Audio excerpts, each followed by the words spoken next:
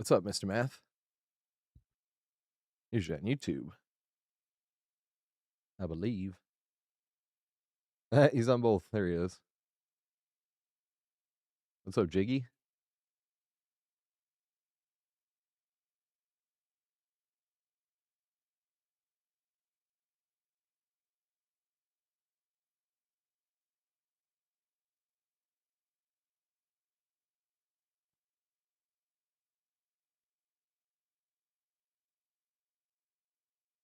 I appreciate it, mate.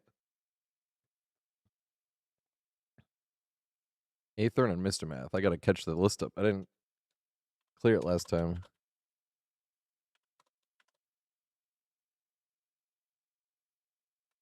All right. There we go. So Mr. Math and Aethron in there first. Even though I just cleared the list, because Aethron was on the list still from before.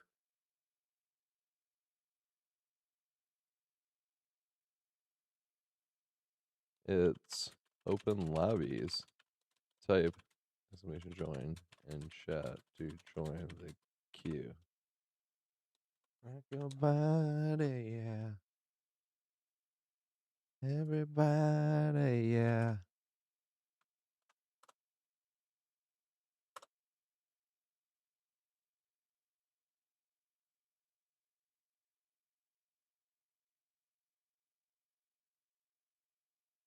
There we go.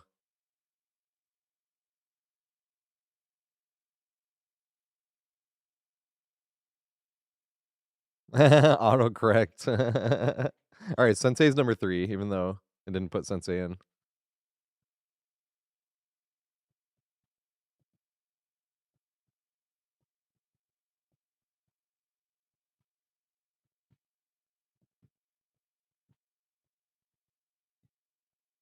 Start off with some Backstreet Boys today. The song always makes me think of This Is the End Now, too.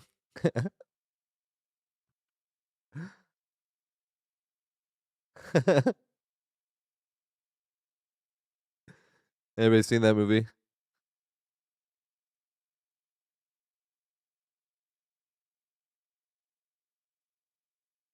Oh, you can't hear the audio. Boo. Let me see this. So it means everything reset again. What makes that happen?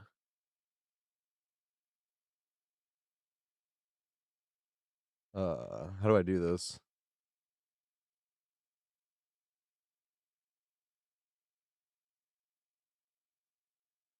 This is... Oh.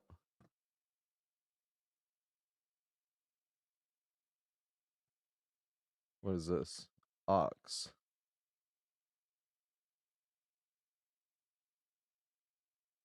Alright, that's that. DVD sound is in media.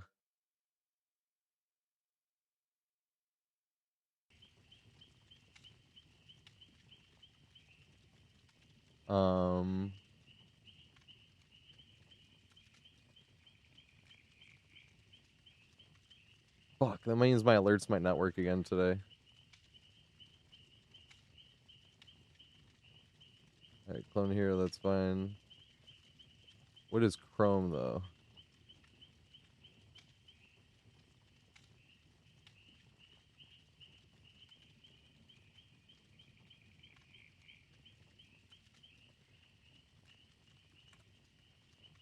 I'm just gonna go to YouTube and play some random ass video. From Penguins. Chat.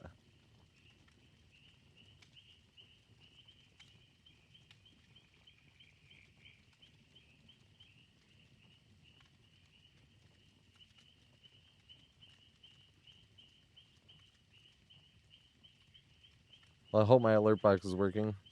I hope. Also, Jiggy, 15 streak. Dude, thank you so much. That is so much. That's 3 fucking weeks.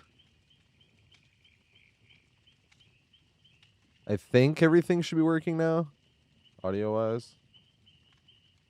That sucks. I should have checked that.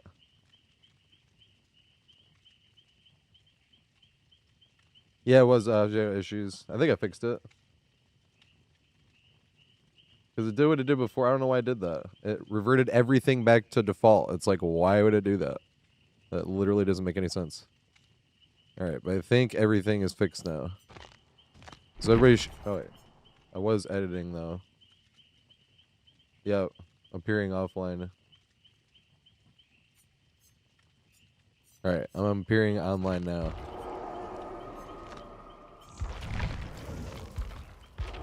Oh shit. 1 second. Well, once I get everybody in here. I forgot my chains. I jinxed it. If the Pistons lose, it's my fault. Anybody else love their team so much you're like superstitious? Who was trying to get in before Oh no, I've been using some perks on Arella. These common perk build we've been talking about. There's a lot more people to play DBD. I mean, look, you can even, because I know trying to convince someone to play DBD, you don't need any perks. It's like, that's like an eyes roll. You're like, I'm going to have to buy all this DLC. And it's like, no, you can run this really strong build without even having to level up any other survivors. All you have to do is get a survivor to prestige 0, blood web level 30. Which you could do in like 2 nights. Probably really like 1 night if you played for like, you know, a while. Like a super long time. Who is trying to get in here first though? Is Sensei getting in here? We either need to get Sensei or G Knights, whichever one can get in first. Because Sensei never actually is this wait, sent me an invite. Nope, you have to join. If you send me an invite, it's gonna destroy this party. Oh, Sensei's not on right now. Is this G Knights trying to join?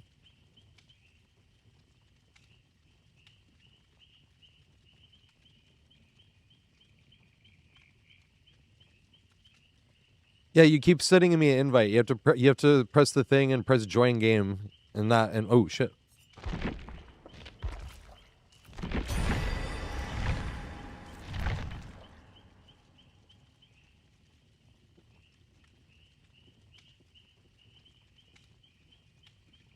All right, we kind of want to ready up though.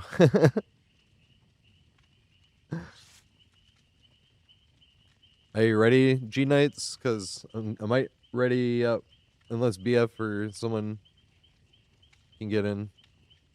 Oh, you're loading. Who is Marty that kept sending me invites? I don't know who that is. I recognize the name though. I think they played before, but.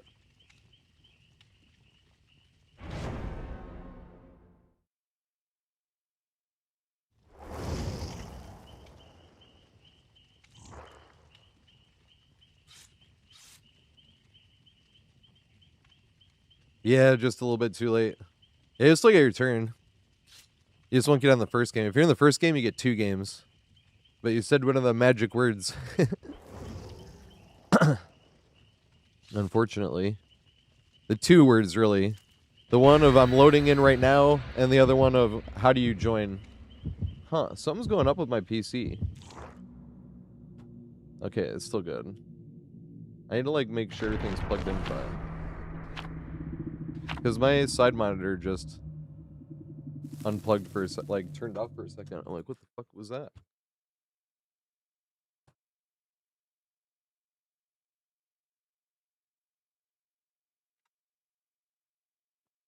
Huh. Everything seems to be plugged in fine.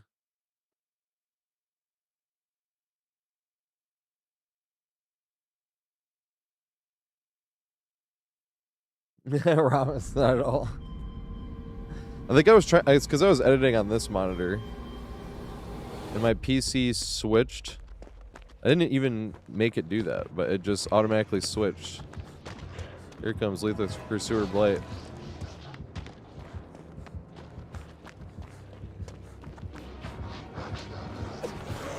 Never seen this before.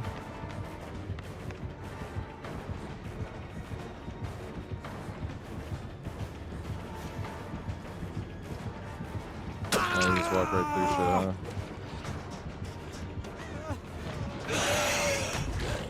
huh? Gotta hit the pallet on you, Blight. You gonna put yourself up for that?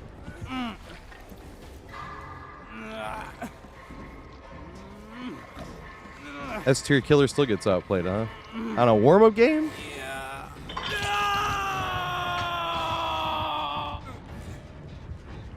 I ain't throwing no pallets on a warm game, though. What's the point in warm up if you're going to throw pallets?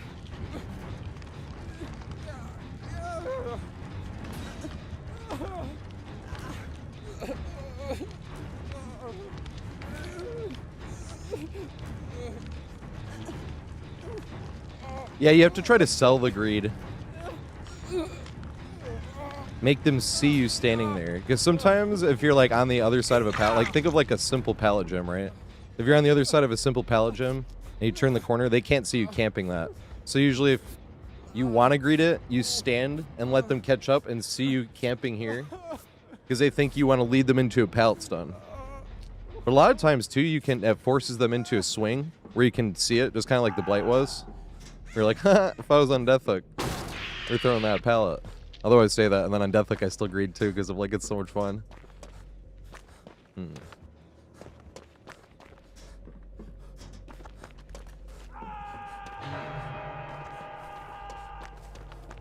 But for throwing pallets on the very first chase against S tier killer, what do you do when you're actually on Deathhook?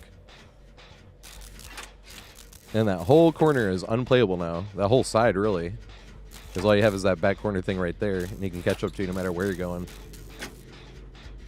We got the mid pallet, unfortunately, and the bad frost, of course, because we're playing an S tier killer. When you actually need the strong stuff, you don't get it. Call it the Mother's Dwelling rule, but they got rid of those god windows on Mother's Dwelling. Oh fuck. Well, that's bad luck.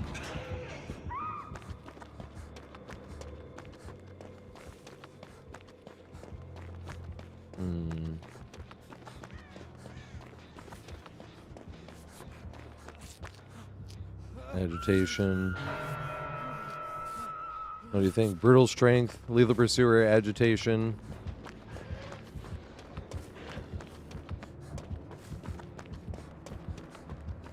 What's the last one?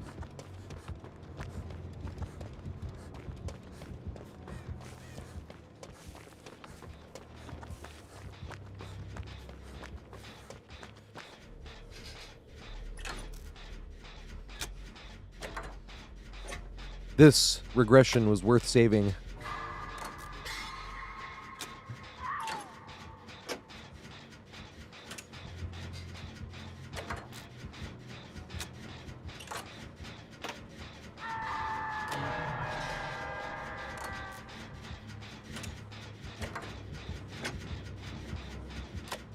I think I'm too close to see if it was BBQ.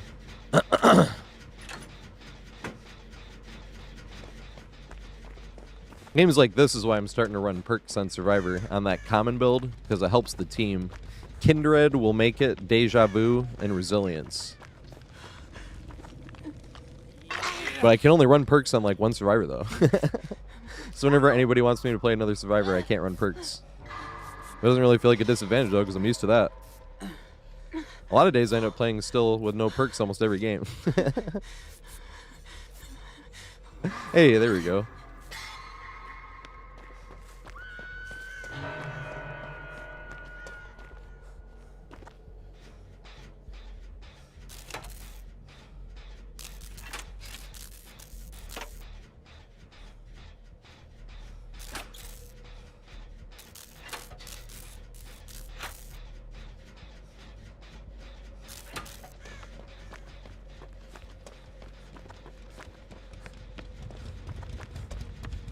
Damn it.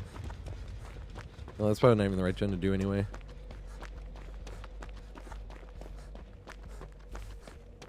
At least he's playing nice. Like, for real though, I'm not being sarcastic.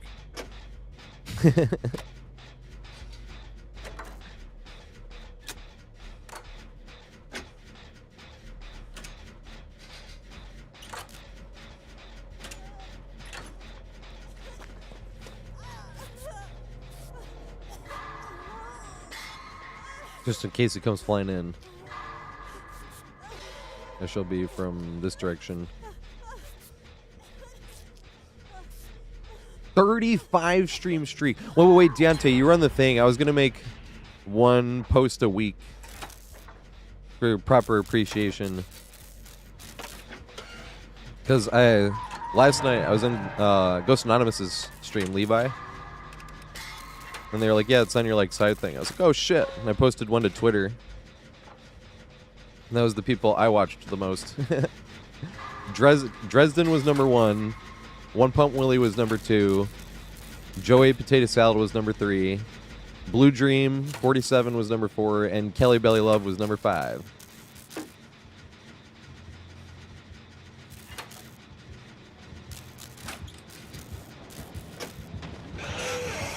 Well, that's unfortunate. Hey.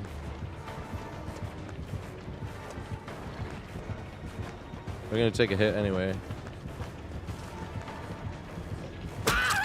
Let's let Blight show how this doesn't work against even Blight.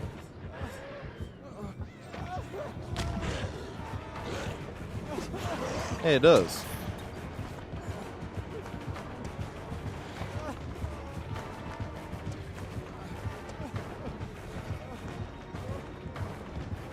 That's the place I want to go, though. Oh, I wanted to mind game himself. Damn it.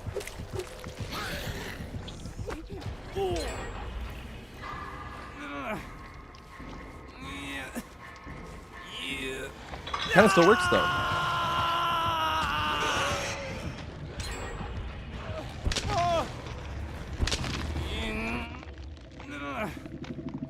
Hey, noob.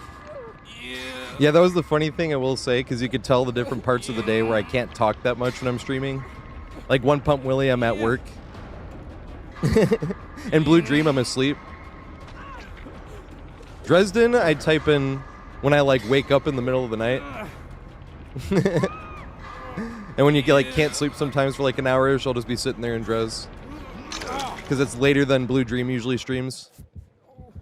Even though they're both late night.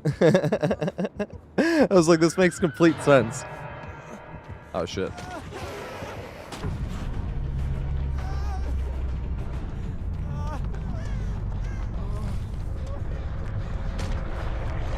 Oh, fuck. Hey, use the back wing.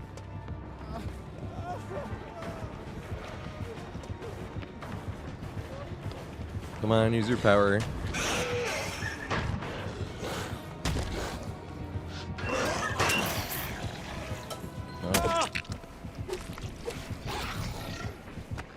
I wonder if I could have ran around again.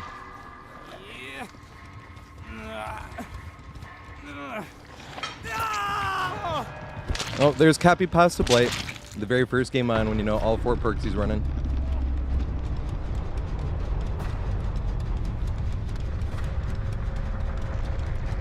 Oh, fuck.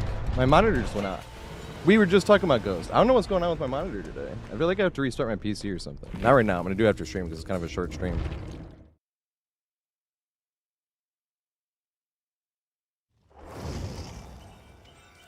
No, it was Lethal Pursuer, Agitation. That's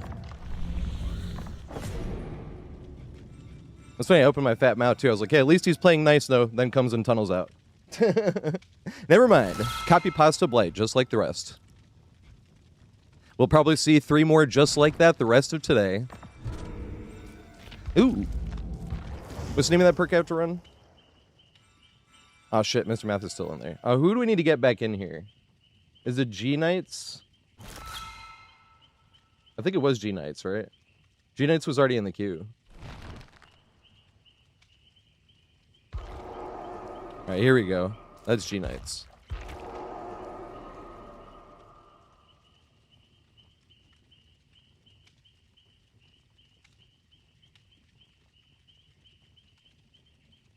Maybe they were mad that we outplayed them every chase we had and gave them the mercy of not throwing any pallets, and that just got to them. Since we have no other game to be able to play. I'm trying to. I forgot Mr. Math was in there.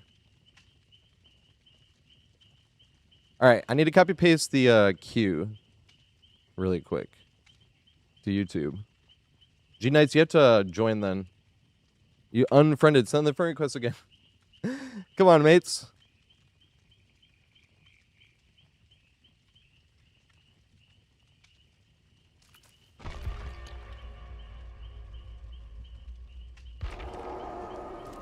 Come on, man. Is Mr. Matt still in there?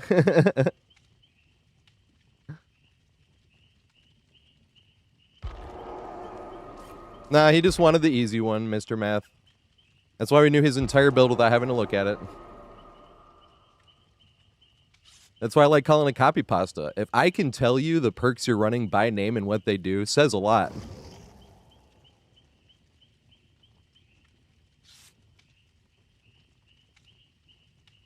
Anyone that's here knows that. The amount of times I'm like, what's this perk called? What does this do? This is the sad thing. We used to get bled out a lot. I was reminded of this because I'm editing through that nurse guide right now, and I'm literally at Gideon Meat Plant, and there was like 5 games of getting bled out with Starstruck, because that was the pickup in Starstruck. And we'd always play this song because it was like the perfect time where you could crawl to the beat like this on the ground. And this bass is fucking awesome.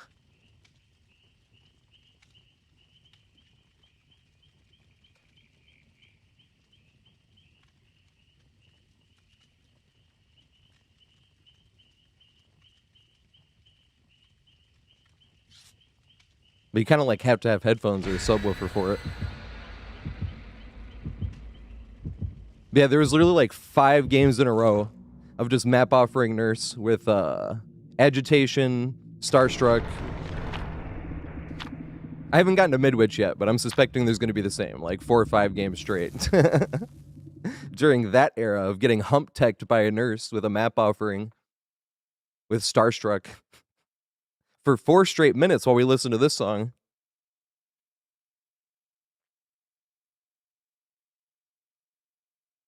The song's called Chameleon by Trentemöller.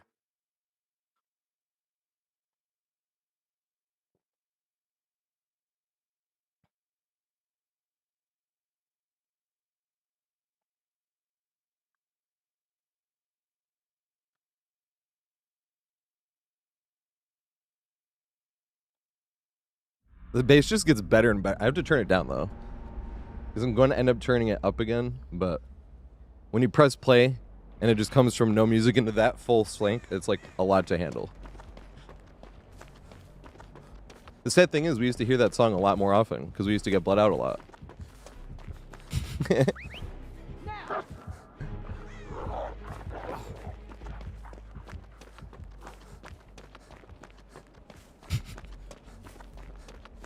Now you can just abandon.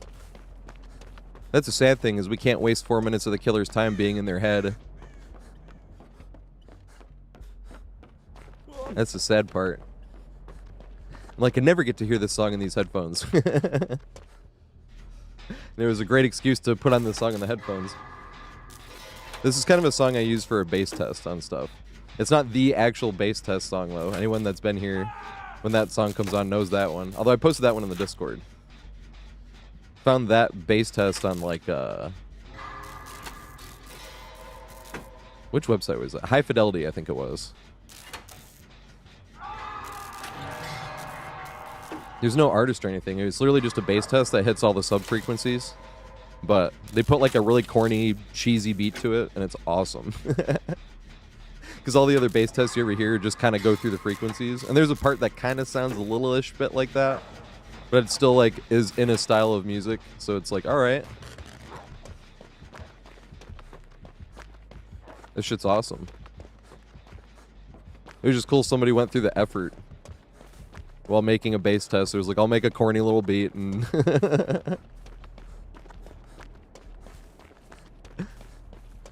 That bass test, right, Laurentia? That's the thing, if you're not listening with headphones or, like, a subwoofer or something like that, like... It doesn't sound like one. Same with this song here. I put this song on the shower playlist and I had to take it off. Because you can't hear shit off of, like, laptop speakers. And so I'm like, aw.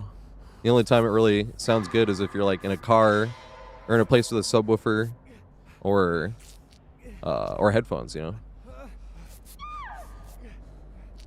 Yeah, the shower playlist. But you need some bass for that. And it was like, aw. So I was like, what song is it? I, like, couldn't hear anything. And then you hear, like, that little, like, wah. Wah. And I'm like, is this Chameleon? I was so disappointed. I was just like, I can't even hear it. It was like, this sucketh the biggest. That was so sad.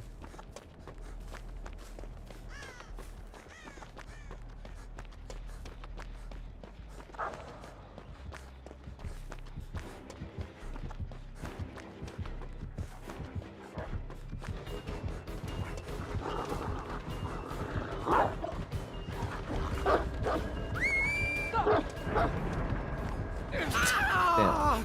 Almost. Did we get this one? No, we didn't. Big Sag.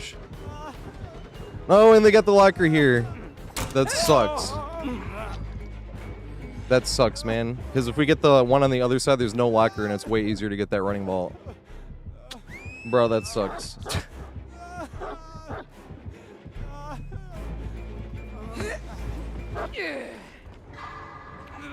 You can't run around from the outside, because if you take them around that big thing and the other way, they can just run around, and you're not going to make it around with the dog. You're not going to make it to this pallet. They got great fucking RNG.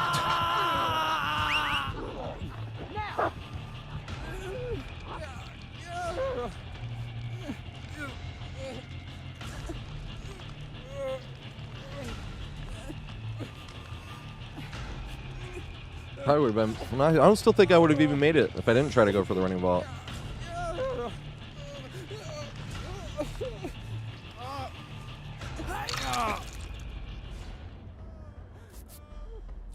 Alright, I do need to remember to copy paste the list after this. I did do it to YouTube up until Ramos, so it has up to Walmart, and Walmart was from Twitch. Because I still can't get that bot to respond on YouTube.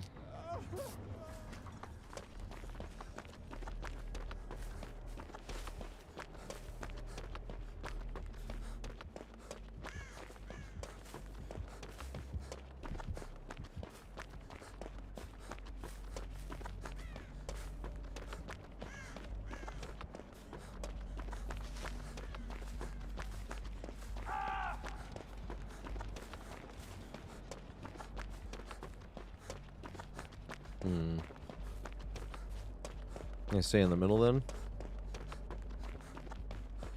Which one we got? Okay.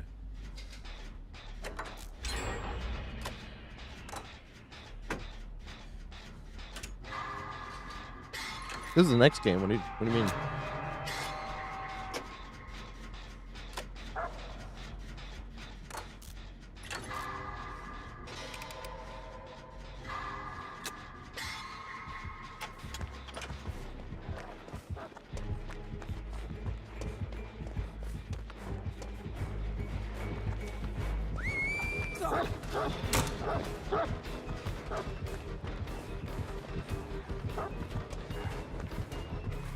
No!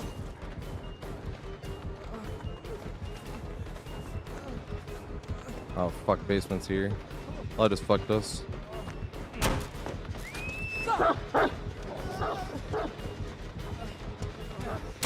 Dude, why can I not get a running vault? I'm fucking Tarsh. Hey, I can still blame it on Jumpsuit Jake. I forgot, because we got copy pasta blade on the first game. We literally didn't even really get a chance to loop.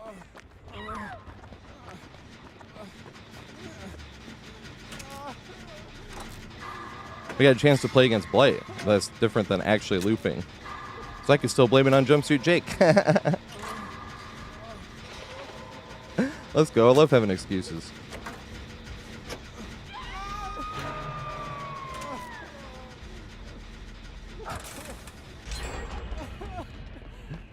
It's not my fault. It's them cold fingers.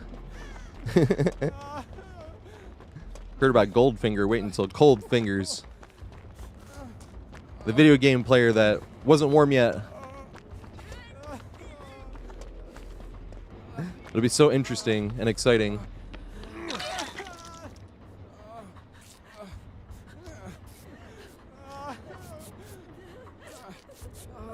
There will be a trilogy demanded immediately after release.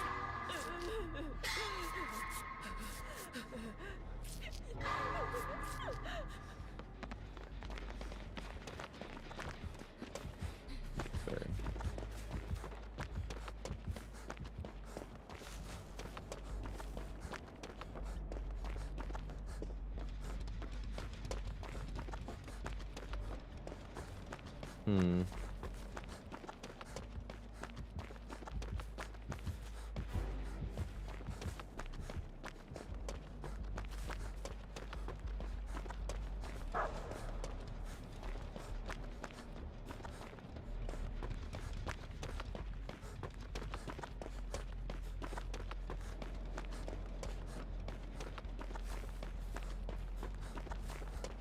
There's one gen in that back corner, right? So we gotta save that one.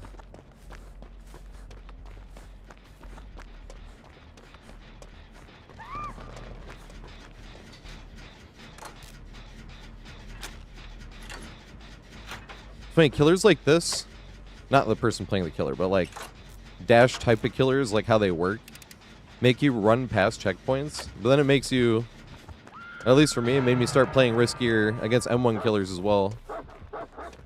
He's like, hey, the upside when you run past it, though, is you have extra distance.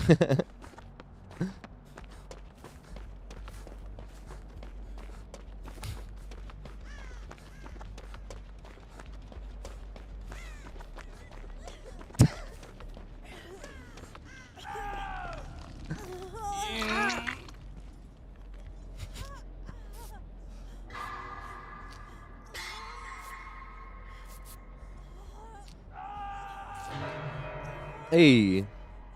Oh, yeah. What was that build I need to run? Is Plunderer's Instinct a learned perk, or is that a common perk? God damn it. Is it coming back? My side monitor went away, and it's not coming back. I don't know what's going on. So I can't see what anyone's saying. Alright, is it coming back? It came back.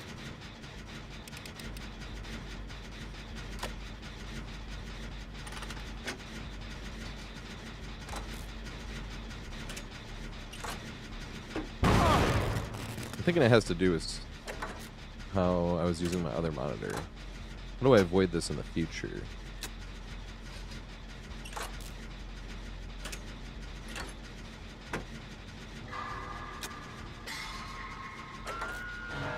Yeah, BNP on this shit. I gotta sit on this, even if I got a trade going down for it. What the fuck? I got no sprint burst. Damn, those killers have it so hard, don't they? It gave me no sprint burst when I got injured. When those killers have it so hard, with the pillars out here in the middle, and literally just getting no sprint burst when you get injured. Damn, killers have it so hard, don't they? Oh, fuck. My monitor's like, stop that sass. Although my monitor's just fucking up right now.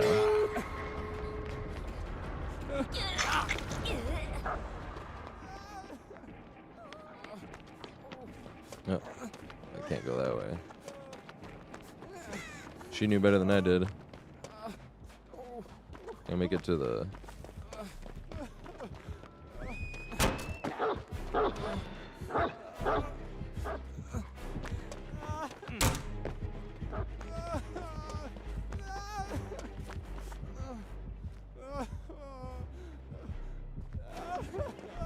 Did she break the door? She did not.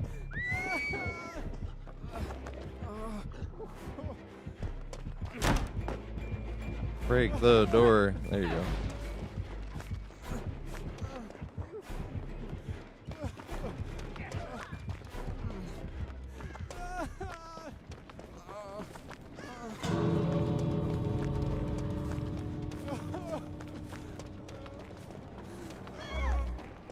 No. I'm sorry, G-Knights.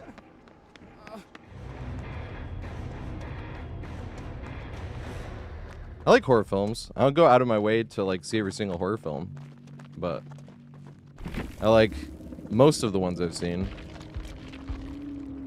I also look up stuff about movies. I cheat in that way. Not like the plot or anything, but I'll look up like reviews. And then like there's some things I'm more interested in. Just like that I'm gonna be like, ooh, what's that? You know? Like mafia movies.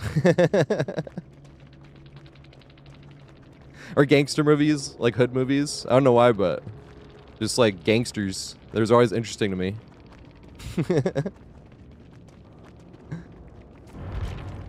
You know?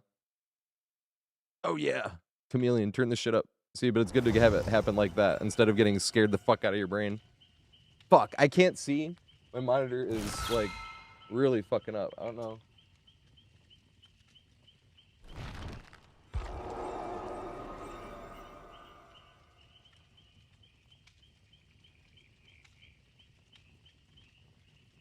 Alright. I unplugged it and then plugged it back in. And everything fucked up. But everything went kind of back to normal.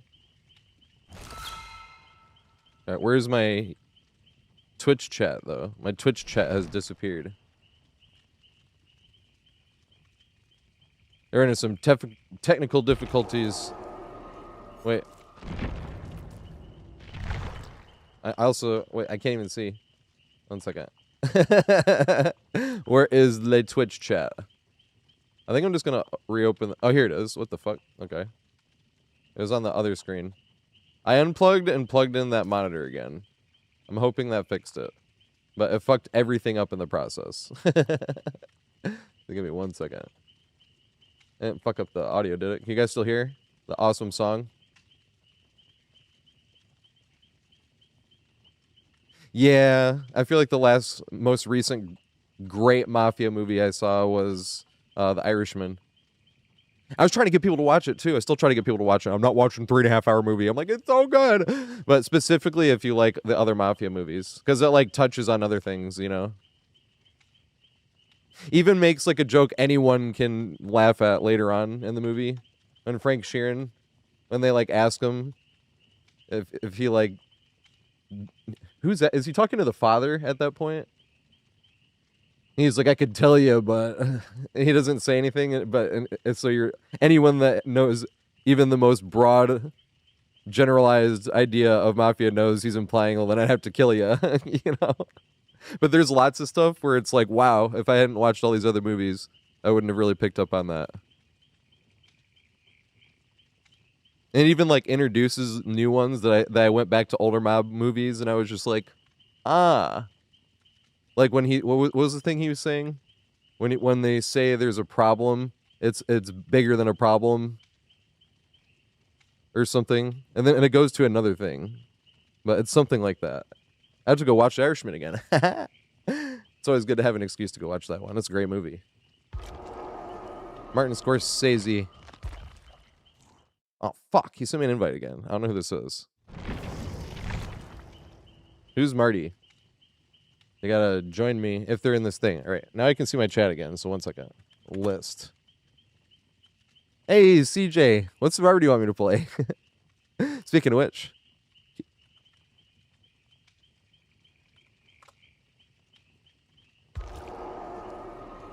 No. I don't know who's Marty. Are they in the list? So we need BF, AJ, and Sensei. Are any of them three here? And then the next game would be JC, Ramos, and Wally Mart. And if none of those first three are here, or any of the second three here... Damn, this song is good. Gangs in New York, It's got some amazing parts. But I'm like, I think it's a good movie. But I don't think it's a great movie. Like, might be hard. This might be a hot take, but I think both Cameron Diaz and Leo DiCaprio were both miscast. They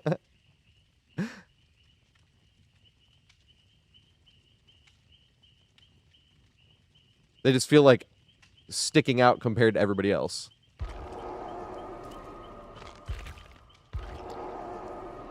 That's why I was like, maybe hot take. But I also heard there was like a super long version of the movie. And I'm like, that might have made it better, because I like longer stuff. I thought about that when I just watched Last of the Mohicans for the first time. And the first time watching it, I thought it was almost a bit hurried. Until the very end. And then I was like, I need to go watch this again, because then I appreciated it. Because I was like, it feels like I'm watching a 3-hour movie squeezed into like 2. Because because I like slower stuff and like longer stuff. Obviously, I like it to take its time. Doesn't have to though, and that's what I was like, because at the end of the movie, I had to go back and look at it. I was like, how long do they go where there's like no dialogue at the end of that movie? Because remember, all I heard about this movie is someone here told me that I wish I remember who it was. They were right. Someone told me it had epic music, and it kind of has the same theme playing out through pretty much the whole movie, except for like 2 different parts. One part where it does sound a lot different, and it's like awesome. I need to hear that in my headphones. I forgot about that. And then that like 8-minute sequence was like, holy shit. That was incredible. And Game of Thrones took from that 8-minute sequence. I was like, hey, I thought Jon Snow was the first. What I loved about it was there was no, what I mean by there was no dialogue is there was so much shit happening. But like, it expected you just to be able to put it together, but it wasn't like a puzzle piece. It wasn't like, it is challenging you to figure it out. It wasn't. It was just great storytelling without a single, there was one word of dialogue in like 8 minutes. And it was, I can't really say what he yelled. It was the name of somebody he was running. But... And so it was like, it's kind of be spoiling if...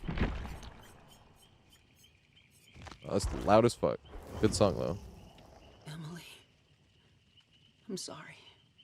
I'm sorry I failed you. Alright, so this is... Yeah, am I running? Wait, do I have a... Fuck, I'll do that next game. What was the build I have to do to find chests? Because I have to search chests. That's my tome. Wait, I rejected your invite. Who got in here? Who snuck in here? So BF... AJ didn't get in. Sensei is in. And Bill Murray is BF, right? Yeah, Bill fucking Murray. Yeah. So... Asian D Light is... They snuck in here. I don't know who that is. Line skipper. They skip the line.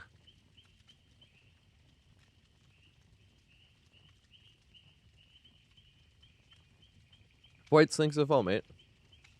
That could be F Whites.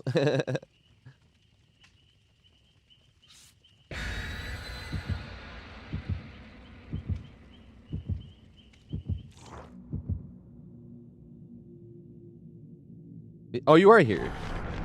But it rejected your invite. So this is everybody, right? Oh, fights and baby voice. Sorry. A high-pitched, funny one. Thank you for that as well. That is so many channel points. But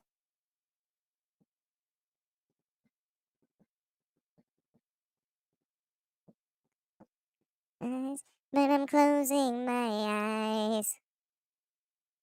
I'm Mr. Solo Dolo. Oh, oh, oh.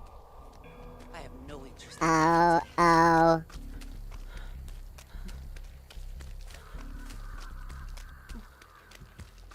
Hey, good shit.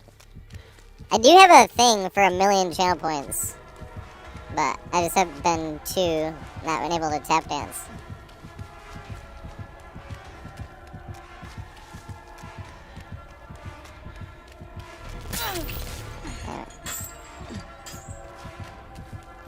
And just make it down. Somebody had mind game himself going around the other way. Oh, what the fuck? Wow, they nerfed the bad version of Docs. These killers have it so hard, don't they? They took 2 windows of the worst version away on Docs. Bruh.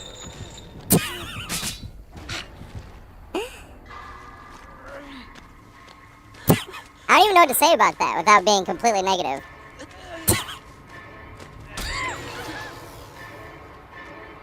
Because these are the maps that I pointed out. These are the maps I pointed out make the game hard to balance. Because I thought this map was super killer-sided.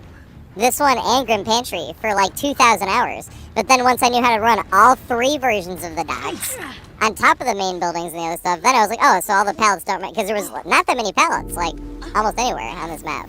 Especially on the other side of Docs. But it was like, but once you knew how to run all 3 versions, then it was like, okay, well, at least I know what to do.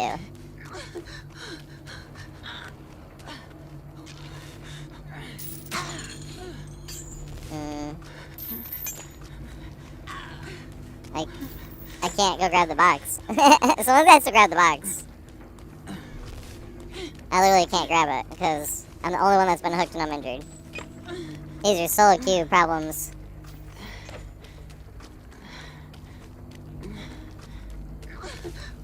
Yeah, I can't believe they nerfed. This version wasn't even good, and they nerfed it. It's like the Survivor equivalent of, like, Ghostface getting nerfed again. It's like, this wasn't even good. And it still got nerfed. So there used to be a window right here, right here. That was a poopy window, because look where this window went to. It was from here to here. The killer could just walk around here. This window, and then there was another poopy window right here that you could sort of chain back and forth. Right? And you'd run around this, and run back in this way, come around this, and then vault that. And I got rid of it. Oh my god. Did nobody grab the box? Is he just guarding the box? Is that what's happening? I'm the only one that's been hooked, so like, I guess I should have grabbed it anyway. Even though I'm hooked and... This is the problem, if we're not in communications. Because people end up like yelling at teammates and shit. And it's like, if they can't hear you, it's not their fault. Like telling someone not to unhook and shit like that. I mean, there was different, obviously. We had to unhook there. But, well, I guess I'll go get the box.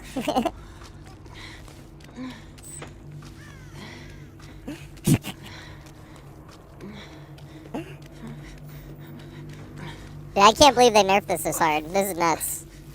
Those killers have it so hard, don't they? You summoned me. Yep, exactly. And we have nothing to loot. Look at how far we get to a nerfed version of the docks.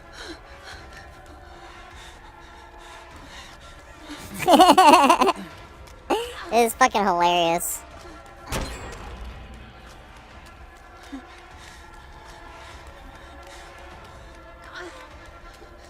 Hey, mind game himself.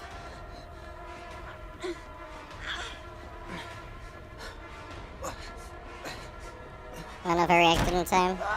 I did, let's go. Is he vaulting? He's vaulting. Please! Bruh.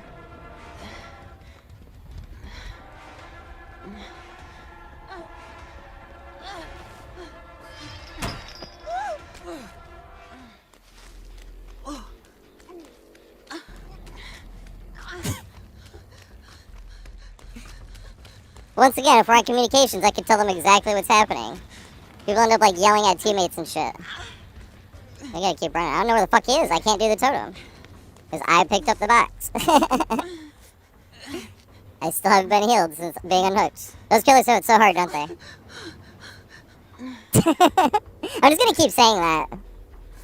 Every time. I saw a lot of whining from killers this year that I didn't expect to see. And now I'm just rubbing it in their face to be a sarcastic asshole. Because video games and this shit doesn't matter.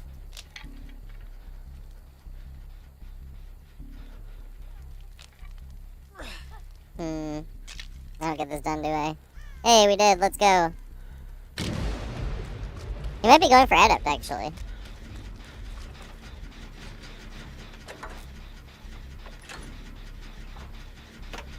I can't believe they nerfed docks. They nerfed other things, too. And so I'm like, bruh. So we're just gonna balance it so that... That's the thing, is...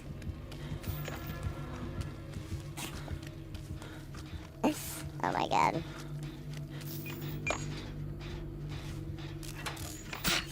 See, the way around that is to play selfishly and just play for loops. I can't even stop this. Okay, I'll go get the box. I'm healthy this time. Oh, someone else going for it.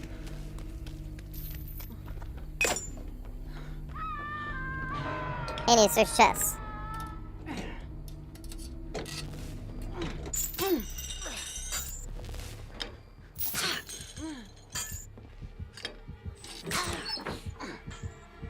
Why am I still getting...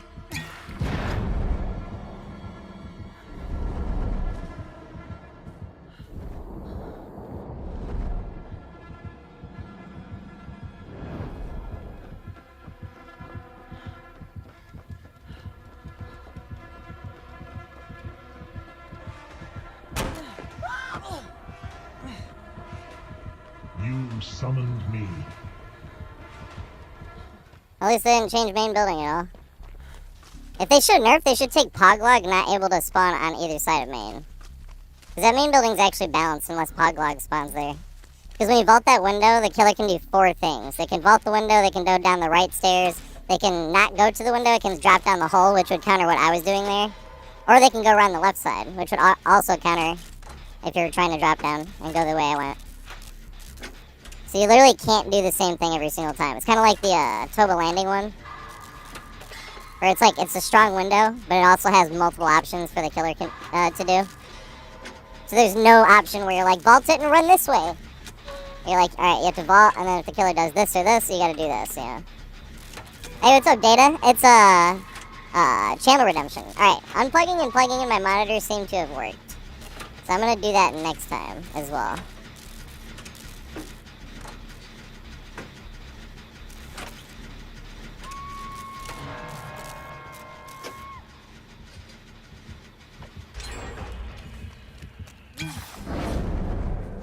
Did they buff this shit? Because this is literally just the brown one. Or the gray one. The gray one.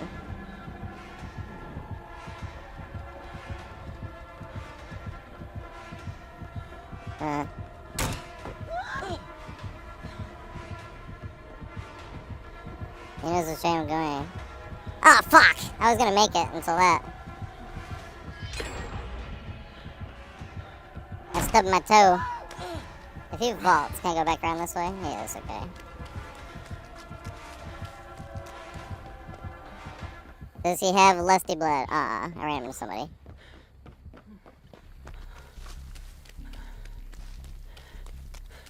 I haven't seen enough Beavis and Butthead. Same with South Park. I actually haven't seen that much South Park. I wasn't allowed to watch it growing up. By the time I was allowed to watch it, I didn't have time. I was like always doing stuff.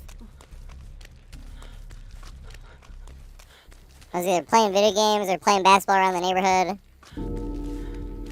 Or going to dance.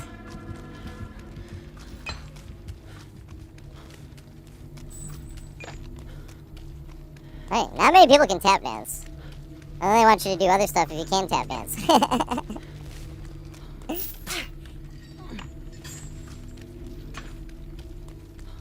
They give you scholarships and shit. Then you can go back to the same conventions year after year for free, because you keep getting scholarships. You summoned But me. mainly because you can tap dance.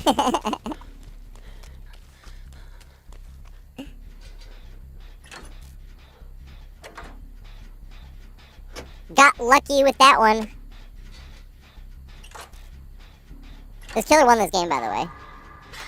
And I know I might sound like a broken record here, but I always point out, when the killer goes out of the way and they got everybody hooked one time, we would have gotten annihilated if they were playing mean.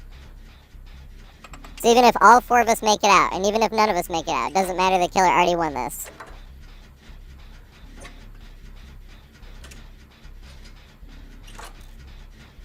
I just don't get why they would nerf docks and leave main building alone, though. Let me whine a little bit more about it first. Like, why is main building the exact same and docks got nerfed? It's like, what? Why?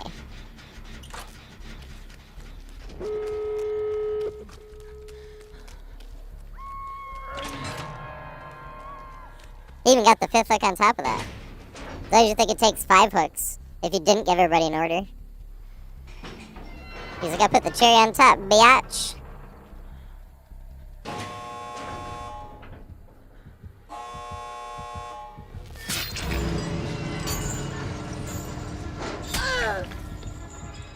I actually have to leave there. Because if it hits you with a chain, you're getting picked up. Well, yeah, if you go to, like, I don't know what it's like nowadays, to be fair, because this was back in the age of, like, So You Think You Could Dance was, like, a big show, you know what I mean? So there was, like, tons of interest in, like, dance conventions. I don't know if that's a thing anymore. But, like, ones that, I mean, you get a scholarship to is, like, West Coast Dance Explosion, or Adrenaline, like this. Yeah, like this. Mr. Adrenaline, 2005-2006 competition season, you know what I mean? Like that, shit like that.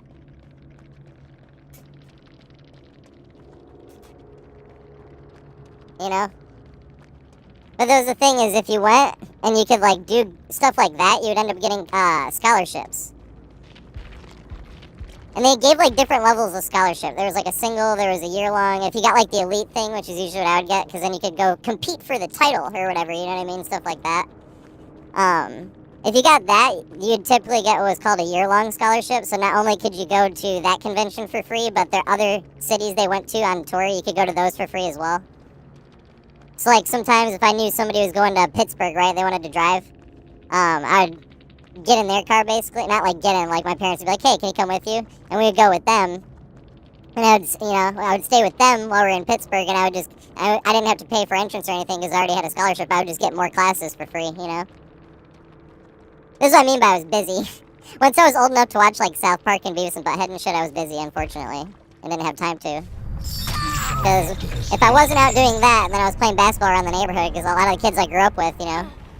And then when it was nighttime and it was too late to play basketball, and you weren't at dance or anything like that, then I was on playing video games. This is why I didn't get to watch much TV, or even movies for a while. Like, I'm not movie buff, I watch movies now, but I just didn't have time back then. This guy was on controller, too. What an epic player. Oh, it was the bot! Or they could have actually just, what's it called? That was Giga Chad, though. He still got 2 kills, but that's what I was saying. Oh, shit. That's what I was saying when... I had 4 hooks, everybody at one time. I always consider that the kill already won, because if they were playing mean, we get annihilated. I can't believe they nerfed Docs, though. I even have a video on that Docs being like, everyone says this version of the Docs sucks, but there actually is a way to loop it. It's not like the strongest thing ever. It was just like, and you had to hit really hard running vaults, but they took that out. It's like that was one of the only hard running vaults in the whole game, and they took it out. It's like, bro, what the fuck is that? Doesn't make any sense.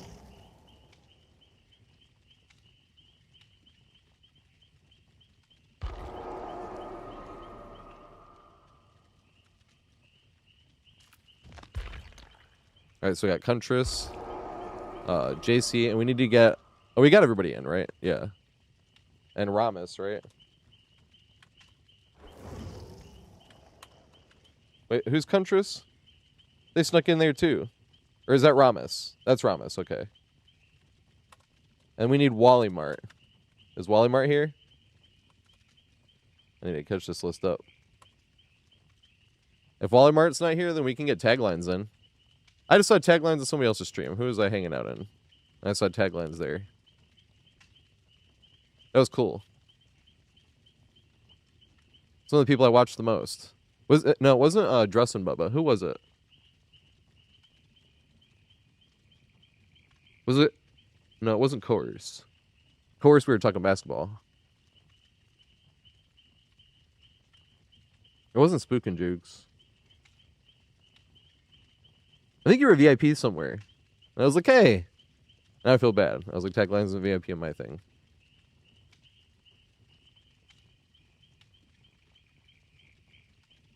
But I can fix that.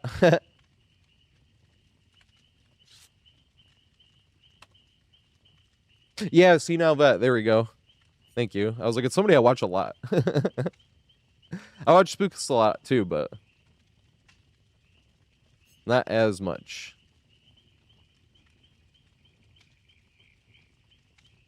If anybody either taglines or Steam Punk Cat Hi wants to get in, oh, you can just write it. We can just get him on the next one. Wait. What's the totem build? Our chest? Plunder's Instinct, right? Is Plunder's Instinct the only thing I need? Alright, well, I'll just do number 1. I'll just get rid of Resilience. This is a common perk anyway, right? Still all common build. Let's go. And then I have to run the purple coin, right? Yeah. There we go. I don't think rummaging counts. Love this song. JC! Thanks for the subscription, mate. What survivor do you want me to play? I owe, who did CJ want me to play as well? I should be playing No Perks. Unless they want me to play Rella, or Meg, or Claude, or Bill, because I think I can run this exact same build on any of them. I think I can run this build on Bill. The build on Bill. I think. Hopefully.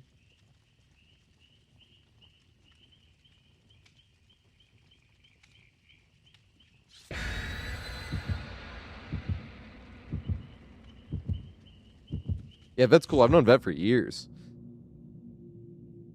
No, I haven't seen your question. What was it? Oh, asking Wally? Yeah, Wally hasn't answered.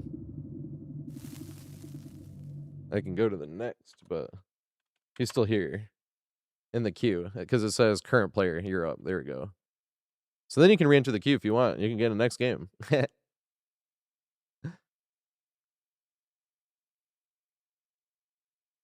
Oh, you pinged me. I thought you were pinging the other guy. What question?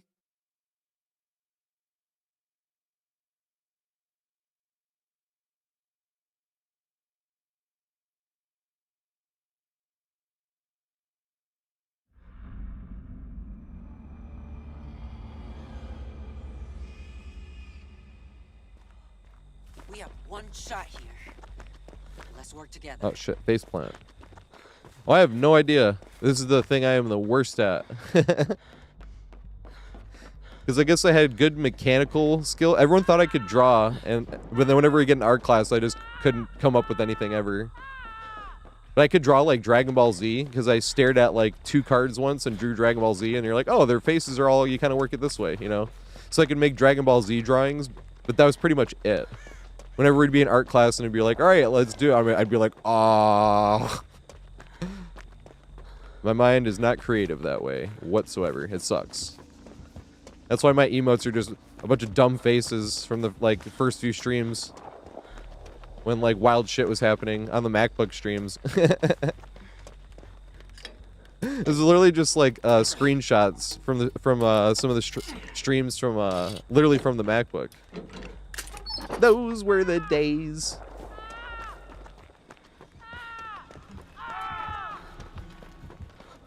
I probably should not be running towards the killer.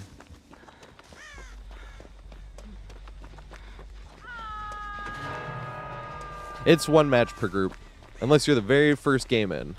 Because you begin in the first group of 3, but if you don't make it in the first match, that's because I usually play so bad. Jumpsuit Jake. It's the double whammy. It's also a Easter egg in any of my Loopin guides. Because I go live at 4:20 for a reason. I actually noticed on Twitter that I'm coming up close to my 420th post. I'm just going to take a picture of all 3 jars of weed, because it's the most weed I've ever had. And just be like, I smoke weed every day, and this is my 420th post on Twitter. I'm sorry. I wanted to juke, but I didn't want to get in their way either.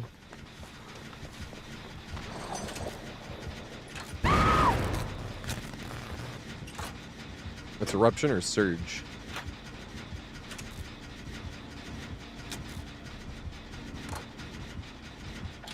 Well, I'm not going to make this.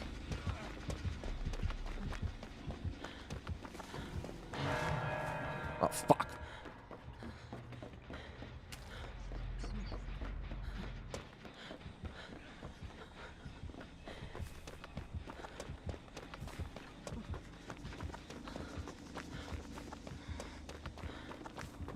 I want to search the chests. I shall go for it. I will make it. Oh, yeah. It's funny because I used to get way more unhooks than I do now that I have Kindred. Because now that I have Kindred, I'm like, oh, there's those people. I can see them going for it, you know? But I still think they work great together.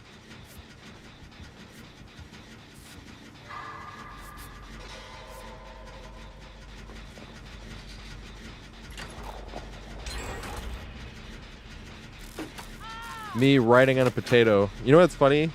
I was, right when I smoked today, I started thinking, because I'm always thinking about random shit you could put on merch. And it was the first time I ever thought of something I could put on merch. Because you know it's Mr. TatorHead? What if it was Mr. TatorHead? But also all the images I was thinking of was like, I couldn't make it not feel like a creepy, stoned-looking tater head. And I was like, huh. Because it'd be like Mr. Potato Head, but Mr. Potato Head, but Mr. Tater Head, you know? I would never change my name like that. Unless I like straight up had a weed channel, and then 100% that would be the name of it.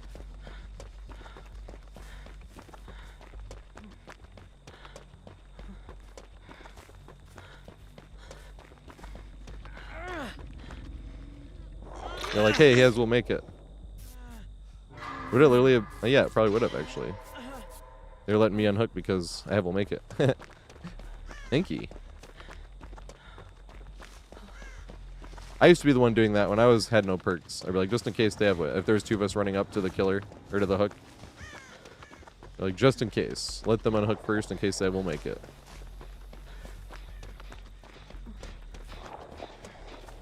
Can't remember ever seeing somebody else do it though. Well, let's go. This is a thing. Oh yeah, it was probably Eruption. You're right. Because of the scream. I scream with Surge too, right?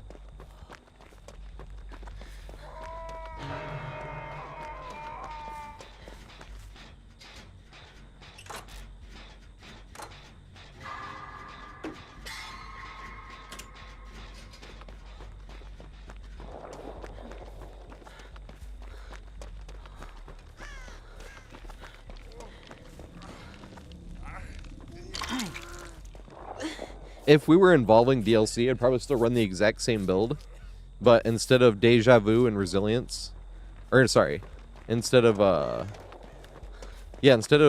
Resilience, I would run Resurgence, and instead of We'll Make It, I'd run that Arella perk. That perk is awesome. The one where 50% healing speed on people that have been hooked once and We'll Make It speed on someone hooked twice at all times. Like, that shit is so good.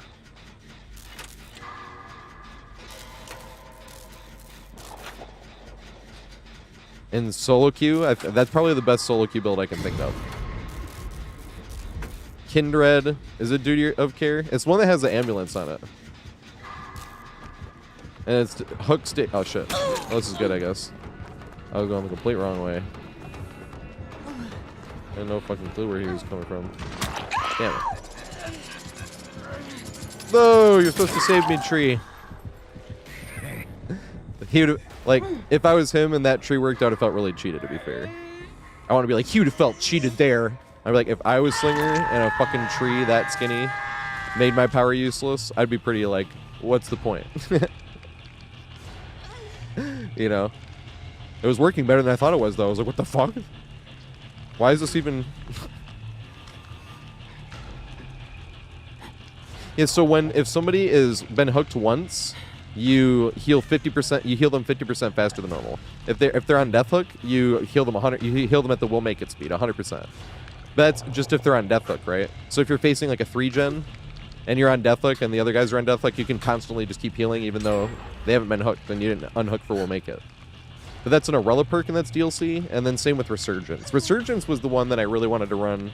No, not Resurgence. Empathetic Connection.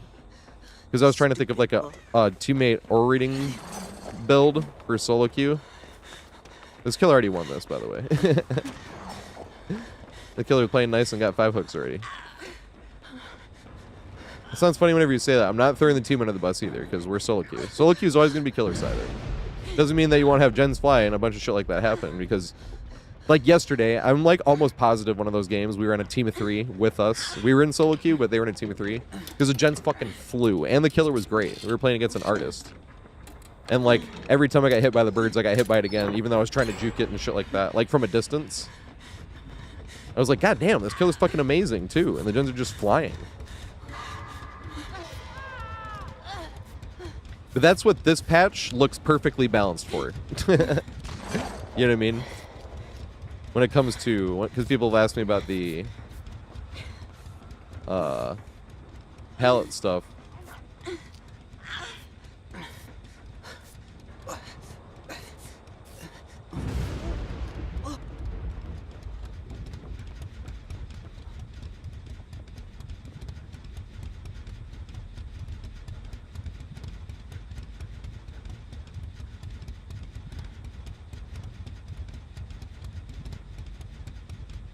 Where you go? I can't hear the Terry. This is some plaything. No. I'm Shara Steve.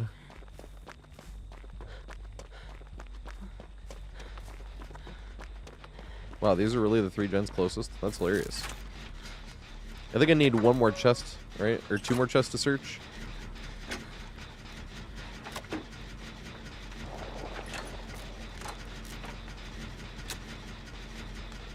No, there's no skill checks on. No, it's not the progress on base. No, the perk I'm talking about is the one. It's the, I'll show it to you in the thing after the game.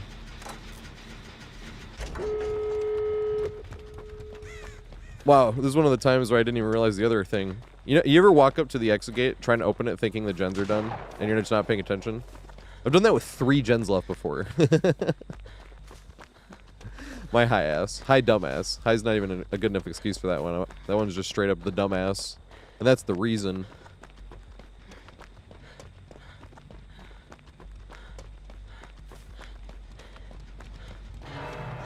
Hey, here we go. This is another thing I keep forgetting to do, because I have Kindred and I keep forgetting to look and make use out of it.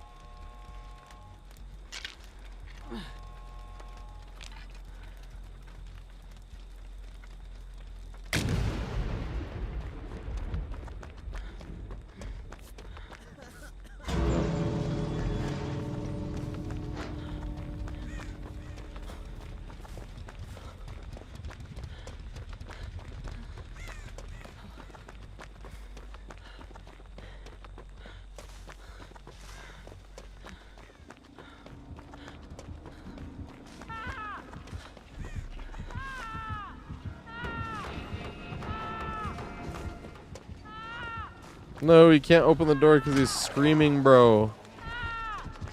And I wasn't close enough to trade here.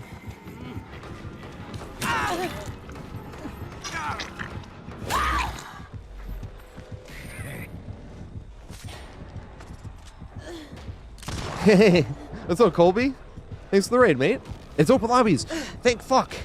I was so bad when somebody raids and it's not open lobbies. I'm so used to being like, it's open lobbies if anyone wants to play. It is open lobbies if anyone wants to play. All you gotta do is type exclamation join and join the queue.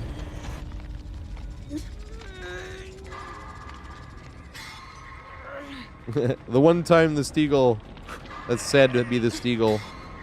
That's really funny. I wanted to open basement chest, but I couldn't find a time to do it without throwing. Because that's originally what I went into the main building to do, because the generator was done and everything. And then I remember when the Deathslinger came up there, and I was like, what the fuck? And then other stuff started happening, so I didn't want to, like, sit in the basement wasting time. You know?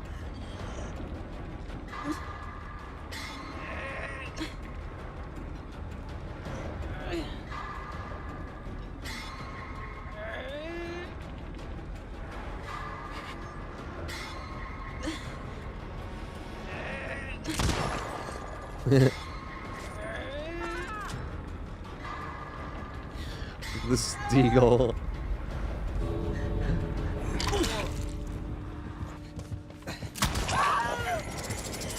You can just wait it out, right? Or can he not wait it out anymore? Oh, he hit the other guy. I'm not gonna make it. Hey! We got lucky there. Run! Lucky as fuck.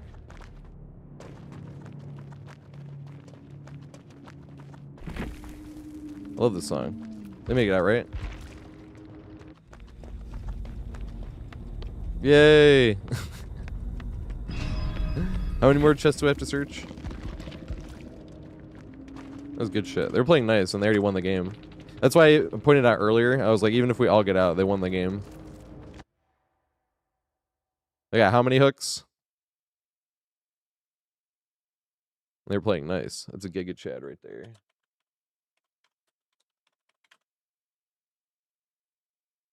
If I can write Giga Chad on people's profile when they're playing nice, whether they like actually win and get all 4 kills or they get no kills, but like I said, in my book, if they'd already won, I write Giga Chad on the profile if I can. It's extra sad when you see they're on controller too. You're like, fuck, it makes them an extra Giga Chad. And now I definitely can't say anything to them about it though, because they're on console. It's gonna be busy.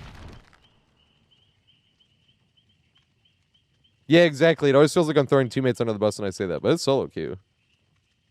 That's not mean I'm throwing teammates under the bus. I'm just saying, like, it's supposed to be a teamwork-based thing, and we are not communicating at all. It's like trying to, well, I didn't say play basketball. You do have to communicate a lot in basketball, too, but you're not communicating that much when you're just, like, playing on the driveway. You know? We're just talking trash.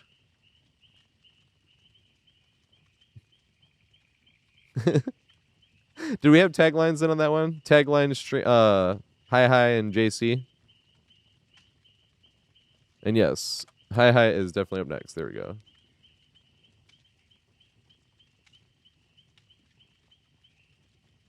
My monitor has been working fine since unplugging and plugging it back in.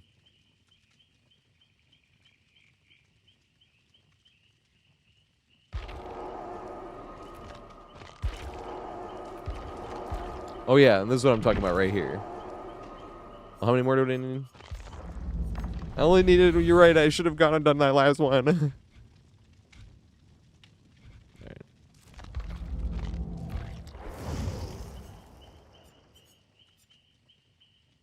I don't have to bring that though.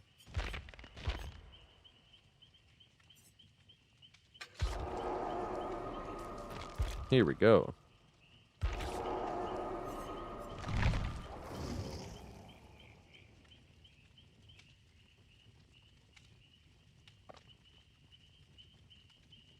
You're sad? Why?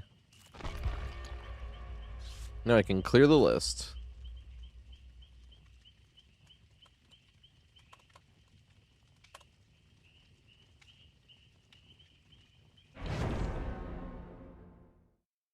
No, I jinxed my team. I forgot. I need to go put the chains on.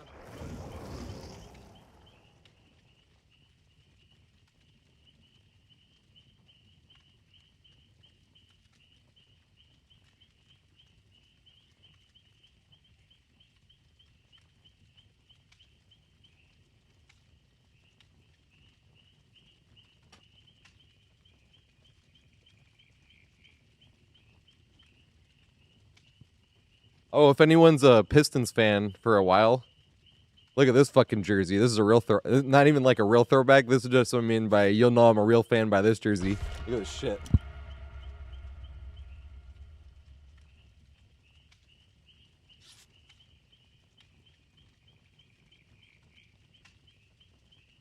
Oh yeah. Oh yeah. Antonio McDice. He was the Pistons' backup big man for like 5 years. maybe like 4. I'd say 2005 to 9.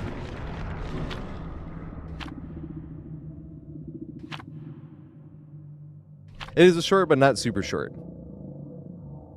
It's gonna end at like 8. They play in Milwaukee.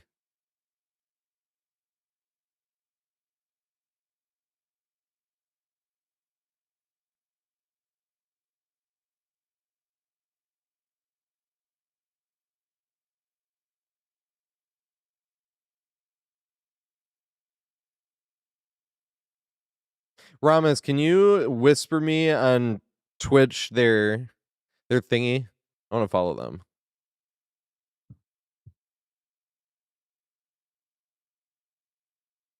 They already won the game. That's the sad part. This is why I like Survivor Man's fucking egos. Yeah, we got no kills. If you want to live, The guy was literally playing nice and got like everybody on death hook. The guy almost won the game twice over. But then when you say it while playing killer, well, this is a delirious killer main. Does this guy even play Survivor?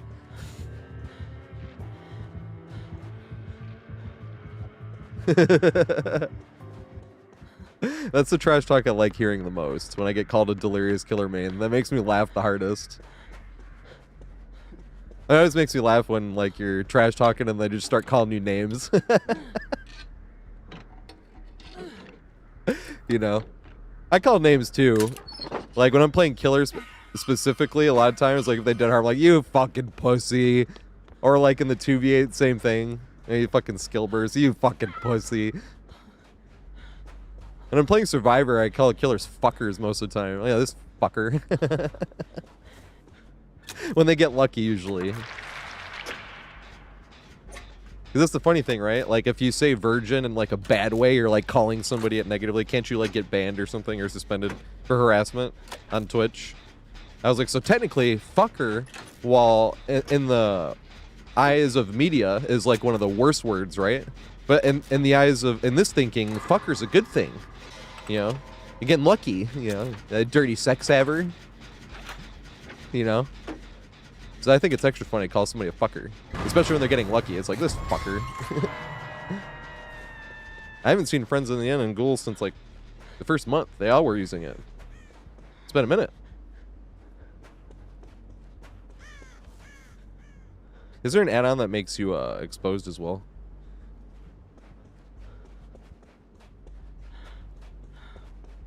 Or, sorry.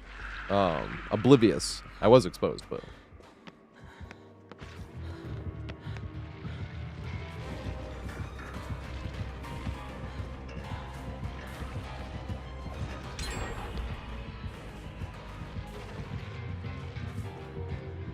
Over here. Damn it. I hesitated. I got lucky. I got lucky. On that one. I didn't loop another one, right? It is? Oh, they left. I was focused too hard on pathing, too. I wouldn't even know they left out a face planted right into them. They made this fence a little bit smaller. They took the benches off. So I'm like, hey, when it's the closer one, you could probably get one extra loop than you normally could have. But also, it's not as strong against the farther one to get away. Might be able to get, actually, two still. Actually might help a little bit on both ends, to be honest.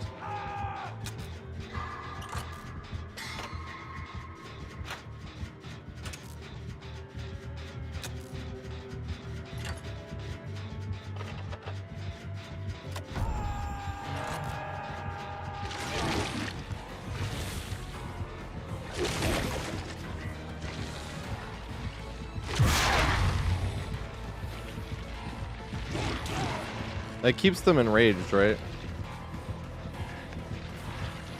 I am gonna leave in a second. I just wanted to stay here. I know it's too close to hook. I just wanted to stay there until I wasn't exposed anymore. And I just made it way worse. But I want to, like, leave, have them lunge towards me, and then catch up, and then I'm down by the hook anyway, you know? But I was looping too close to the hook. You shouldn't do that. It was just that one scenario. That was my thought process. Could still be the wrong decision. You never know. But damn. So that one's not that bad. When you get hit by a ghoul, that one doesn't feel anywhere near free because it got so close to me. It's the ones from like 30 fucking meters away that's like, man, this feels like bullshit.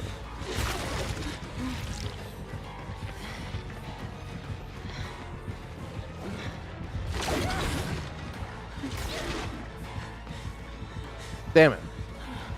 I was hoping they'd go the other way. Hey, maybe we still make it. I think we do still make it. Let's go. I think they're learning ghoul. I need to do this at some point.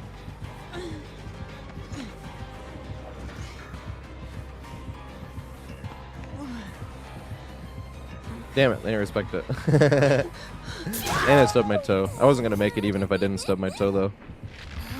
Overcompensating, trying to loop too tight. But even if I didn't, I don't think I was going to make it at all.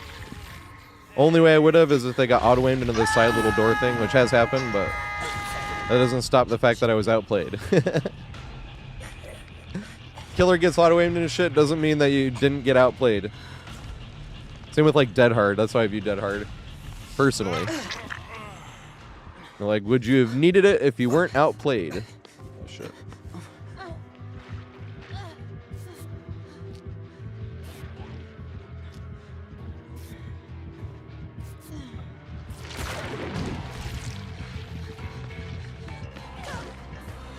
I was just about to say, she's being extra nice.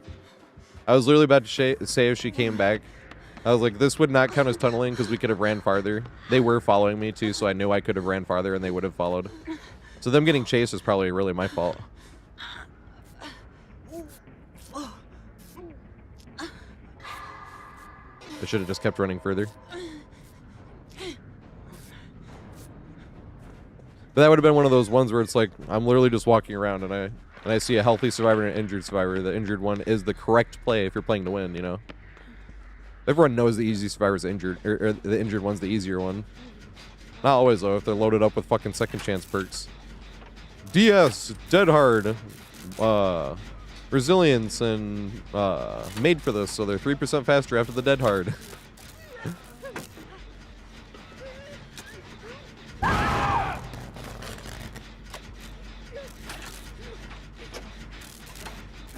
I don't know if we make this.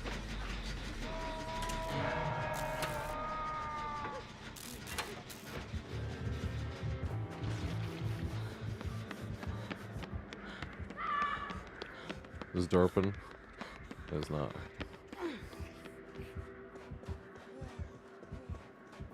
I will make it. Face plant. The killer already won this game here as well. Doesn't matter if all 4 of us make it out or none of us do. The way I look at it, killer already won this shit. I'm not gonna let nothing Wait. happen to you. I'm trying to heal Bill.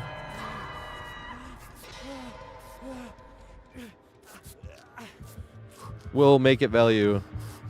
Look at that shit. Hey, you could run around the rock and vault in the window.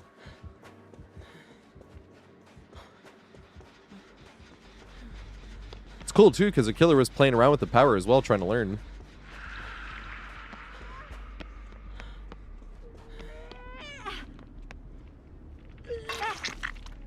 You won't die on my watch.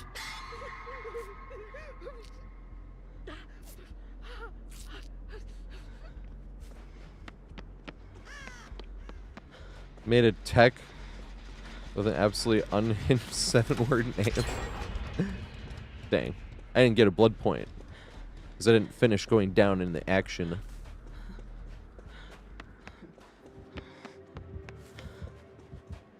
My Palgathron. Faceplant. A Palgathron. Big Sag. Where's nearest resource of 4 other techs? It sounds like some shit like turducken. It's the drama turducken tech.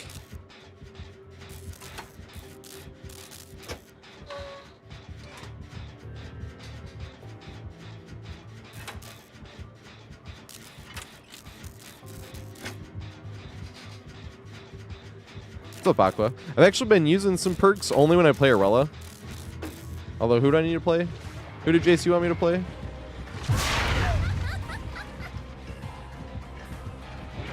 I believe you can make this, right?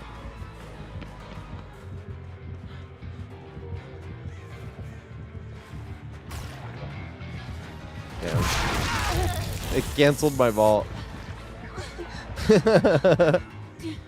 Why doesn't it do that for Doctor? Now I'm jealous as a Doctor player. Because I was maining Doctor, now my Doctor's MMR is in the toilet. But I just let survivors go. And this is from a years old grudge. And they did my Doctor dirty.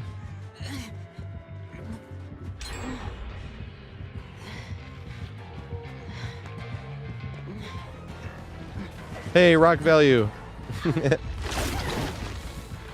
Oh shit, this is already down. Wait, where the fuck did she go?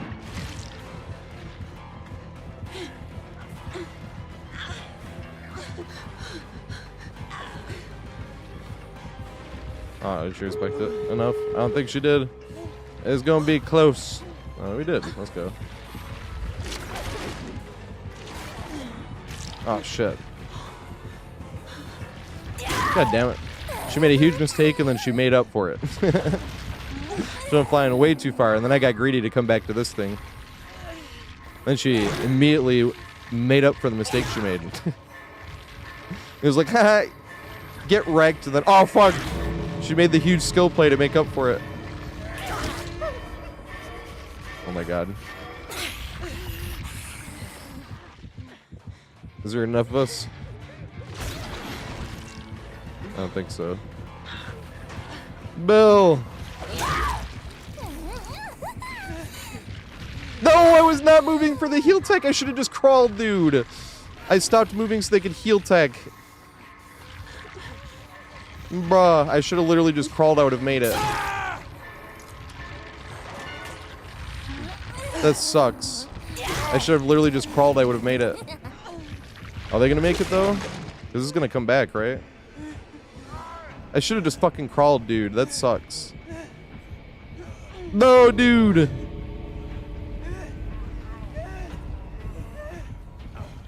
That was my fault. I should have known better. Like, I even thought, I was like, hey, I think I can make this. And I was thinking, I was like, well, I'll play it safe. I was like, I will play it safe and let them heal tech me. But then I think the killer had it body blocked.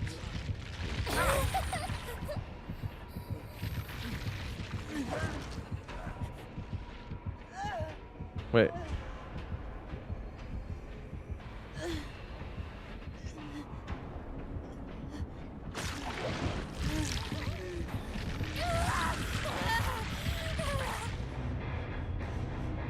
I wonder what was happening. I was like, wait, if somebody dies, I can't get worried if there's only 2 of us left, right? That's what I was thinking. But she picked me up. I thought about crawling back in because she picked me up, and I was like, maybe I can trade for Hook. But then I was like, no, because then she could just catch up and get the guy down before he gets out. I'm pretty sure, at least. Because she would just have to M1 me, then she could go to the exit gate and turn around and cut them off before they could come in and hit. That's why I went. That was my fault, though. I should have just left. I even, like, knew. I think she wants to get the Mori. It is funny with the BMs, but I've got this. Yeah, exactly. That's what I was a little scared of. Should I have stayed in then? You know, should I have stayed in?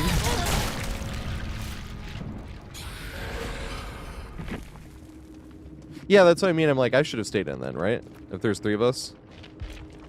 Until you died on Hook, basically, and then I should have left. Together. Damn it. I can't even write Giga Chad, because they're playing super nice. I give a shit about BMs. You can be doing the right thing and act like an asshole. That doesn't change the fact you're doing the right thing. Well, I'm not saying, well, they played nice, so that's the right way to play. That's not what I'm saying, you know what I mean? The best example I can think of that specific saying is Inglourious Bastards. How, like, what's his name? Hans Landa is technically, like, the most polite character in the entire movie. The way he, like, acts.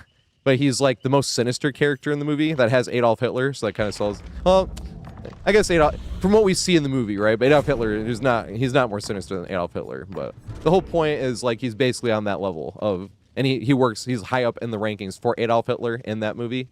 He's a made-up character, though. But he's, like, that high up. He's, like, with Goebbels and shit like that. And they call him the Jew Hunter in the movie. But he's super polite the way he talks to people, even though he's, like, sinister beyond fuck, you know? But then Aldo Rain is the guy from the Inglourious Bastards, who they like are the people that end up killing Hitler. It's like this plan, but they like extremely brutalize the fuck out of the zombies, out of the Nazis. Wait, you get 1 game. Sorry, guys. Unless there's nobody on the list and they got back in.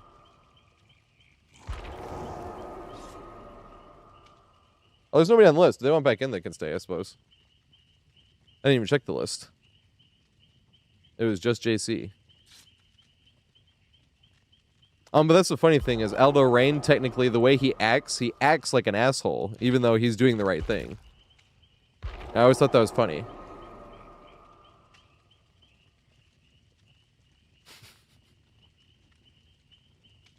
Man. He has my favorite line from that. There's a bunch of great lines in that movie, but I love that one specific line. When he shoots the one Nazi, He's like, I made a deal for that man's life. And he's like, yeah, I don't give a fuck about him. They just need you. And he's like, you'll be shot for this. And he's like, nah, I don't think so. More like chewed out. I've been chewed out before. But it's just funny because he doesn't like immediately submit to like authority. You know, he's not from a fascist place like the Jew hunter here. You know what I mean? I love that movie. If anyone hasn't seen it, Inglourious Bastards. Quentin Tarantino directed it as well. But he'd been so used to being commanded that he had never seen somebody like question authority before. So the fact that this guy's like, nah, I'll just get chewed out. He was just like, it was so funny. Oh, I ain't ready yet. My bad. What was the other perk I need? Resilience. Although, who did JC want me to play? Oh, Bill. Well, that's not Bill. Who would have went through the trouble of grabbing me, taking me here? Can Bill run this? I think so. Aw. Hey, it's that beat we were talking about. Hey, can run almost the whole thing. What was the last one? Yeah, he's just a little bit behind on Kindred. What's the difference? It's just 12-meter range? That's the only difference? Yeah, that's not bad. That's still it's good. I'm not using any of the collection, though. We were talking about this song earlier, if anyone was here. This is the bass test song. Turn the shit up. I did post this in the Discord. Well, let me start it over, actually, so you can get the full experience. So this was when I was looking for bass tests for speakers and headphones and shit like that. When I was bartending on 47th by Audio 46, and that was when I wanted to test their equipment on stuff, and I was looking for different shit. A lot of bass tests just sounds very bass testy, like it's just going through the frequencies, like like that's what I mean by bass testy. Like, it'll just sound like a frequency test. This one was bass test. It was from somebody posted it in high fidelity, and it has no artist or anything. It was just somebody that was like, this is what I use. I made a shitty little beat, and I'm like, well, this kind of slaps though, because all the sub bass. Listen to this shit. It's hilarious because it's just a corny, cheesy little beat that, in his words, a shitty little beat, but it tests the bass amazing. Listen to this shit.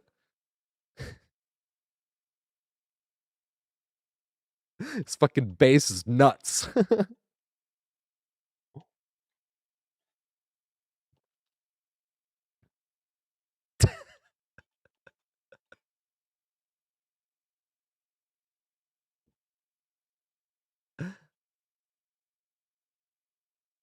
Hey, Doc Emerald. Holy shit. Coming in a mad bass. It's got rated by Oddstarva. We're listening to a bass test. I know it's going to be like overpowering, but we found this bass test from a website called High Fidelity. It's like a bunch of audiophile nerds. And somebody, in their own words, made a shitty little beat in their words. Which I thought was hilarious. Because most bass tests just sound like a random frequency going up and down. In this guy's words, a shitty... I call it corny and cheesy. I don't call it shitty. I think it's corny and cheesy, but it sounds awesome. Also, what is going on? Thank you so much, Odds. I was talking about Odds... When does anybody ever not talk about Odds, to be honest? But we were talking about Odds yesterday because we were watching this Kill a Whale video. Because I wanted to go to the bathroom and go smoke. While I was doing that, I was like, if it wasn't for this guy, I don't think I would have met anybody. Because not, like, I mean, everybody wants to be a full-time content creator. That is the goal, though. But if it wasn't for people like Kill a Whale or Odds, it wouldn't even be a goal of mine. Because it wouldn't feel like you stand a chance, you know? The Kill a Whale made this video when I had like 2,000 subscribers on YouTube. That was like, what's the name of the video? It's like finally some good Survivor content or something. I'll play that one actually when we go smoke later. But I was just talking about these guys because I make these really long guides, but they have to be long. I make shorter versions of them too, but like the one I just put out, it's a Nostromo guide. It's 10 hours long and it used 210 games. But you have to, because even with 210 games, I still didn't have a game against Crossshoes, right? But I started organizing chapters, so if you like go to the pinned comment and put read more, you can just type Control F and look for whatever kill. Even twins, I had a twins chase in there. Because it's always one. I guess which one's missing? I'm like, it's actually Crossshoe. Because Croshu's the new killer, and I just didn't get a chance to play against Croshu before I made the Loopin guide. Or before it was done. I still haven't played against Croshu on Nostromo, though, to be fair. We just started using perks again. Most games I still play with no perks. I had played with no perks for 5 years. On Killer and Survivor, but then I started running perks on Killer. And now I'm using this build specifically, but I can only run it on like 4 survivors. Oh, this one right here. Because I want more people playing DBD, specifically Survivor. Because mechanically, it's really not hard. It's just like a lot map knowledge, specifically when it comes to looping. In terms of other stuff, it's just a lot of knowledge base, but there's no guides out there, so I was like, we need to make these long-ass guides. I'm not going to make that. I have to go this way, actually. Because I can't go anywhere near basement, just in case he has... It doesn't even matter if I go down. We just have to loop back here.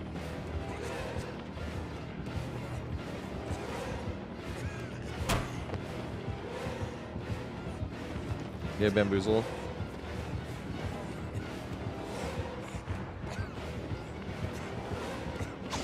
Yay. Go all the way around. Oh, now we're fooped.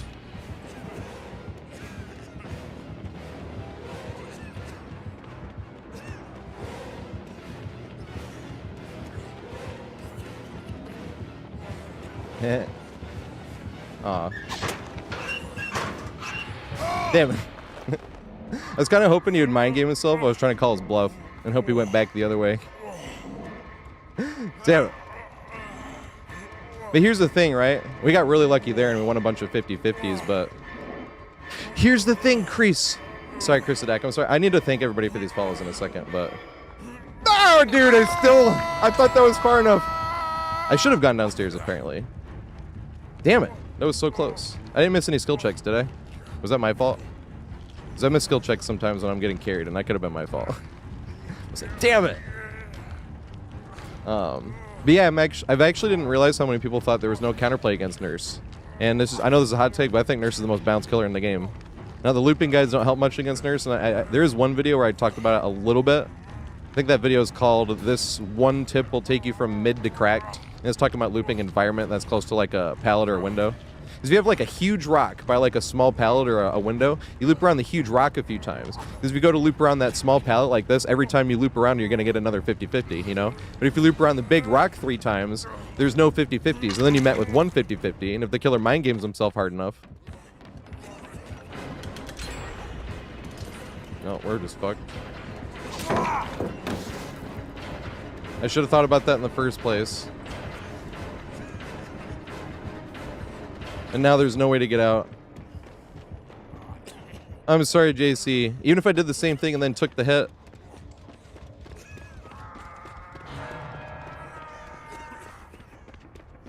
I fucked that up, though. That was my fault. I still want to know if I missed a skill check. I'm like, did I? And it's 150% my fault. Other gen. Watch me come through this and immediately get stuck in a trap. Okay. Does anybody else think Trapper's like the scariest killer in the game? For that reason? They actually get jump scared by it. And then that fear lingers into future matches where you're just walking through a window and you're like, oh wait, I'm playing against Spirit.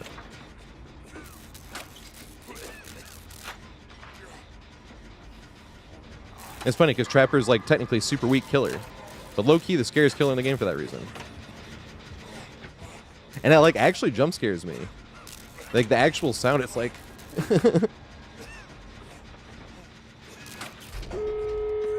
Oh wait, I have something cool to show you guys. There is a bunch of follows I need to get to. I will get to every single follow in a second, but...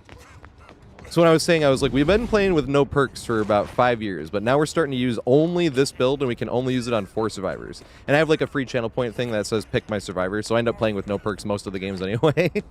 But on Bill, Meg, Claude, and Bill doesn't have all of it. He has a tier 2 perk at some point. We're going to actually have to have all of us in on this to get everybody out.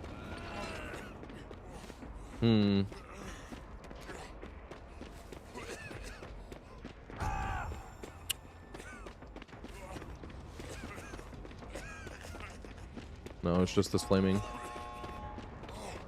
Is it a full endgame build? Please don't be Eerie Stone. Open it. Oh, don't open it. It's going to be Eerie Stone, though, maybe. Right? Maybe we should heal just in case. So I like playing with no perks, but I've understood the argument for years, the whole time, and barely anybody did this, but they were right. I didn't even try to argue against them. Like, you guys are right. But they were saying how solo queue's already hard enough, and by running no perks, I could just run like teammate-oriented perks that would help the team. And I was like, yeah. They were like, you're playing selfish. Like when they made the argument, open it, open it, open it, open it, open it. I was like, yeah, that is a good argument. Like, I have no argument against that. But then this whole year, we were kind of, because I knew I was going to run perks on Killer this year, because 5 years of Killer, no perks, no add-ons, that sucked. I mean, it didn't suck for a while, but then it ended up just getting really boring. And I was like, there's only 2 ways you can play to win, which you just play as mean as possible. We call it mean, because everyone knows you can play, like, it wasn't playing aggressive enough. It's like, you could just play mean. If we're playing in pubs, you know, there's no such thing as mean in comp, but that's why I like to say mean, because a lot of times people will call it fair if the killer's going out of their way to 12 hook. I'm like, that's not fair. They're playing nice, because playing mean is playing fair too, you know? If you can't get banned for it, there's nothing wrong with it. Wait, I could show you guys something, though. This is like the only remnant, because I used to not spend blood points. I spent them all this year, actually. Although, it is open lobbies. If anyone wants to play, just type exclamation join. It'll put you in the queue. But I have one remnant of it. So we spent all the blood points when Springtrap came out. So he's the only P hunter. And now I'm spending the rest of the blood points, because I don't really give a shit about Survivor and the stuff, so now I'm spending them all on Killer. But he got all the cakes. So I know exactly how many games of Springtrap I've played, because I had 48, 24. The screenshot said 23, but I forgot about this one last cake that was in the blood web. So it's 48, 24. So I played, what, 15 matches of Springtrap so far, which is hilarious, because it was P100 and only played 15 matches. But he has all the cakes, and then same thing with all the other killers. We were spending them trying to get them a bunch of cakes. It's like, a lot of these killers have like over 100 cakes. But there's one remnant still from... Oh, it's not this. Oh, we could play that, but we've just been doing regular open lobbies. But there's one remnant still from the no perks. We just added it up. It was almost 1,400. But if you don't spend any blood points on survivors, well, yeah, just on survivors, you don't get any items, right? Because you only get items in here. So the only way to get an item is to get an item and escape with it in your hand. And then you get to keep the item. So Steve was my main for a long ass time. Now I go back and forth between Steve and Arella. If I'm playing no perks main is Steve, and then Arella I am using those common perks on it. I'll talk about those why in a second. But this is the collection that we got on Steve that we've escaped with items, because he's got the P0 level 1. We got 3 pages of shit now. Oh yeah, because the smoke stuff. I forgot about the smoke bombs. I'm like, why do we have 3 pages now? Not just smoke bombs. We only had 1 before. But what do we got? We got like 204 of these, 252 of these, 128, 193. So it was like 1,400-ish or something like that. And then, but the thing that took us forever to figure out, I could not figure this shit out forever, was add-ons. Because I was like, how do I have add-ons? And I don't have that many, obviously, because it has to happen exactly like this. If a killer disconnects when you're holding an item with add-ons, you get to keep them. So all these add-ons were when somebody gave me an item that had add-ons and the killer disconnected while I was holding it. And it took us till somebody gave me a purple med kit with a syringe and the gel dressings, and the killer disconnected. And I was like, oh, I wanted to use the syringe. I was like, wait. And I looked, and there it was. That was back when it was cringe syringe. Can we still call it cringe syringe? I mean, it's just trash talk. Who gives an F, you know? Who gives an F? I'm trying to cut off on swearing, too. I got nephews. Oh, my God. Talk about swearing. They're 4 and 6 years old, and they can't, ever tune into the stream because the first thing that happens is me being like, fuck. I'm like, damn it. Even that, damn it, sounds like I'm trying to edit myself. Because I didn't say, God damn it. That'll be easy. All right, who's on the list really quick? And then I need to get to these follows really fast. All right, so it's House, Beck, and Dead by Daylight. Let's go. Let me copy paste this to YouTube really fast. Oh, and this is the song we were talking about. That whoever made this song called this a shitty beat for his bass test. But this shit slaps, kind of. It is a corny, cheesy beat, but... I bartended in Times Square on 47th Street, and there's an audiophile shop on 46th Street, and I was friends with them. And they gave me that's where I got these headphones, actually. I didn't have to pay for these. Headphones just didn't sell well, so I got to keep them. This pair and this pair are, the only 2 pairs I got to actually keep. But I got to test out a lot of stuff. And this was the bass test that I found, because most bass tests just kind of sound like a frequency. It'll sound like somebody just being like, ooh, and it like goes, you know what I mean? That's kind of usually what bass tests sound like. But then whoever made this, I just remember the comment being like, I made a shitty little beat to it, but this is my bass test. And that's why I wish it had, because I downloaded it from that comment, and there was no artist. It just says bass test, because he's not a musical artist or anything. He was just testing his. It was on the website called High Fidelity. That's like an audiophile website. Man, that's the problem. Is I don't know who made it. Can't even thank him. But this is the song. It's a bass test that kind of slaps, even though it's a really corny, cheesy beat. All right. So who we getting in here?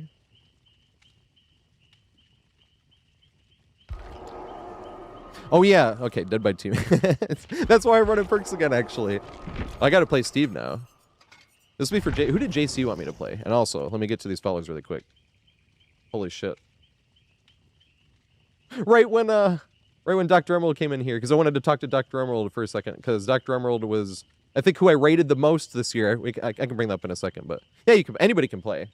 You can even play 2 games sometimes, but you don't ever want to be in a position. You can play as many as you want, you just have to re-enter the queue. But to play 2 consecutively, it usually means you got like camped out or tunneled out or something. And it's like, all right, we'll give them another game. You know? Dead Satan, Dragon Slayer, Random Stuff, 723, Walter O. White, Toast, Purr Meow Meow, Scotty Boy, Alpha, Wicked Hugs, Soda Fountain, Hexnea, Esme Day, Rodeo on the Moon, More Drag. Aw. And immediately it makes me want to press this. Get those nuts away from my face! Did anybody hear that? Because my audio was messed up today, and we had to go through some like technical difficulties for a second. But I haven't tried things like that, so let me know if you heard that. When I saw More Drag, I'm like, I'll give you More Drag. Bistrianaris. I'm sorry if I'm butchering your name. Thanks for following, mate. Harvey Gee, Animu Zombie, Violet Xbox, Chalk QQ, Franny Pants, Noodles EU, TK Wool, Half Grown Hollow, and the Littlest Ren. Thanks for the follows, mate. Sorry. I wanted to make sure I get to all of them. I really appreciate it. And we're going to ready up really quick. Who else are we missing? So, House and Beckbed. Did House and Beckbed just play? So, yeah, we need to get Hi in here then. It's Hi's turn again. Let me copy paste this to YouTube. Well, let me catch the list up fast. All right, next. And then next. And then I can get up to Hi. Nice. Because then they can re-enter the queue if they want. And then I'll copy paste this to YouTube. Wait, Cuntris. Did they just play? I don't see them on the list.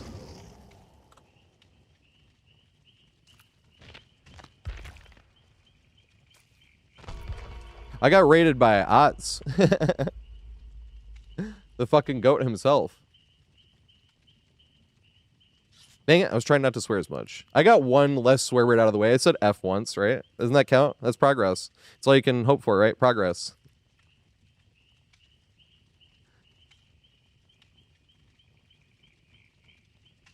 Oh, yeah. So, because we were talking about perks, right? And that's what I meant by most of my survivors can't use perks anyway. But the idea behind the build, because people were right when they were like, you're playing selfishly. Like, almost never did people ever call me this. But they're right. They're like, you're playing selfishly if you're in solo queue and you're not running anything that at least helps the team out a bit. And I was like, yeah, you're right. Like, I don't have a winning argument against that. You know?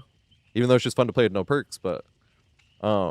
So this whole year, when we decided we were going to spend the blood points this year, I was like, we got to come up with a build on Survivor. That was going to be like all teammate or reading perks. But the builds I thought I had one build, and then I had Empathetic Connection, and I didn't realize that was a paid DLC. I was like, God damn it. You know, so then I was like, well, maybe we can have like a non-DLC build, because not even just paid DLC, because that way if I want more people to play DBD, and they're like learning from the videos, and they're like, I want to run this build that you're running. It's like, you can't. I don't want to be like, you have to spend this much money or play for this amount of time before doing that. We did the math, actually. To run the common perk build, you have to get one survivor to Blood Web level 30. Not Prestige, Blood Web level 30. Like, you can do that in like one night, you know? Well, 2 nights, really. One night if it's a long night. Especially if you're new. If you're a newer player. But once you get to level 30, because there's only, you already have your perks at level 1 if you picked any of the base kit survivors, and there's 8 common perks. So you can get them at most without even getting 2, because before the thing kicks in that starts eliminating like another perk when you pick, that's at Blood Web level 10.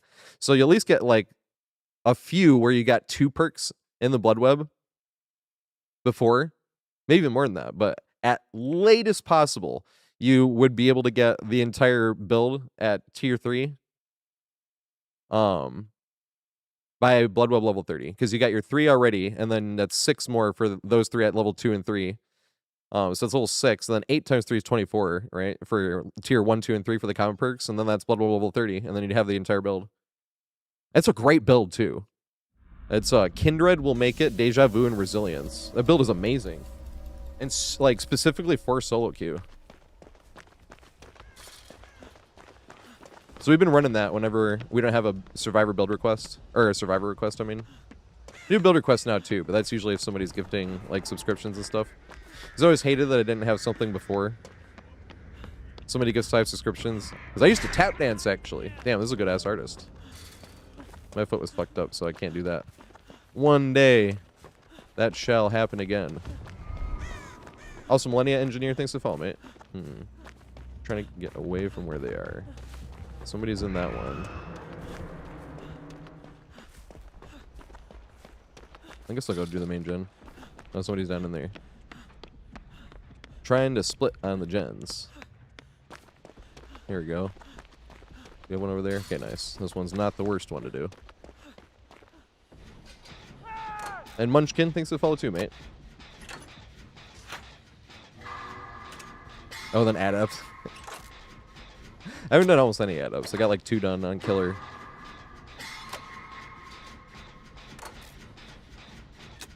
Ooh, we gotta search a chest. Try to add one to the collection. When we added up the other day, wasn't it like $13.98 or something? We literally just added it up, because we hadn't added it up in a few years.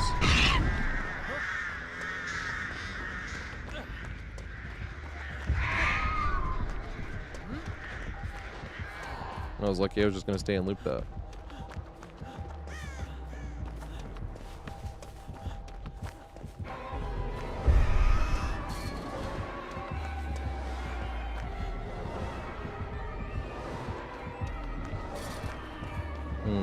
Oh.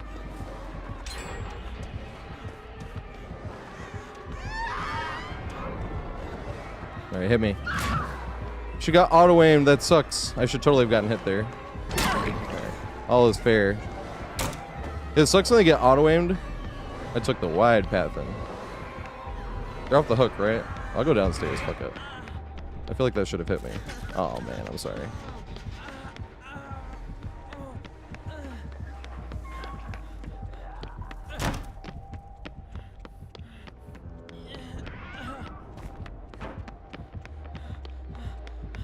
See, it's funny that Badham didn't get nerfed at all. I was whining earlier. I was whining about that they nerfed the docks on Pale Rose and Grim Pantry. Those were my poster child examples of why DBD is super, super hard to balance. Because even at like Iridescent 1, highest MMR, for like at least 2,000 hours, I thought both swamp maps were so killer-sided. I was like, there's no pallets anywhere. That's because I didn't know how to loop all 3 versions of the docks, and like the upstairs and the downstairs of Grim Pantry's main, and the gift shop, specifically when the generator spawns there. Because then the downstairs window is closed, or the door is closed, so the upstairs window's a lot stronger since they can't double back and hit you right where you stop from stagger damage, right? But once you know all that, it was like, hey, you actually don't need more pallet. I mean, you could have used like 2 or 3 max, specifically on the other side of docks, because there was always like none over there. But they nerfed the docks though. They took 2 windows out of the docks, which I thought it might have just been the strong docks, because, I mean, it's just my opinion, but there's 3 versions of them, and one was strong, one was mid, and one was weak. And that's how I looked at it. Because the weakest one wasn't super weak if you could run it, but it actually was one of the only things in the game that's kind of difficult to run.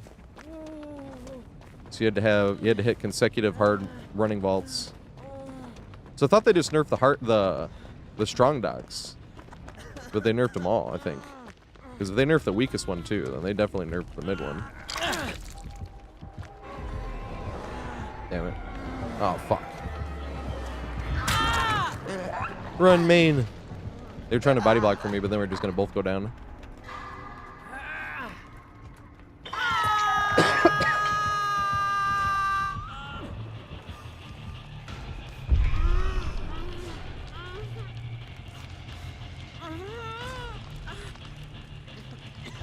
I don't know how they would balance Swamp. That's just, DBD is just a hard-ass game to balance. Because there's literally thousands of hours I had before I thought both Doc's maps were good for Survivor.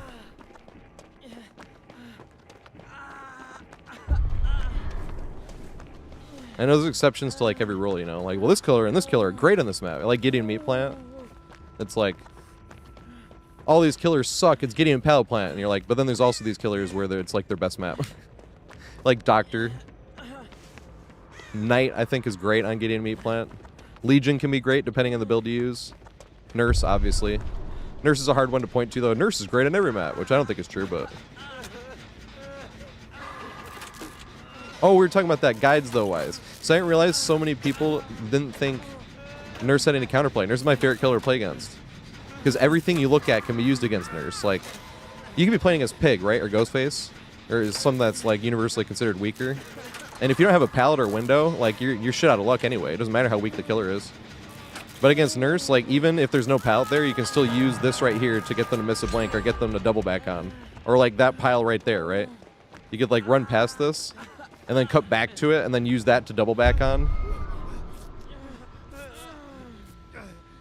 But that pile of trash right there is useless against any other killer unless there's a pallet right close by, which there's not, right? But against Nurse, that could be the difference between getting hit or not.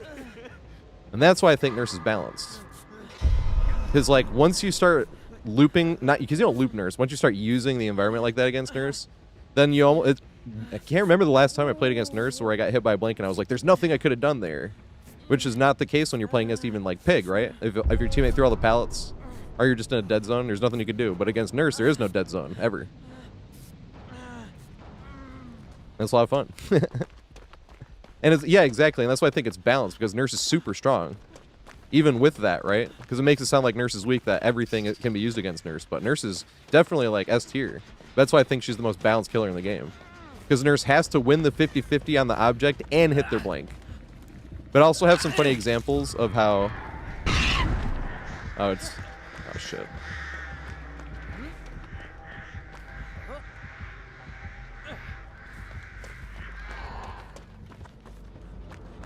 Fuck. Boo!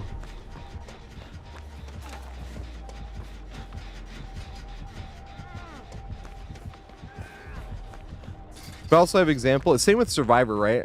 The same thing happens in Survivor, but like I have examples of a Nurse that meant to blink on the other side of an object, and I was doubling back, but they messed their blink up and didn't blink to the other side, but then I ran face first into them and they got the hit anyway.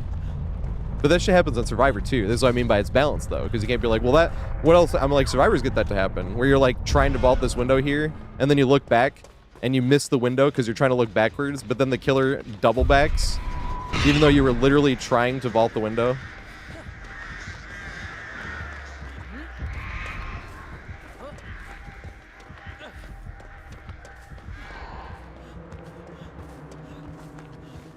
And then you get lucky that way. That's like the exact same principle, basically. Or you messed up, but then won the 50-50 because you messed up.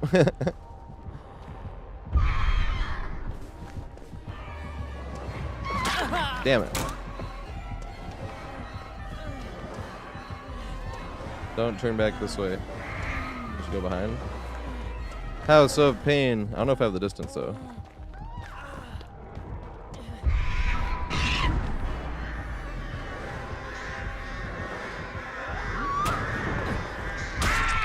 I was crouched and everything that can still hit you? From a step above and crouched? Oh, I didn't know that.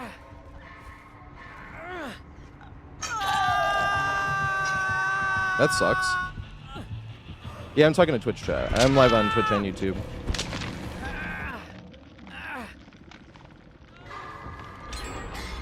Strongest killer in Chase. That's the thing. It would be Nurse. I still do think Nurse is the strongest killer in Chase. But I always go back and forth between Nurse is stronger than Blight or not, in terms of actual strength. Because, like, huge maps, Nurse isn't going to be that strong on if there's just a big gen spread where she has to at least blink twice just to check the other gen, you know? If she's close enough where you can blink once to each gen, that's nuts, like, you know. But when you have, like, a big map like Ormond or something, and the gens are spread, not much you can do.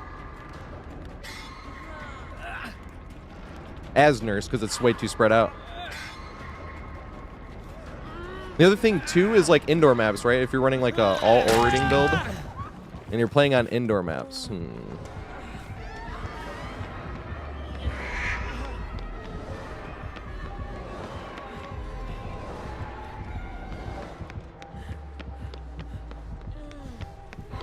Damn it. I don't think I make it now. Couldn't wait at the checkpoint either. Oh no, it's already thrown. That sucks. I was counting on that. But here's the thing with, like, if you're running Nurse and you have an orating build and you get, like, Hawkins or Lyri's, right? An orating build is not going to help Blight on Hawkins or Lyri's. But if you have a all orating build on Hawkins, like, you're going to be just as deadly. You might be more deadly. You know? You're kind of fucked if you're on, like, Blight. You're basically just M1 killer. Hey, Zerkarak! That's who it was. Thank you, Zerkarak. That's the one who called me Loop Skywalker. Oh, where'd they go? I couldn't remember who it was. I was like, I'll recognize the name if I see it. Because I have some names in my stream title. Like nicknames people have given me. Kap'n Kush. Because I start every stream at 4:20. And it is for the exact reason you would think it is. Oh, yeah. I live in Michigan. I work at a dispensary, too. It's just funny because I never thought I'd see the day with it legal. And now it's been legal for a minute. But I actually got arrested for weed before it was legal. For smoking a joint in New York City. I lived in New York City for like 13 years. I don't know why I disconnected you. Thanks for the nickname, though. I put that in my stream title. Loop Skywalker. I couldn't remember. I was like, I kept saying like Ragnarok, and it wasn't Ragnarok, because that sounded like Ragnarok, and I was like, it's not Ragnarok, though. Zerkarak. I need to remember this. Because if somebody gives me a nickname I think is fucking hilarious, I'm putting it in the stream title. You know? That was fucking great. I was laughing my ass off.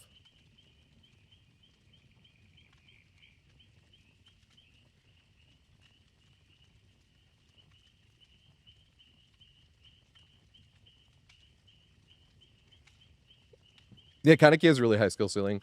They're cutting people off. The other thing, too, though, is those cutoffs are a big risk, but it's the damned if you do, damned if you don't thing. Because if you go to play as if they're going to do the cutoff, you will outplay it once you see they're going for it, because then you can just cut back the other way. Because they're playing as if you want to run a circle right back to the pallet and they beat you there. But if you see they're going to the cutoff and you go to double back. But the problem is trying to guess that. So you go to double back and they're not even trying that and they run face first into the killer. And you're like, well, you know, that's the issue. Once you see they can actually go for the cutoff thing, and then you're like, oh, I'll just... Kind of like the artist on that last game. Like, once you see they're going for the one bird hit, it's like, oh, then just take some super strange pathing. Luckily, there's all the fences there, because you can... We were talking about, like, loop the big rock and then get to the pallet. That's basically what we were doing. Looping the huge fence and then making it to the pallet. Because they thought we were going to the pallet, so they shoot the bird that way, but we ran to the big fence instead and then ran back to the pallet. I think James is who we need in here, right? Yeah, Jared, James, Ramus, and Zerkaraj. Wait. We need to get Dead by Daylight on the next one, I think. We need to get Ramus in. Or did Ramus just play? Because I am dumbass. Hear me roar. 789. Thanks for the follow, though, mate. 789's been hanging out here, but... Never got to say what's up. Here we go. But here's the thing. If Ramus isn't here, then you can just play anyway. Yeah, they're raising taxes on weed. That's why I have so much. I've never had this much weed before, but I bought a lot because the taxes are going up. So usually there is a Michigan sales tax is 6%, and let me catch up this list.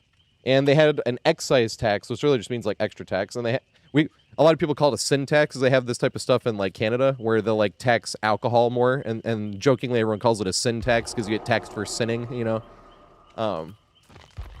And so that's what we were calling. I am reading YouTube chat as well. Yep, that's who asked about the taxes. Actually, I switched back to this build that we were talking about. This build right here. This is the common perks build that is stupid. Being like, it took us a year to come up with. Sounds like it's like brilliant, but it's not. There's 8 perks. But once we went down the line of trying to figure out other builds and just ended up deciding no DLC at all, and then I was like, even let's go a step further and do all common perks. Because this is an amazing, amazing solo queue build. But if we had DLC, I would run the same thing basically. Just instead of We'll Make It, I'd run that Arella perk, and instead of Resilience, I'd run Resurgence. But that's the thing, is if I'm running stuff, because of the looping guides. Wait, I can show you guys really quick. His looping guides are really, really in depth. Let me just pull it up.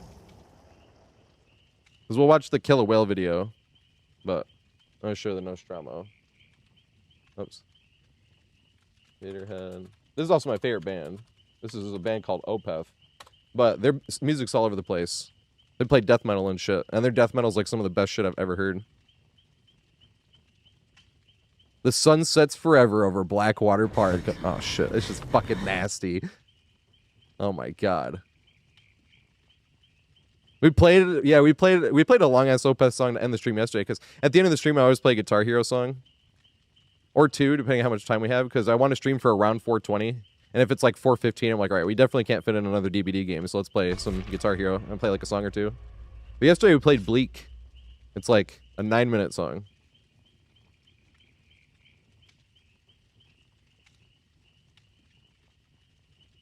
Balanced landing. It's no longer boring landing. We're talking about trash talk. It's just fun. Who gives a shit when it's just video games? Same thing. It's like, it doesn't make you any worse of a person if you go to a basketball game and somebody airballs and you go, airball! Everyone does that. Like, it doesn't make you a worse person. That's the fun of sports and video games, you know? Problem is with trash talk, people cross lines, and that's not trash talk then. Then it's like harassment, you know, shit like that. That's not trash talk. Trash talk's supposed to be meaningless. Lufter Frishurin, thanks for the follow, mate. And Takeo as well. I'm sorry if I'm butchering your names. Thanks for the follow too, mate. Wait. Sorry, I can't do kill or build requests. I gotta refund this, because it's open lobby day. I gotta refund that killer build request. I was like, what am I forgetting to do? It's been a lot happening.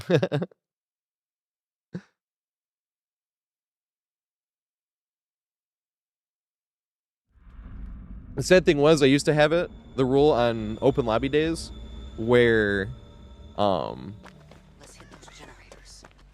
where as long as there was nobody in the queue, then I would do the killer build request anyway. But then we had a day, but here's the thing is I don't give a shit. I've been playing killer with no perks for 5 years, so I don't give a shit what the build is.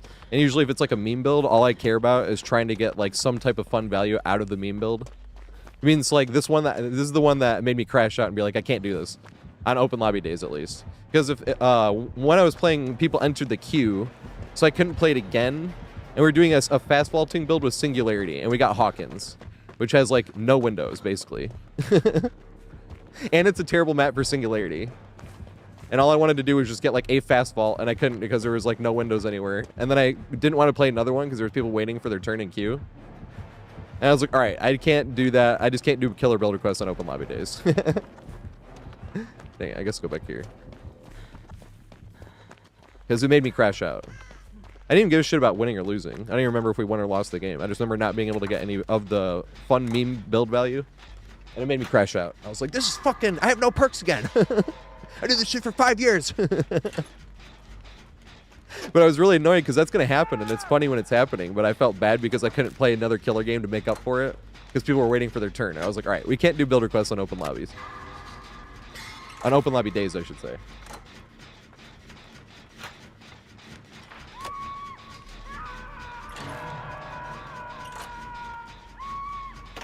Uh-oh.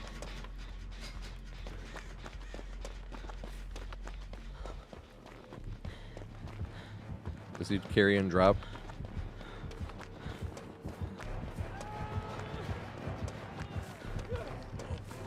Yeah, Trevor's too scary. Trevor is like literally the killer that makes me more scared than any killer in the game, because running even through any grass is like... And my unk eyes, I can't even see the shit anymore. I've been an unk for 6 years.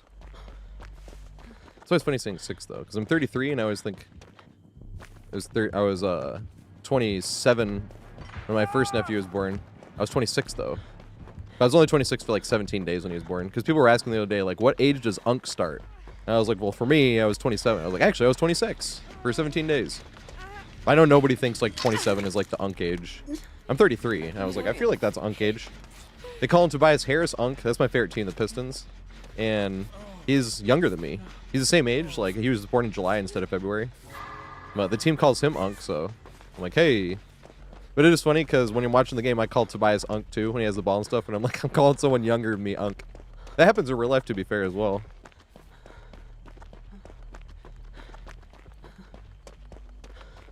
You'd be part of like a big family. Like Philip Rivers has like 14 kids, you know?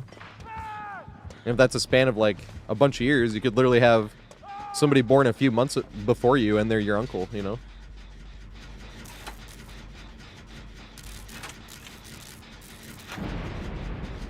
That sucks. Dead by Daylight. Yep, the Eerie Stone. I think that's what One Pump Willie was using, right? He got a 2... One Pump Willie is my killer goat. If anyone doesn't know One Pump Willie. I fucking love One Pump. I've known One Pump for years, too. I love how they'll take killers that aren't usually win streaked with. Because I know win streak... It, like, can... It's probably... Even One Pump Willie, that's what I see it with. Is, like, even on, like, weaker killers, because so many survivors will DC, you just end up getting really bored. And you don't get like, that's why One Pump is always talking about wanting a ranked queue, because he wants people that want to play. He wants the challenge. That's one of the reasons he likes win streaking with killers. That like Onryo, everyone knows him for his Onryo, but he's done it with multiple killers. But the one we were just talking about was Dredge, or not Dredge, sorry, Trapper. We got 210 wins in a row on Trapper. I think he was using both stones, right? The purple and the Eerie. Honing Stone and Eerie Stone? That's what it is. I think I have a short on that, too.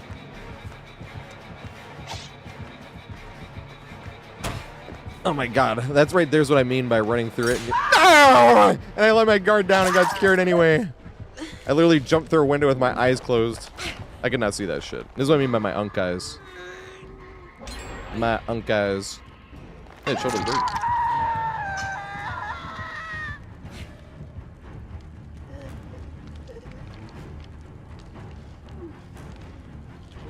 I agree. I let my whole guard down once I vaulted the window. I was like, oh, he just hasn't trapped this yet. That was good trap placement.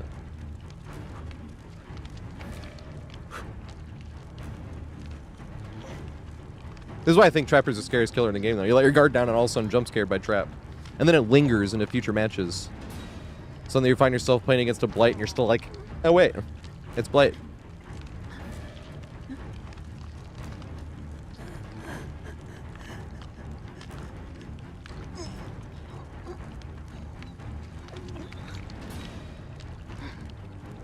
Ooh, let me see the queue, actually. If there's nobody in queue, I might take the break after. No, I need Dead by Daylight. I'll take a break after the next game. And break is usually about 5 minutes. I usually just put on like one of the informational YouTube videos or a beginning to one of those long videos. But I'm gonna put the Killer Whale video on. This got rated by Outstarva. If it wasn't for these, like specifically these two and Sky Faction and Absolved, they had made YouTube videos. They gave shoutouts or were just like the whole video. And like it wouldn't even be a goal to be a full-time content creator if it wasn't for these peeps.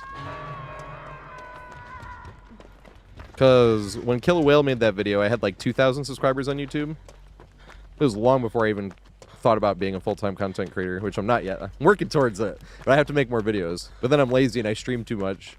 You're like, I worked all day. I want to stream. Because streaming is just playing games and hanging out with friends. But it's like waking up early before work and get some editing done and then edit like after the stream. Or on days where you don't work before stream, you edit before the stream. Probably should have left. I needed to sell a hard. Just go down. And take him as far from the death hook as possible. I probably should have left her unhooked, to be honest. I unhooked too soon.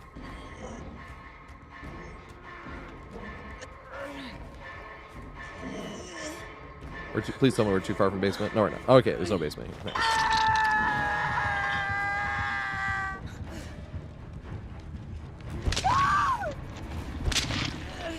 Yeah, especially because if you're playing against Swift, though. It's like the bamboozle thing. There's always joke that Swifts get like 25 perks for free. That was the whole reason when we were first trying to think of perks strong, we were talking about like aura or teammate aura reading builds. Like empathy and bond, open-handed, and empathetic connection, I think is what I was thinking about running. No. Not empathy, kindred. Open-handed, bond, and empathetic connection. Because open-handed and bond and empathy is just kind of pointless. That's when we decided no DLC, and then we ended up getting to this one. But you get all those perks for free, basically. I guess you have a 30% speed boost from empathetic connection, right? So that's the only one, really. Hey, we'll make it for this last little bit. Keep healing, keep healing, keep healing. Yes.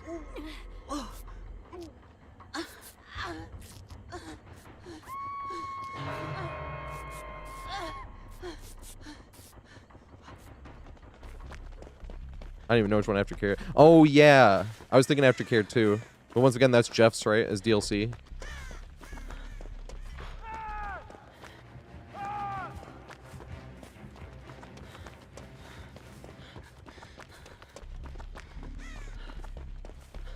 Because at least until all my guides are finished, this is basically going to be like the only build I run. Besides like builder quests, like I said.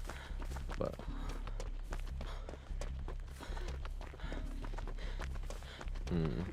I guess I'll sit on this one. My unk eyes, I can't even fucking see. Like, is there a trap there or no?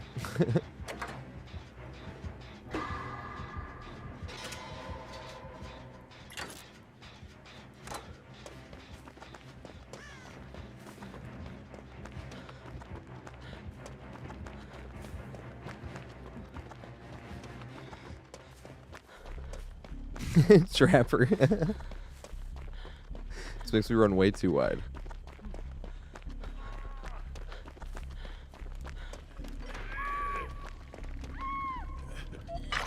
He could chat trapper at everybody on Deathlook.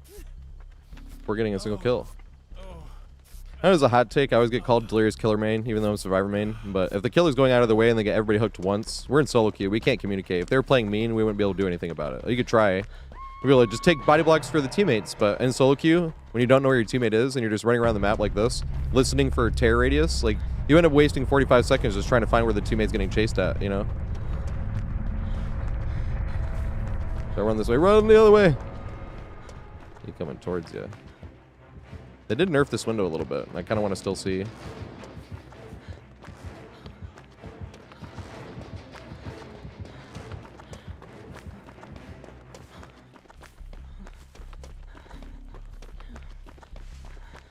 Oh, he's tinkling, I think.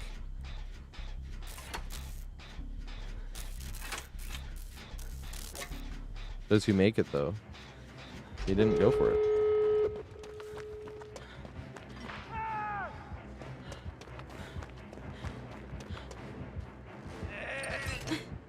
Uh-oh.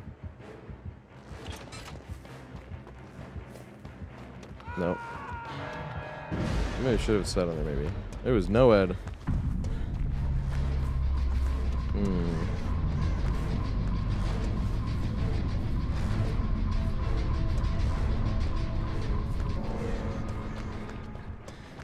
Sleepy Coconut Crab, thanks for the follow, mate. I appreciate it. Was this over here where it was? I'm the worst with X gates. Can never remember where they are.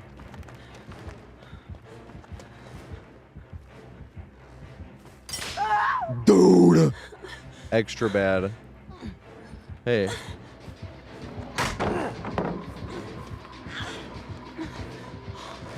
Do I have a mod here to type exclamation palette? There's another one here though, isn't there? Yay.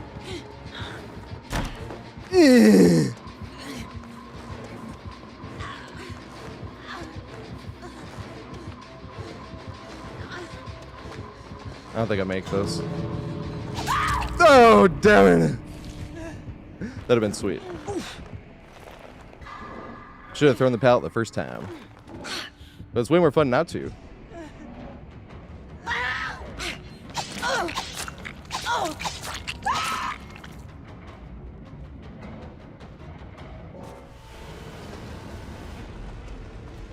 Trapper needs new Mori. That Mori sucks. Oh, boring match. How dare that Trapper go out of their way to 12 hook. I know Petty Ruxpin. That's hilarious. I've known Petty Ruxpin forever.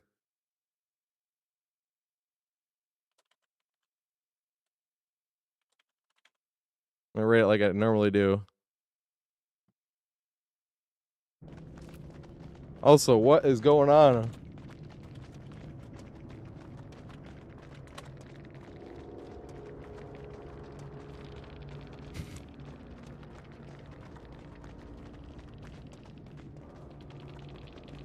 That's hilarious. Where did Dwight go, though? Oh, Dwight was still here. That's hilarious. It's Glitter. If she comes in here, her name's Glitter in here. She's a mod.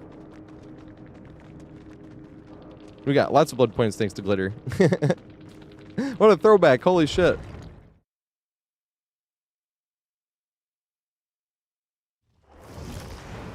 I remember Petty Ruxpin. I played with Petty Ruxpin a lot.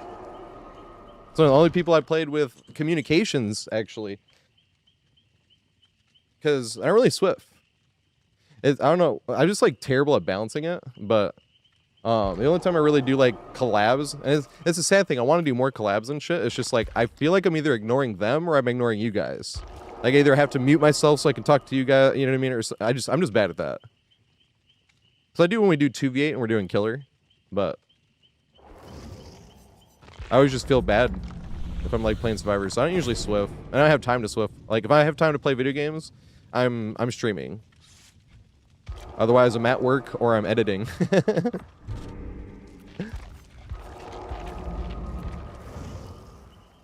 Alright, so we got Ramus in there, right? So Ramus, Zerkrock, and Dead by Daylight just played. So it's Aethron and Hi who are both in here. Let me clear this list.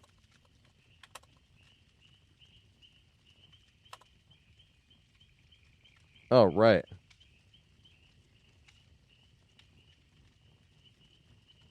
Let me see here. Please tell me I didn't forget. I did not forget it. Let's go. Once I have this bowl stuffed, I'm readying up. Hey, get back in here, Jared. That's why I actually was taking a little time, just in case someone needed a chance to get back in here, mate. I'm just loading the bowl really fast. And everybody make fun of how stoned I look when I come back. I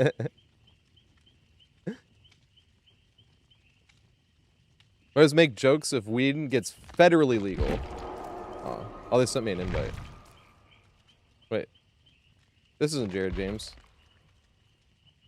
Zerkrock was in the last one, right? Or was that a new list that I just went through? Yeah, there we go. That's what I thought.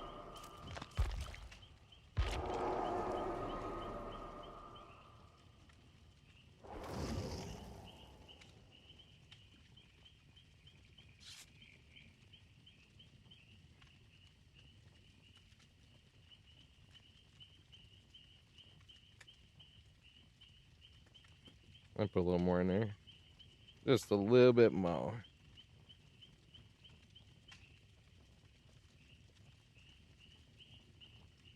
Perfect amount. There we go. Ready up. I gotta show you guys what I mean by these long looping guides. So I mean by long, but necessarily long, is these are edited from start to finish, but it has to, like, it was 210 games, so this thing is 10 hours long. Literally 10 hours long. Like, this is all the way up here. But it's in chapters. But the chapters is too many chapters to be as specific as I wanted it to, because they won't show up in YouTube if I have that many chapters. So here is the chapters, right? When it's like talking about the main building, roundtable. When you get to something that's like main loop, examples organized by killer, pinned comment right there, is like here. Because when it's just the main loop examples, it's like almost 3 hours long of just the main building. But it's organized by killer. It's not in alphabetical order. It's organized by the killer that had the best chase, and then it's still by game with the best chases. Because you don't want to be like, look how strong this can be, and then just be all the times you fucked up. But I also wanted some context to it as well. So say you fucked up terribly or like didn't know what the killer was doing the first 2 chases, and you're like, oh, I see what you're doing now. And then your 3rd chase was super, super long because you saw what they were doing. That's why I wanted context. So sometimes it gets a little funny where it's like, look how strong this is. And then it's like, okay, that didn't work at all either time. And it's like, oh, okay, now, you know, that's what it's for. That's why I'd have this pinned comment where it's organized by killer, right? So a few of them are. The back tank is organized by killer, all around is organized by killer, and main loop. So main loop, Wesker, Demogorgon, Pig, Spirit, Vecna, Blight, Unknown, had 39 of the 41. The only one I was missing on main loop besides Crossshoe was Trickster. And I had Trickster like at the all around and at the tank. So if you type Control F, right? Trickster, right? So Trickster right here, and that one right there because of that. But Trickster here and here, right? So when you go to, well, let's do the tank one first. So you click this, it takes you right to here and right at the tank. Or even people that I don't know, you know. The frame rate is not actually this bad. It's just as bad because I have an old computer. So running this while I'm running stream is like, takes a little bit of a toll. Tank? I close some stuff when I play a video. When I actually go to take a break, I usually close some stuff. Because it's actually 60 frames a second. It just looks really bad right now when we're in a game. But this is what I mean by you can do that with any of these, right? So you can, like I said, I even have a twins clip. So if you type in twins, I-N-S, here we go, twins. You click twins. He had a wiggle. Right now this is not the super long chase. No! I wanted to use the frost pipes so bad. So usually you want to kick Victor here. You want to loop around something small, and then when he misses the jump, you kicked him.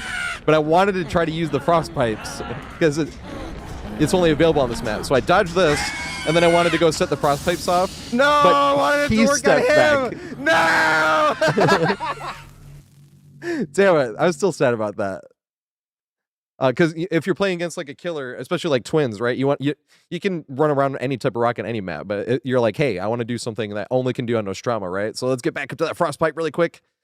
And they jumped past, and the thing was, he set the frost pipe off, but he stepped back before I got in, so he set it off himself. Because when you stand in it, it doesn't go off. You just like set the trap basically, and when you get out of it, it sets it off. And I was trying to get up into it to then back up, so it would set it off on him. If I ran in and then got out, and he was still in it, it would set it off on him. But he backed out before I could get it and set it off on me, and I was like, damn it, because I wanted to set him off at the trap to see how it affected his power. Because some killers get really hard affected by the frostbite. Speaking of which, get really hard affected by these pipes, right? But if you're like Slinger and you get slowed down by it, you can still shoot your gun, right? So it doesn't affect them that much. But like something like Blight, if they're in the middle of a rush and they get hit by the frost pipes, it still slows them down completely. Right, nice. Kind of wish we got that pellet though.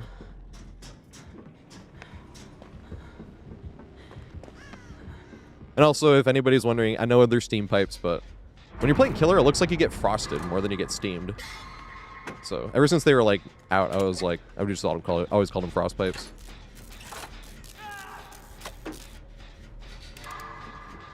I like the back tank though. The back tank's my favorite part actually.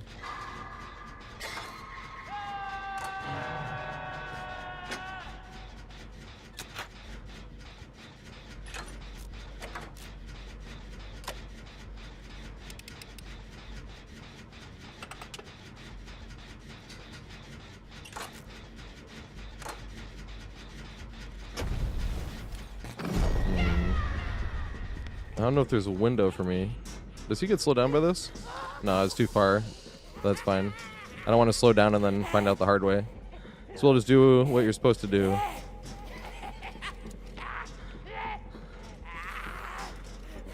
I think one more will be enough, right? Then we can cut back to the flag, I think. Yep. Might have actually could have done one less.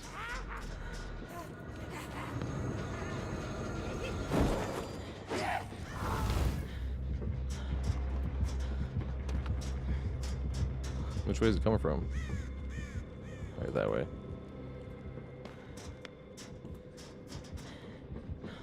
I'm selling my dog's hair for $3,000 a piece. Let me know if you find any buyers. I can clip some of my hair, see if they'll buy it.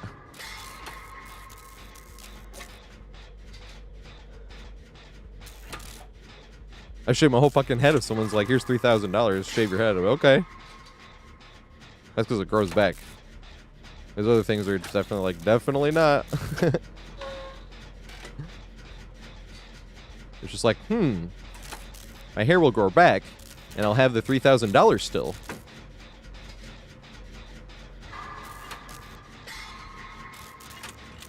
That is worth it trade.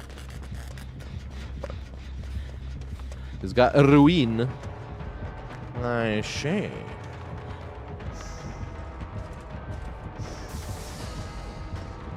We went around. I think we still make it to the window, right?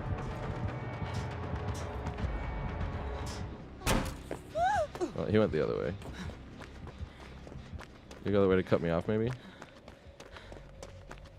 No, I think he just left.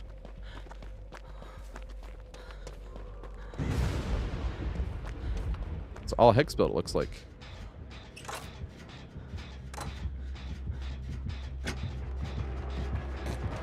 Fuck. That one is already gone. He must just be going back to ruin, I think. Right?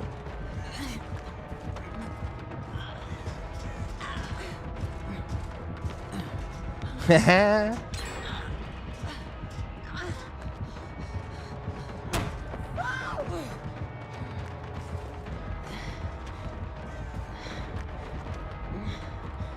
Is this one set off already? It is. Let's go this way.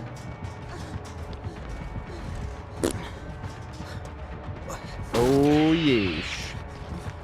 Although I think he's got that lusty blood. I don't think I make it anywhere. Nope. Could I have made it to that? Over there, maybe? That was good shit. He almost made that with background player.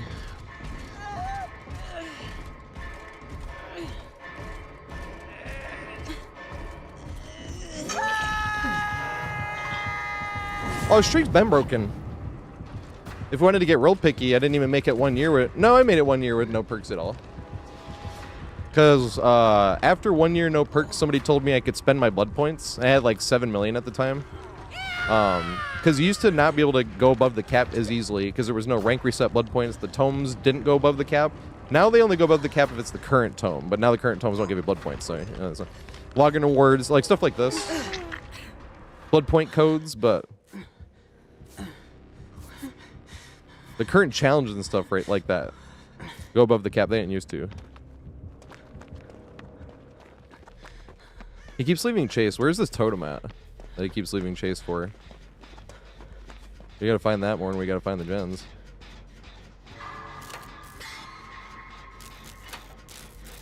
Also, Sergeant Fluffbutt and Sleepy Coconut Crab. Sorry if I missed that one. And Chuck Ruffley and Strutters. Thanks for the follows, mates. I appreciate it.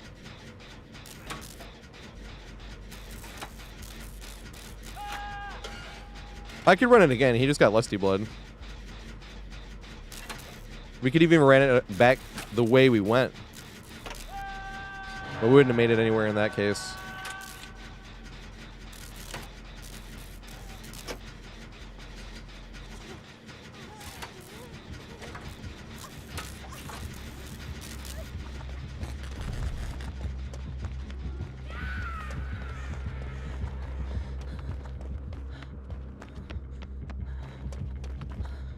Face plant, dude, I fucking suck. That was like the worst possible time to face plant.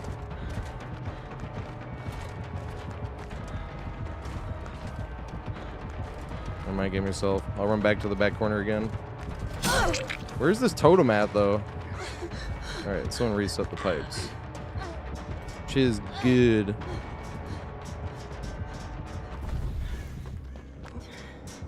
Haha.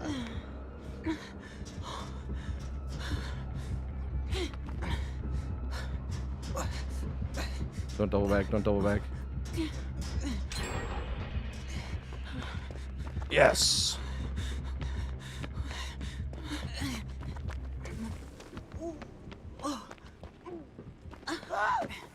Where's this totem at? We've had this ruin up the entire game. That's why we can't get any gens done, because he just keeps leaving chase and going back to the gens to put a guard and push somebody off. Fuck, brah. That's so unfortunate. I'm literally just trying to run away from where they... Dude. This is what I mean by lack of communications. And now I'm just gonna get... There's nothing I can do. There's nothing I can even loop around. Bruh. That is such bad luck. Medium vault because I'm bad. But I'm literally on purpose running to the back of the map to get away from everything. And people will end up yelling at teammates and shit, but they don't know where you are. We're not in communications. And dude, I was literally outside of that. I'm about to start whining, bro, because this shit is dumb as fuck. I was literally outside of that. Outside of the circle, and it was like, nope.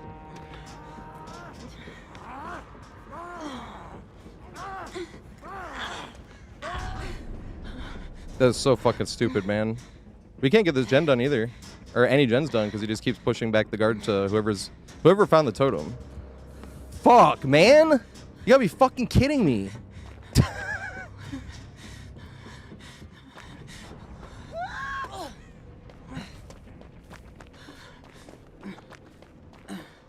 Hey, Steam, hi, found it. Now does he leave chase and get back in time?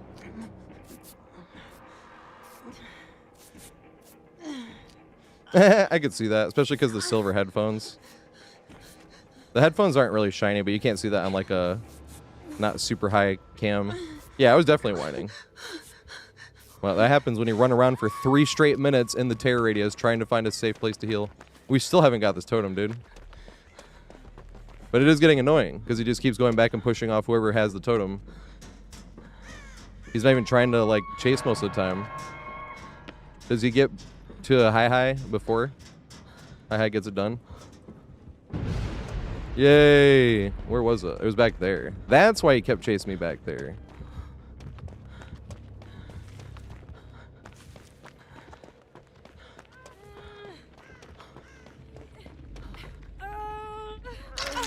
Oh, Windows definitely.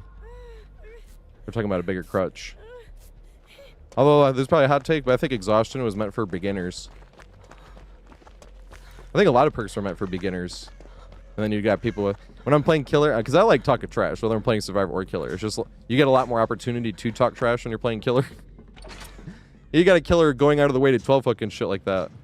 And same thing, if they're just playing to win, it doesn't make me want to like talk trash. I like to talk trash and it feels like they're trying to play like a bully play style, you know? They got copy pasta blight, tunneling the first hook, F5 gens, and then trying to tell themselves, I'm just capitalizing off the survivor's mistakes. Those are the ones I like to sit and talk trash about the entire game. Now, it's a waste of time to type out trash talk in a post-game chat. Just move on to another game. I just like talking trash when the game's going on. But it's funny, the way I like talking trash is like, as if they could hear it. Because back in my day, I was raised in Halo 2 online. That was my first online game back in 2006. And there was no private chat or anything, so if you wanted to talk even to just to your friends, you had to put up with everybody else. So there was lots of trash talk. That was honestly the only thing that ever made me want to get good at video games. Wasn't even because of, I don't know if I have the distance.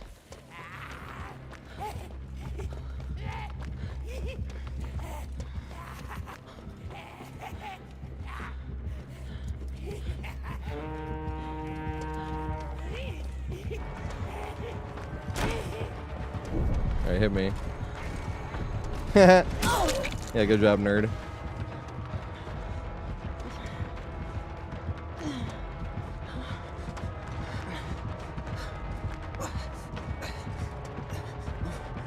Alright, I hope he mind game himself enough. He did. Let's go. Oh, come on. You think I'm a noob?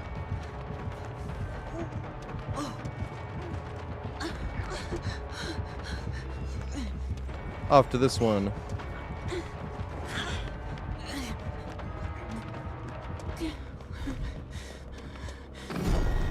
Fuck.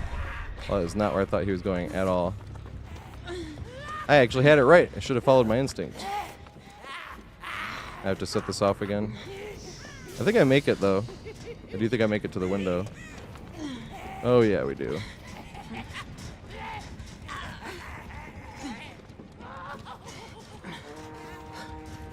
I'll just stay back here. I won't even run back towards. Oh, my med kit is kind of depleted though. Still thought I had a full med kit for some reason.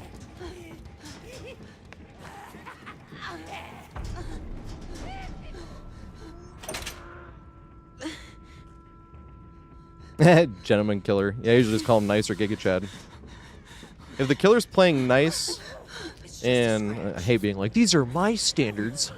But if the killer's playing nice and they either got everybody hooked one time or they just got 5 hooks in general, I usually think they won the game. If they're playing nice like that, I try to write Giga Chad on their profile after the game, if I can. Then it sucks when they're like on console and you're like, I want to write Giga Chad more now. They're on fucking controller. And then you actually can't even tell them on post-game chat, you know?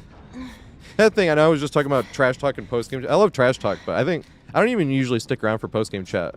Unless I want to call a killer like a Giga Chad or something like that.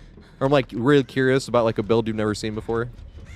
But if it's just copy pasta build, you know what the build is, who gives a shit? I'm not going to waste time waiting around to talk some trash. But when the game is happening, it's so much fun too. That's how I was raised. Playing basketball around the neighborhood, playing Mario Party next to each other. Trash talk is like literally the reason that made me want to play online games. Because my friend had a birthday party at a hotel.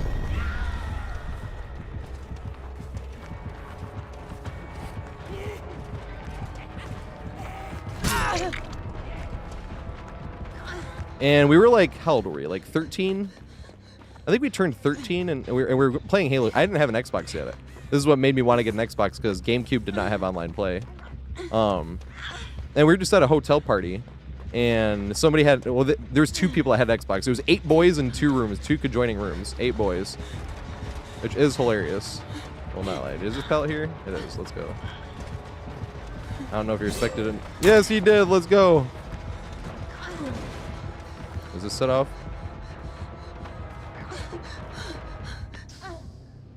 Aw. I didn't have to set it off. Luckily he was ready. Yeah, that's why I consider it like 4 hooks a win. Oh, those fucking survivors. Oh, killer didn't get 4 kills. Bad killer. You get 9 hooks and 1 kill. Like, I don't give a fuck what the survivors have to say. That killer won. You know?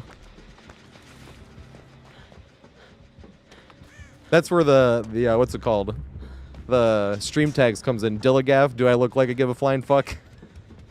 Well, I am a survivor main, but so often when I say that while I'm playing killer, when survivors are talking trash, I'm like, the fuck are you talking about? I'm like, I got 7 fucking hooks. And I had like 3 people on death hook and 1 person hooked once, right? I guess that's the only way if he has 7 hooks. But you're going out of your way. The amount of times you see somebody that's injured and you're like, nah, they're on death hook, and you leave and go somewhere else. And the survivors are trying to talk trash. I ain't hearing that shit. I'm like, I was babying you guys harder than when I'm chasing my 6- and 4-year-old nephews.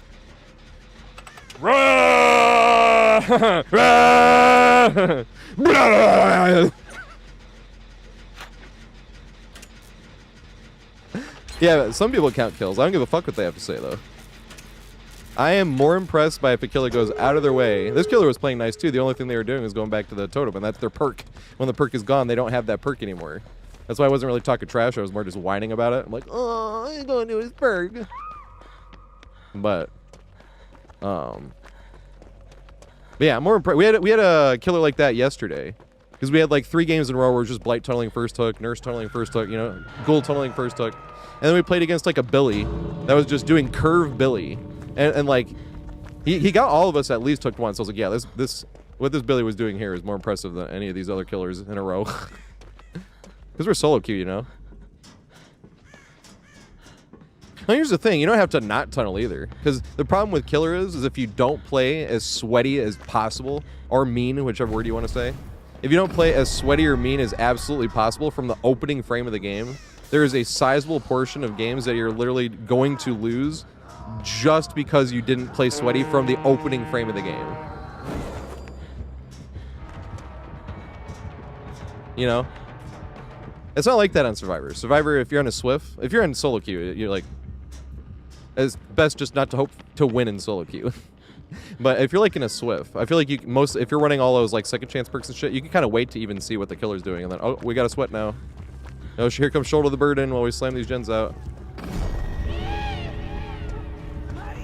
Can I make it?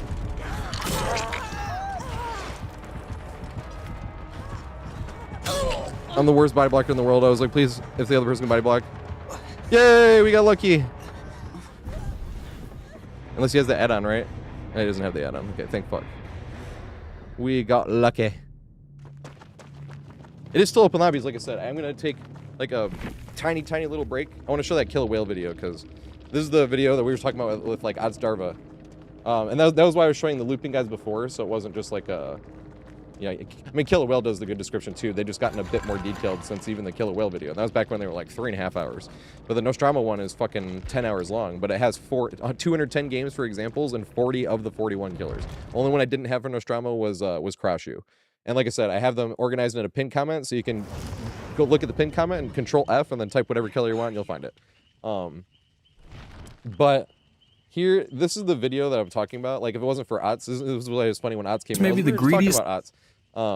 Because if it wasn't for Otz or Kill a Whale, this specific video is what I go back to the most. I'm like, if it had to be one person that I was like, really made it where being a full-time content creator is the goal.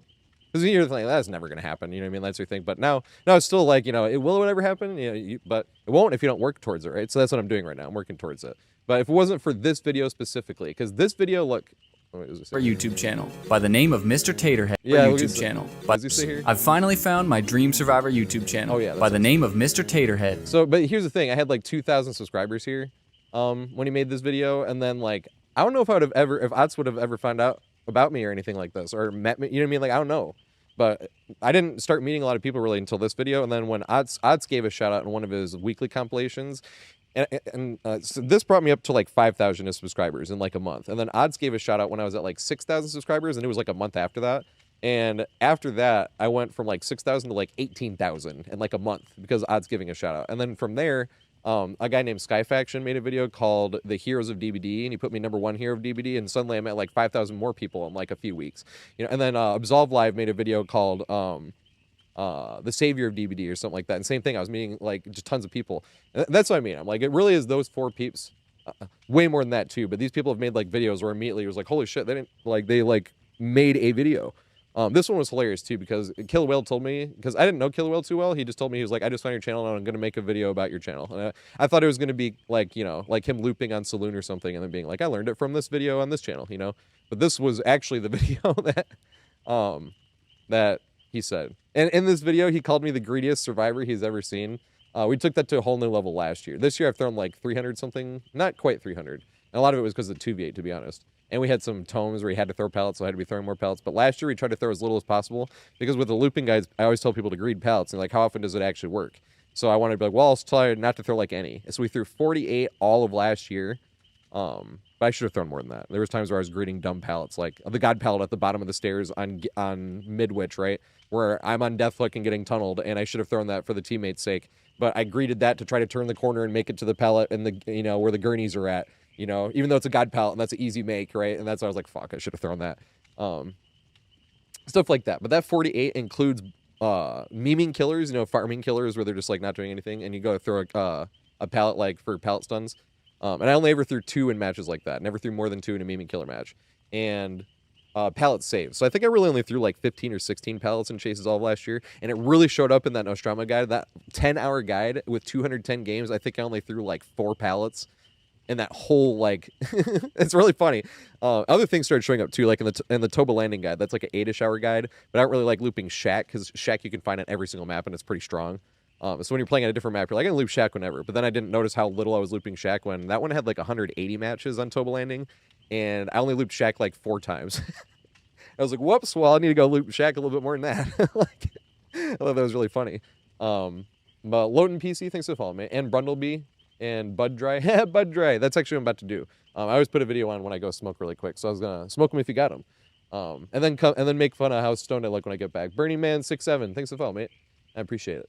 And then make fun of how stoned I look when I get back. But this is the video that Kill a Whale made, and if it wasn't for this video, I wouldn't even be a goal. This video, Odds Darva, Skyfaction, and Absolve Live, and of course tons of other people as well. But these 4 videos, I just met so many people from where it really put it in me like, man, maybe I really should try like to make more videos and like give trying to be a full-time content creator my best shot. No, I'm nowhere near that. Like I said, I work 4 days a week, and I usually try to trade shifts, so I work doubles on the weekend, so I don't have to work during the week. That's also why I don't stream on the weekends. I stream Monday through Friday at 4:20 p.m. Eastern time, and then Wednesdays and Fridays it's open lobbies. That's why we're doing open lobbies today. But that's neither here nor the point. This is what Kill Will said about the looping guides that I make. Popular Survivor content on DBD YouTube is kinda lame. Well, maybe lame is the wrong word. It can be fun to watch, but it's all very similar.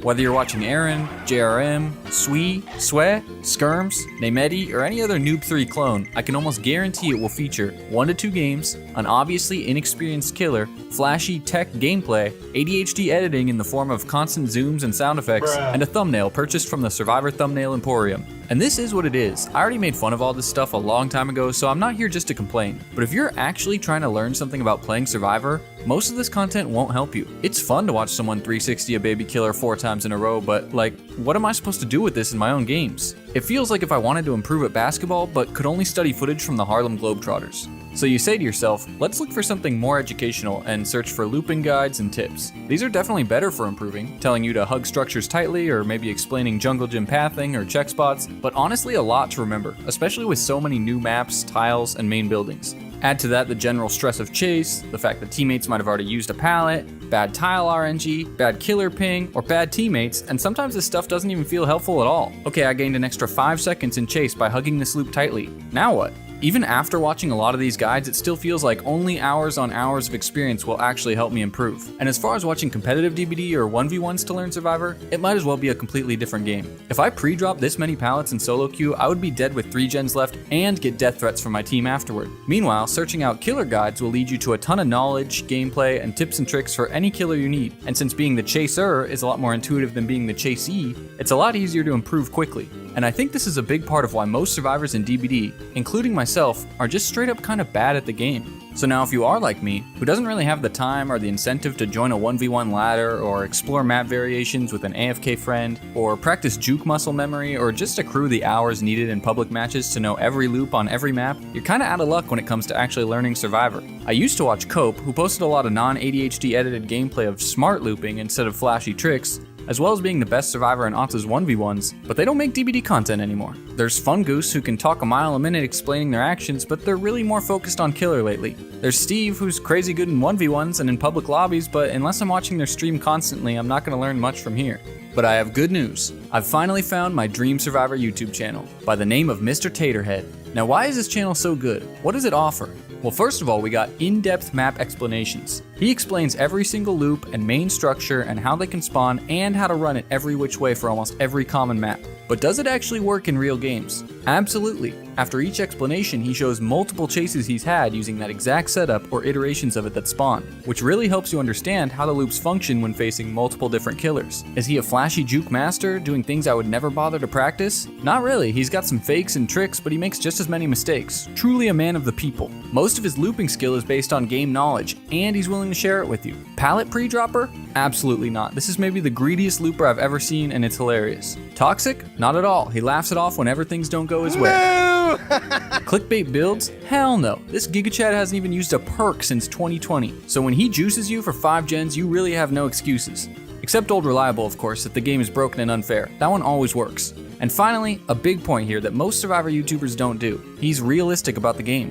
Chases are meant to be lost eventually. The goal that you should aim for is giving your team as much time as possible, not running the killer for 5 gens like you saw your favorite YouTuber do. Bloodlust, chase perks, killer powers are not unfair free win mechanics, they're part of the game to make sure you eventually go down. I really think if more survivors understood this and stopped looking at the game like a 1v1, we would have a lot less angry endgame chats. Now I know 2-hour map guides aren't for everyone, and I know YouTube rewards fast editing, short form content, and entertainment value over education value, which is why it took me a weird combination of search keywords to finally find this channel. And I get that content is fun to watch, so please don't feel the need to defend your favorite creator in the comments. But this info right here is so unbelievably helpful and well put together, and has helped me more than any other Survivor guide I've seen since I started this game, that I just had to share it with my audience as well. In Mr. TatorHead's own words. This is why I want to make map guides, because this shit is easy as hell. So if this video seems like just a giant advertisement for another channel, that's because it's exactly what it is. If you want to actually learn to get much better at Survivor, and probably Killer too, then please head over and give this channel some love, and share it with your other friends that want more in-depth guides, or that just suck and you need them to be better. At least watch how to run the main buildings and tiles of maps you struggle at, like Larry's or RPD, since he breaks down everything into YouTube chapters for you to easily skim around. And if you're not gonna do any of that, you can at least appreciate this man's tap dancing right now. Woo! Yeah. I used to tap dance. My foot's been fucked up. Although I have been getting it looked at, to be fair. Had an MRI and everything, and there was like fluid in my foot. But then insurance started dragging their feet. But then insurance stopped dragging their feet. That was like a few weeks ago. But then I haven't gotten a chance around to schedule an appointment to what to do about my foot. There, we got that. What was this? What is this? Throw pallets. Hey, let's go. We can just play Zarina. Is there anybody in the queue? Also, Black Friday and Trendy Tato, thanks for the follows, mates. What's up, Zathra? That's a well done looking tater. Baked crispy. Kap'n Kush.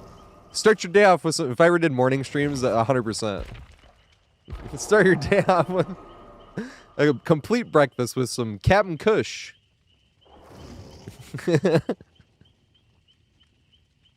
Oh wait, Zarina.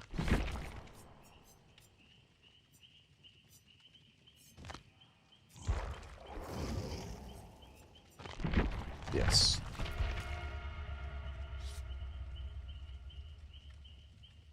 And the Todd images. No one's brought those up in a minute. They just baked a bunch of tater tots. The weird thing was they were doing like grease stains, so I had to use like different parts of the blanket. And I remember running out of space and being like, "Huh." I didn't realize how greasy tater tots were until I was like, "These are the same tots. How there's still more grease?" That was funny.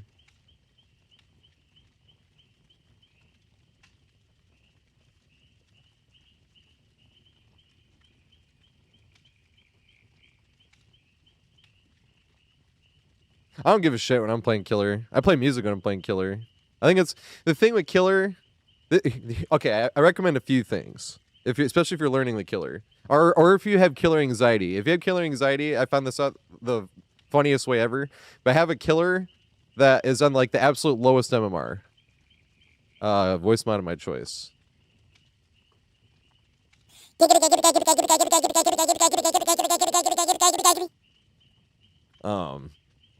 What are we talking about? ADHD plus weed. What was it? Oh yeah, so Doctor. I was maining because I was Nemesis main. I actually have like, ooh. Do I have this video still linked? Yeah, here we go. This was years ago. I still made Nemesis. I was like world number 2 Nemesis and whip downs for a long time. Right now I'm like number 6 or something.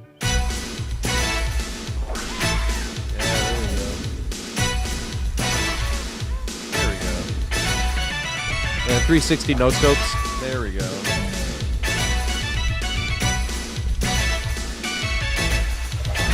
Yes. The slow-mo. Yeah, there we go. Took the like. Oh my god, I actually got him to do. And then I missed the pass. Big sage. I hit the ballot. I hit it. Yes! Exclamation 360.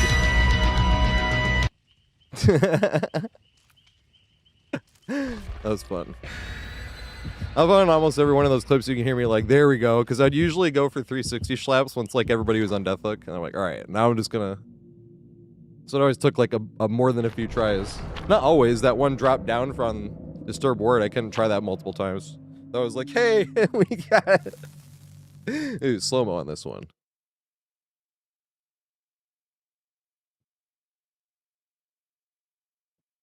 Oops. I was like, why does it sound so quiet? Now we need music. Oh yeah, so I was playing, then I switched because all I had really played was Nemesis. Like, put a lot of hours into. So I was trying to learn Doctor because I sucked with him. And then Paid for This came out. Well, it's Made for This. I'm still petty, and I still call it Paid for This. Because if you didn't play when Made for This first came out, you were 3% faster just for being injured. You didn't have to be in deep wound. You were just always 3% faster. It was dumb as shit. So that's why I was calling it Paid for This. And this is before Doctor got buffed. I'm like, this might have helped a little bit. if he was buffed.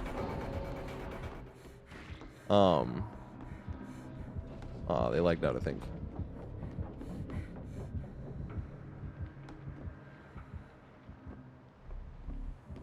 Nivy or Nizy, maybe? Thanks for the follow, mate. I appreciate it. So the thing was with Doctor is once you hit them and they were 3% faster, when you're at loops, you know, normally Doctor, you shock them, you deny the vault or the pallet throw, and then you inch forward like the next go-around. But if they had made for this, you weren't inching forward, you were losing ground. Because you'd lose too much ground when you'd shock them, and you wouldn't make enough back where the next go-around you were further behind. It was like... So you would tell that, and you're like, okay, well now I'm just an M1 killer against made for this. So you'd leave them, and you go to use Static Blast to find others... Well, okay, no, we haven't got to there yet. When Alien came out, Ultimate Weapon, and Made for This had not been nerfed yet. This is before Made for This was nerfed and Alien came out. So Ultimate Weapon, when that first came out, the way it worked is if you opened a locker and you walked around for, what, 45 seconds? If you got in the killer's terror radius, you would scream and the killer would see your aura for 4 seconds. Right? So the problem with that was everyone was running Ultimate Weapon, but everyone was starting to run Calm Spirit to counter that.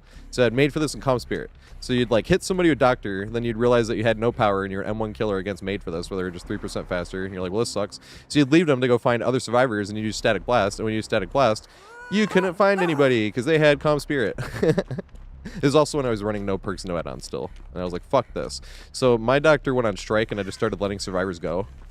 And he got to super, super low MMR. But the thing was, he's too low. Like, the survivors I play against are, like, adorable. Like, they're not evil yet. They are not the villains yet. They're adorable. But that's the thing is, like, even if I go out of my way to 12 hook and shit, like, it still seems unfair. So, I just kind of meme around with survivors. Like, whenever DBD gets me down, I'd be like, oh. And it's like, hey... This rarely happens, but every now and then it's like, man, I need to go play a game of Doctor against these newer players and just let them go and have some fun. Because they're adorable. It's like, oh, I remember. You know, it's like looking at, like, you know, little kid pictures of yourself. You're like, I remember.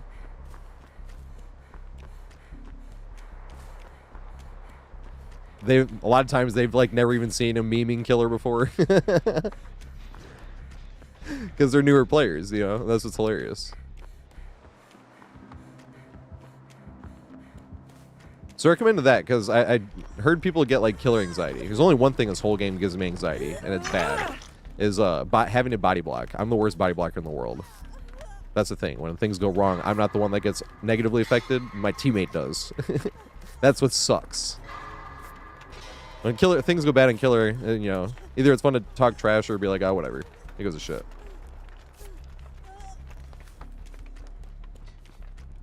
I literally get nervous. I'm just like... When I know I have to body block, it's like, please don't fuck this up.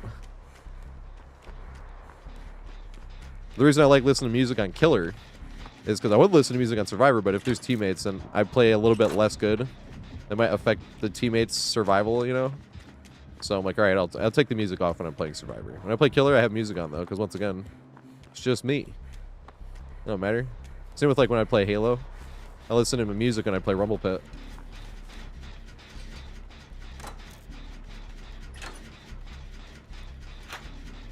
When you're learning a killer, what I think the best thing to do is try to go power only. Doesn't matter. And try to go for 12 hooks. Because the way MMR works currently, you can get to the highest MMR way too fast, and you won't be good enough with the power yet. And then you'll find yourself in way too many scenarios where you're like, I have to M1 because I can't hit them with the power here. When you probably could, but you just haven't learned the power yet. And the problem is, if you just go, you can M1 with like any killer, you know? And if you're actually trying to learn the killer, if you just play mean, right, you can get into the highest MMR super fast. Because I know once you have any killer in the highest MMR, I think all your killers go to like the second highest MMR is what I've heard. But the way it works is if you're playing killer and you kill a survivor that has your MMR or lower, you gain 10. And if you kill one that has higher MMR than you, you gain 20, right? So let's say... You're not even learning the power, you're just going for M1s, but you're winning, you're saying you're 4K'ing all those games without even using the power, just M1ing. You're going to gain 80 MMR every single game. You're going to be the top of MMR like that night, you know, like, I don't know, 8 games or something like that.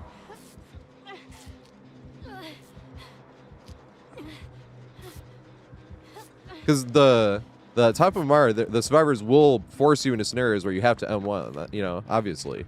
But if you don't even know what those scenarios are yet, and you just end up M1ing at things that you don't need to M1 at, that's when it becomes a big old struggle.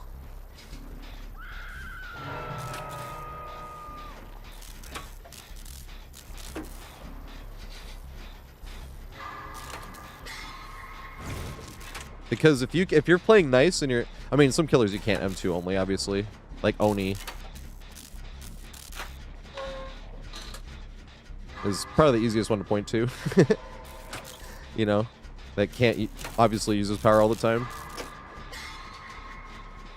But I saw this is funny because I had never seen an Oni do this before, and I haven't done this yet. But I was like, I need to do what this Oni was doing. But you know how you can abandon if you get slugged too many times? And this Oni was doing this fully knowing that we could abandon. And none of us did. That was the funniest part about it. But we were getting rolled on Shelter Woods. And he just kept going in his power only, basically. And he just kept rolling over us. But he wasn't hooking us when we were all in Death Hook. And none of us abandoned. Because he was just trying to get practice with the power. And none of us were abandoning even though we could have. And that was the funniest part. Because we were all like, oh, this guy's just trying to get some practice in. But it was good both ways. Because then we were trying to get practice. Because at first I think that game did confirm it. But with Oni, like, you have to try to just win or lose the 50-50. Just guess it. Because you can't, like, wait to react in time. He'll make it all the way around with the flicks. Because we kept doing it on that table. Underneath the main building. Where you'd, like, just go one way and go the other. And the 50-50 was around a 50-50. Like, that was around the success rate.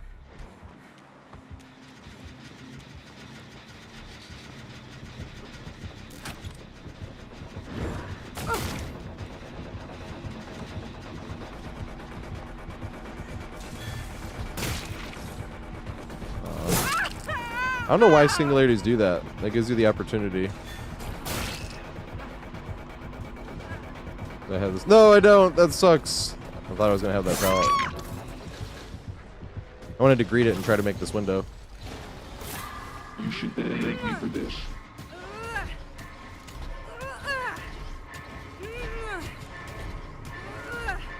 I'm still thinking, did I miss a skill check those few games ago? When I was like 99 wiggled off? I guess that trapper. Sometimes I miss a skill check, so I always think I can do it without looking at the screen and it never works. I never understand why singularities, they don't all do that either, but the ones that switch backward give you a chance to actually loop all the way around. If they hold forward, am I running towards? Oh, this is bad. I'm like nowhere near them. Oh, he has that add-on, right? Doesn't it increase the infection rate? I know this now. What's up, Mr. Math? Oh, we got raided by Ots. By Darva.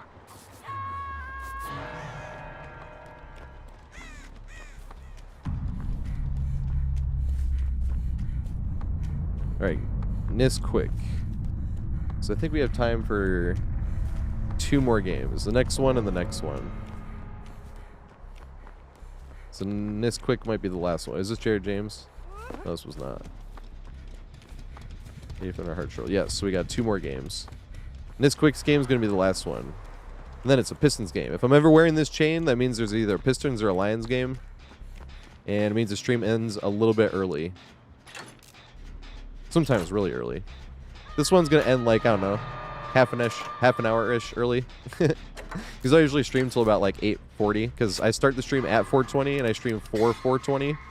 Or around 4:20-ish. So I always wanted to make it as known as possible. I don't want it to be like, he smokes? I was going to be annoyed as fuck if that worked there. I was like, I am so far around this corner.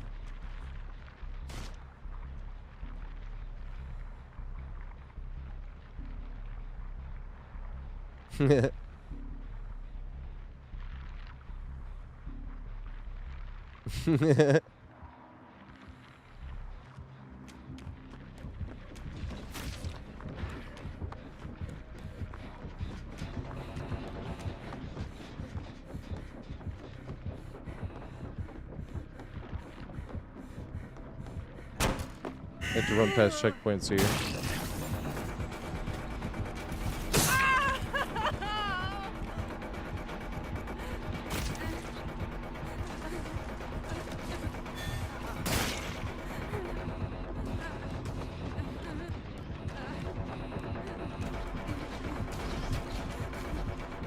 Haha, nerd. Let's go.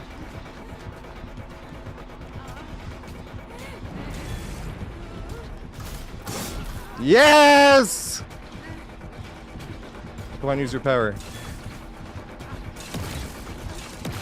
You're missing, bud. No, I wanted to swing. That would have been sweet. They tried to hit me through the pallet. Damn it.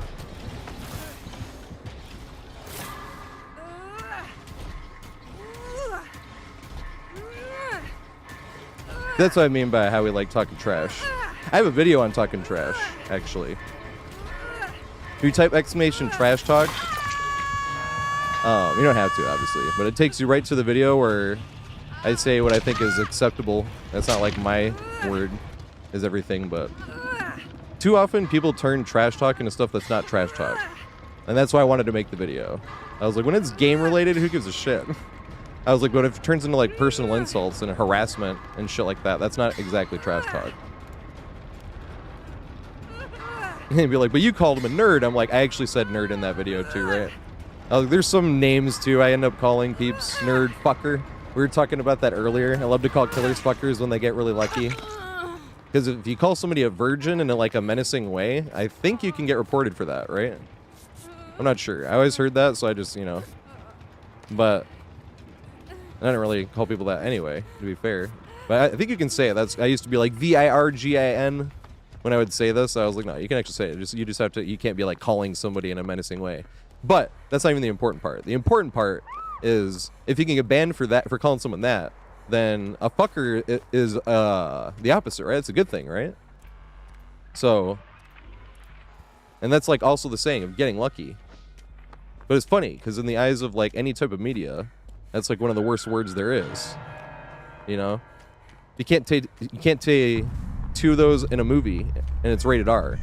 You can say one and it's PG-13, right? Steven Spielberg loves doing that in his movies. He'll put one F word in the movie.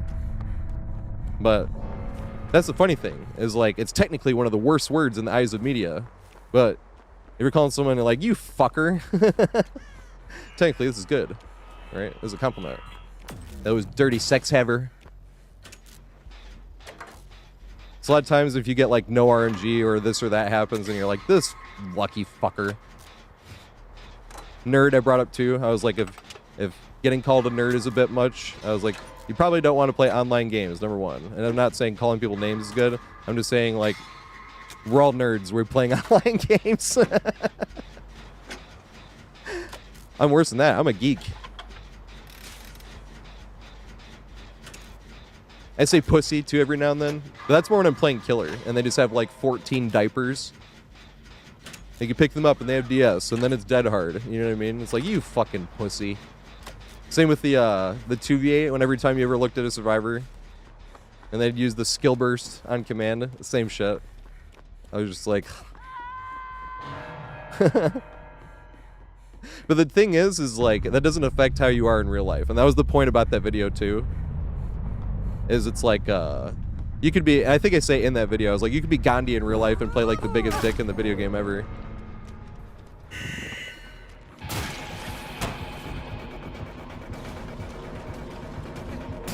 Oh, that was lucky. That was lucky.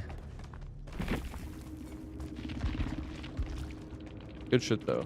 That was Giga Chat Killer. I should have let them decide if hatch actually. I couldn't remember. I was like, they 12 fucked, right? Giga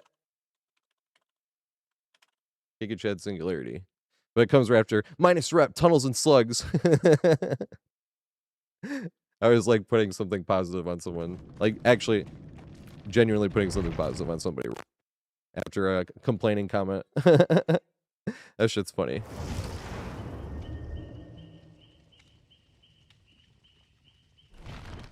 Oh yeah, who lagged out? Because it's not the new queue. We only have time for 2 games left anyway. Somebody lagged out. Yeah, it's my... Yeah, exactly. Oh, this is the video. The trash talk video. Sorry. It's even funny if anyone's ever upset about it. That's 698. I think that's like seconds in the video. It takes you to the exact part where it's like, if I'm talking trash, they're doing something right. It's no fun to talk trash to somebody struggling hard. It's just like kicking somebody when they're down. Or, you know, that's what it feels like. It's no fun to.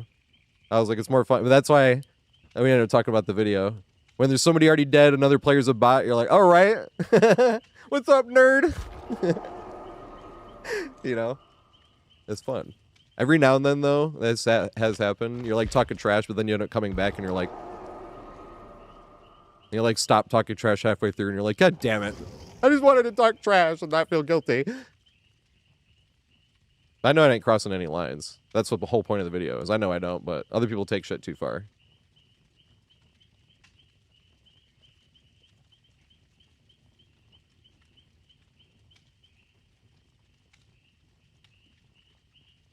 PDF. Wait, who else do we need to get in here? So it's Jared, Aethron, and Hart. Is Hart or Troll? Is that... Oh, yeah. And then we get AJ and Nisquick on the next one. Is Hart or Troll here? Yeah, exactly. We even have extra rules where it's not like... Because I really don't like banning people. But what I mean by extra rules is like... If somebody comes in, wants to talk trash about the previous game, because I'm never talking trash about the previous game. Once I'm in another game, who gives a shit about the last game, you know? There's definitely times where I'm like, I need to get in the game right now so I can get this bad taste out of my mouth. I've definitely said that. Aragorn thinks so. Follow, mate. I appreciate it. It could be Aragorn, but I don't know if I'm butchering this, but I guess you can get back in if you want. And then House is going to be the last player. Once House is in, that's the end of the queue. I don't know if Hart or Troll is here. Was AJ the Asian tag? Because I think that was AJ earlier, right? It was like Asian something.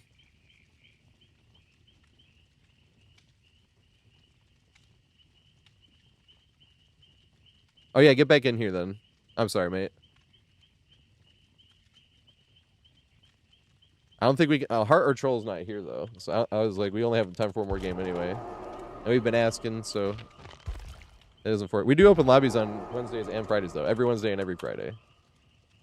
Alright, so next game is going to be Nisquick, Zerkarok, and the House. Thank you for that nickname, Zerkarok. That shit's hilarious.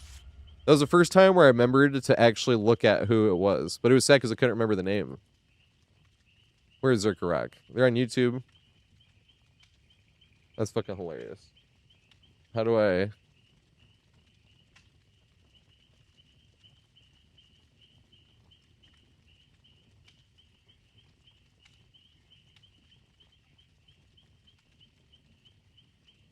Yeah, there we go.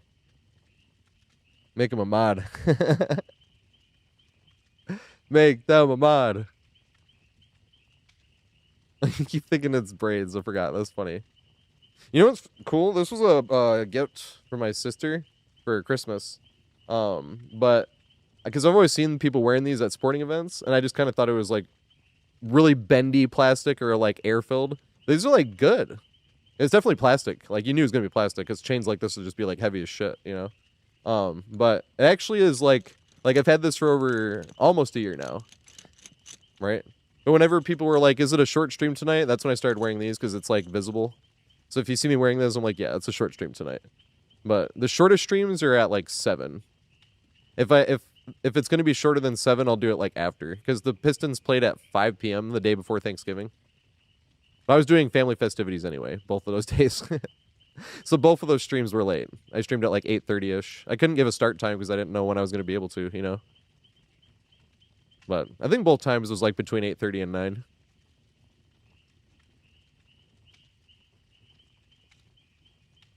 Oh, yeah. I forgot. Right when we get in the game. I have to remember for the next game to pull up the Twitch year-round stats. That was cool. Wait, we already played his arena. Did I get the tome done?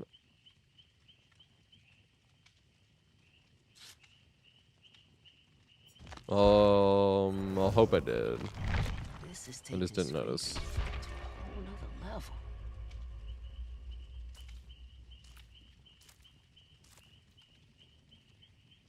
level. I'm sorry, Ghostface.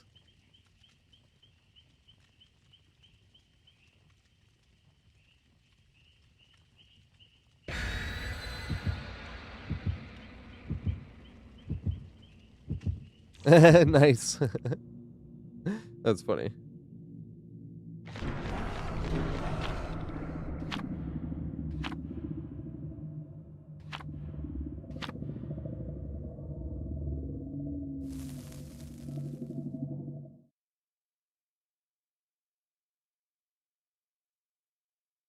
And get mad at the killer for being better than me. Well, that's the funny thing about DBD. They can be better than you, and you can get the best RNG ever. And same with that. You could be better than them, but you're in a complete dead zone.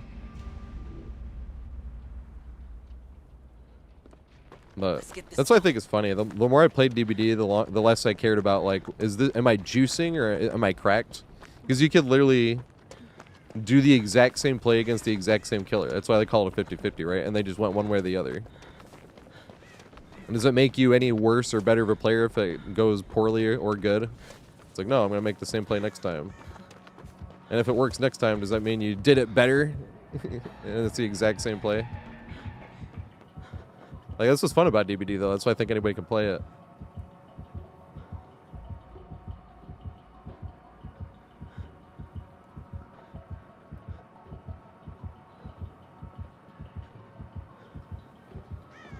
Where the fuck is he?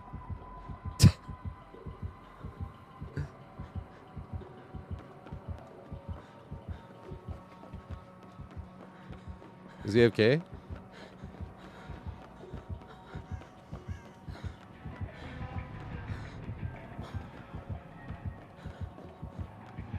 Yeah, here he is.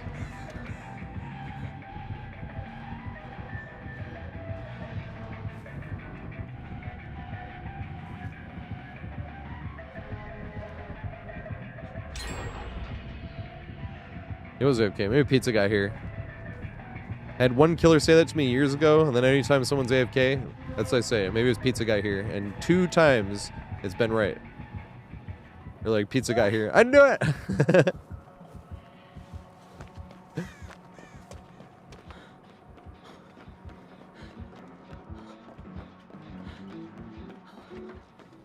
Because you're looking, you're like, it said it was supposed to be here in half an hour. It's 20 minutes.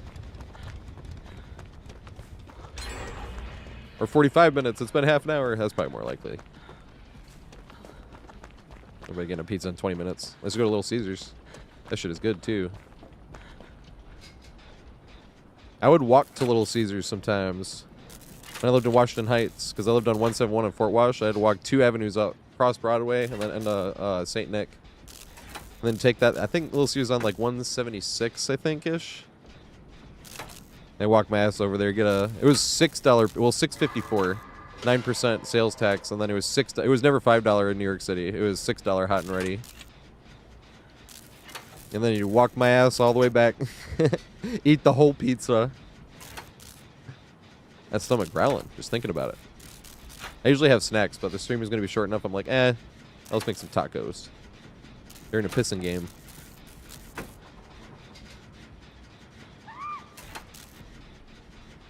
Oh, now I wish I would have sat there AFK with the killer. I didn't know how long it was going to be. And slam some gens. I can't wait for the snowmen to come back. I was into fucking around on killer a lot. It's fun too, especially now that it's a different playlist, so I don't think it affects my MMR. So you can fuck around a lot on killer, and it doesn't matter if you like let too many survivors go. Because what I like to do is wear winter outfits with the killer, and then jump on the snowman, and then none of this, just in case it's a swift, none of the survivors, because they don't give a shit. Like a lot of times they'll lose like 3 gens before a survivor even finds me.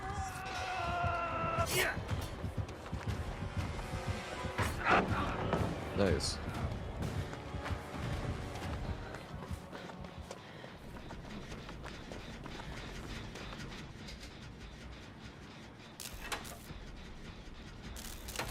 back to this and... What if he was on a challenge? He gave us, like, some time. We're still gonna get wrecked.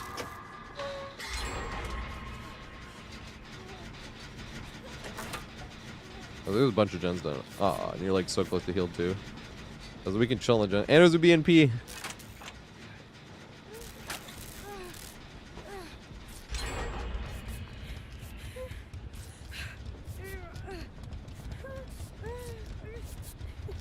Yeah, well, late game risky saves are more fun. I want to make a video on that one day, too.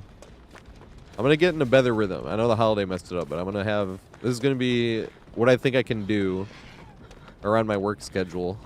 I think I can put out at least one short every weekend. Because I have so many... I could put out a short every day, really, but then I wouldn't be able to edit other stuff, you know? That's the other thing. And it's like, So I think I'm going to put out one short every weekend. Because I have literally years worth. I have like 6 total shorts made. And I have 8,000 games highlighted. Or what I mean by highlighted, I mean saved on an 8 terabyte hard drive. This is where I get the looping guides. It's like, oh, well, what do I want to do now? Like the nurse guide that I'm currently editing. I haven't done the walkthrough yet, but the walkthrough on the nurse guide is going to be a lot easier. I'm just editing through the... I'm actually on Gideon Meat Plant right now because I saw like 5 games in a row back in the Starstruck era. Where map authoring's also worked, so nurses were just bringing you to Gideon or Midwich and then Starstruck slugging everybody, and then you're hump tech for 4 minutes. The sad thing is that Chameleon song we were listening to, we used to have a hump tech song, because it was called Chameleon, and you'd be crawling on the ground like a chameleon to the beat of the song. It's so heavy. It's straight sub bass, that song, and it's awesome. We used to get to listen to it a lot more, but you don't get blood out anymore. Now you can just abandon, you know.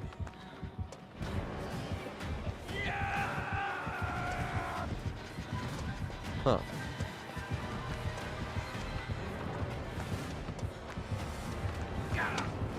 Yes.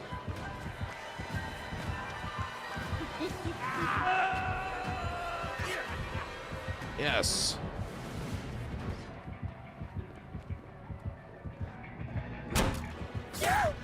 Well, that was lucky.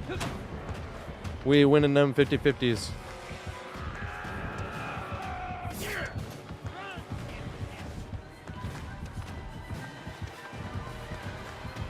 Yeah.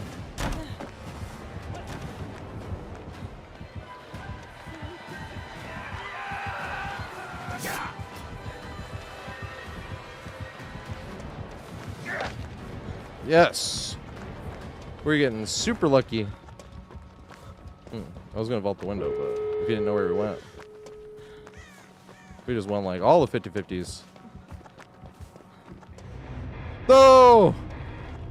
Oh, to be fair, he was AFK in the beginning. Oh, fuck. Someone said something in chat. I did have it done, that's what I thought.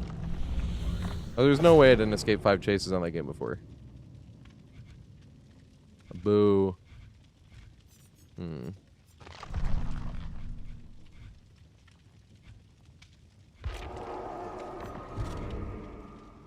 We don't even have time to do that as a makeup game. We have to move on. I can get Nisquick in here. I guess most of those people had played it already, to be fair. So Nisquick, who's the other two?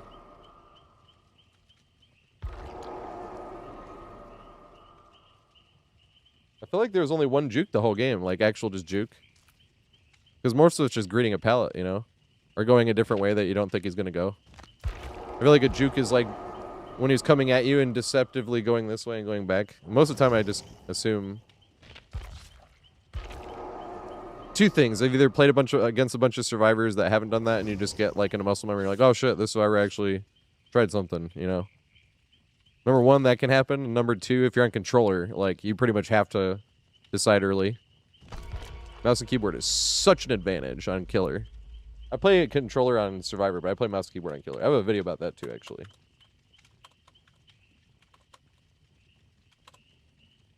Alright, so now I can close the bot.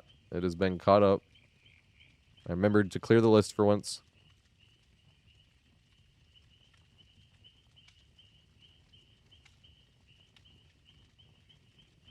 Yeah, I felt bad. Because I was chilling with him for a sec when he was AFK. And then But then I went and I had the fucking perk on too. That was a sad thing. I was like, God damn it. This is another reason why I talk about like he was about to get his third hook too. You know, that's the thing. Right. Yep. Or you could play Unga Bunga, as MLT says. That does work. That works how I play, or against how I play.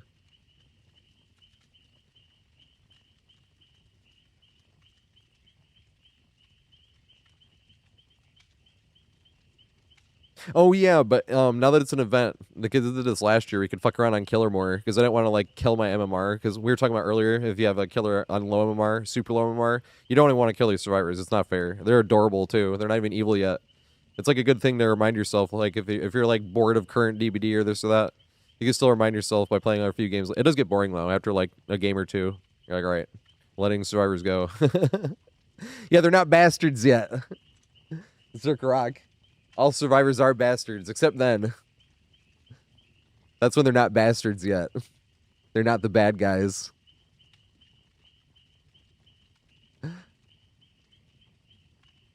They're on their way. They're just not there yet. That's why you have to let them go. They're just adorable. But that's what I mean by it's boring. Just have a killer you don't play much. Doctor's stuck down there, and then I did that with Pinhead because I don't... Every time I play Pinhead, it just makes me want to play Nurse. I'm like... Because with Pinhead, it's like, I hit Blink, then I hit Wonky, Projectile, and that slowed them down a little bit. It's like, alright, I can play Nurse where I blink and hit. So I really don't like playing as Pinhead much. That's why in my killer request, I have to refund that one, actually, because we were doing open lobbies. But... in the killer request, it says I won't sacrifice survivors on Pinhead or Doctor, and it's for that reason. But Pinhead, the sad thing is, I was like, hey, it'll be a plus because if you're a new player, you'll never see Pinhead because he's not even available anymore, you know. But the problem is survivors don't even know what to do. You'll sit there because I'll like want to scare them and play like lore accurate Pinhead, where I'll sit in a corner with Insidious and then Pinhead's 3 perks, which are now common perks. But and I'll wait for somebody to open the box, but they're so new that they don't even understand what's going on with the box. So they'll sit there trying to finish the generator, like taking one chain at a time, then sitting on the generator, taking one chain out, sitting on generator, taking one chain out, sitting on generator. It's nuts. You'll sit there for like 6 minutes, and there's like one gentle pop, and you're like... So you actually do have to kind of walk around and at least scare them off generators until somebody opens the box.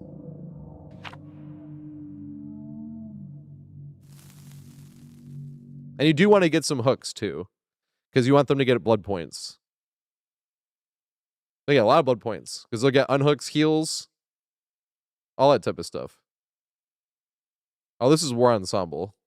I could play this for you on Guitar Hero. Oh, I don't have time, though. I can still play it. It's a really fucking hard song. I'm a sweat on Guitar Hero.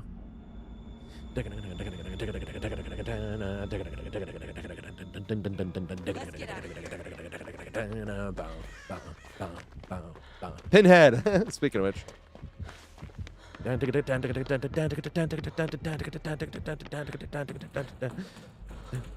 Dude, Guitar Hero is such a fun game.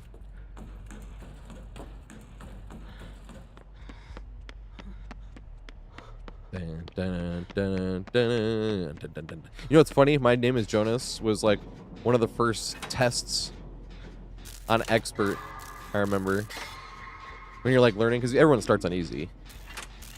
I remember at one point thinking My Name is Jonas is hard, and then years later it became a joke of how easy it is. Yeah, it taught you hammer-ons, exactly. Although Raining Blood was the song that opened my eyes to like what I had actually been hearing, because I had heard metal before.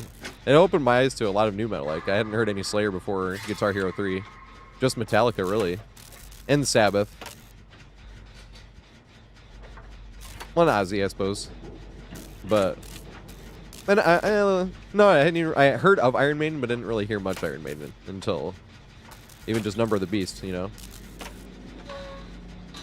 But I remember you're listening, but I wasn't thinking about how hard it actually was until playing Raining Blood on hard. It wasn't even on expert. Because remember how on easy and medium on Raining Blood, the part later Or just not even the later part, the earlier part, when it's like that's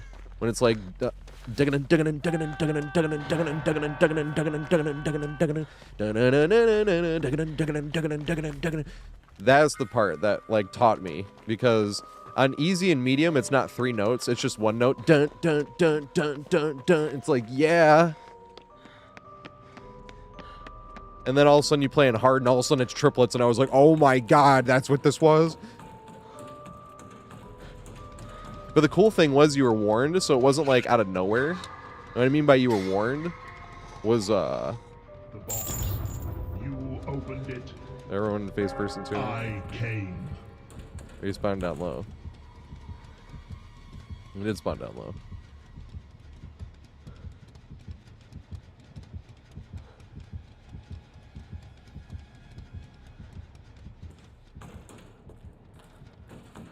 Huh.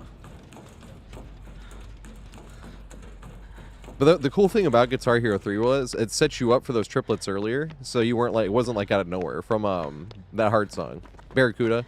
Dun ticka dun ticka dun ticka dun ticka dun ticka dun ticka dun ticka dun. So you were like ready for it. It was just like out of nowhere, like holy fuck, that's what this song is.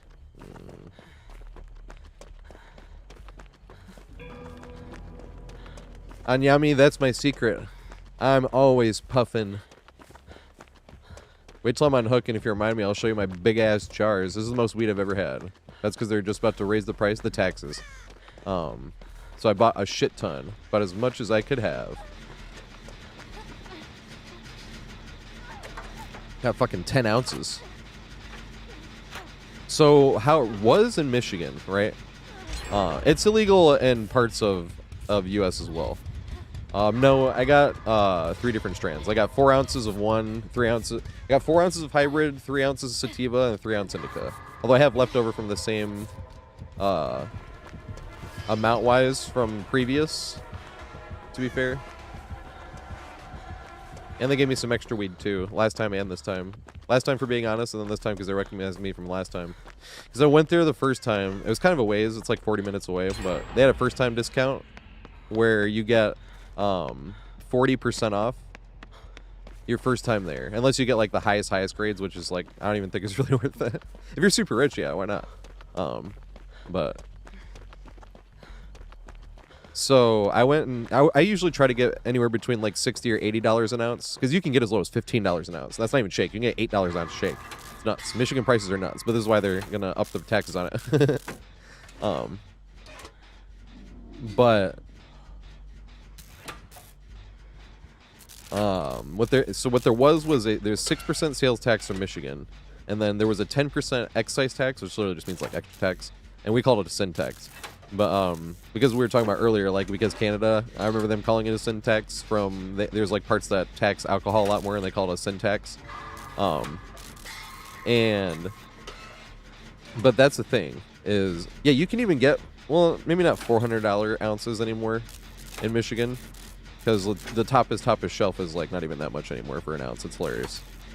Maybe I think I remember seeing like $5.75 for an ounce, but it's like looks like snow covered, but they probably just dumped a bunch of keef on it. You know.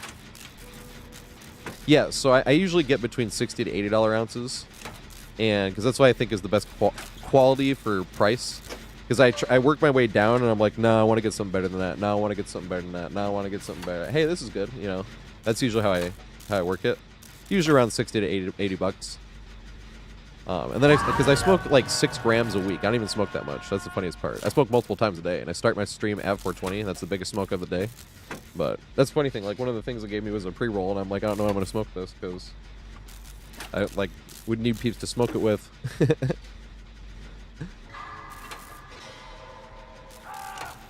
I'm always so busy, either at work or editing or streaming. I was gonna smoke it with you guys. Pass it across. You've been passed the virtual joint. But I just don't want my tolerancy to go up. If you manage your tolerancy, like, you don't need to smoke all that. I have people that smoke like 8s a day and shit like that, and I'm like, you don't need to smoke all that. What you need is one good tolerancy break, and then to ease back in. And then you have a low tolerancy for like ever. My skill shoot ass. Do I make it to this? No, I do not. I'm gonna go to the pallet instead.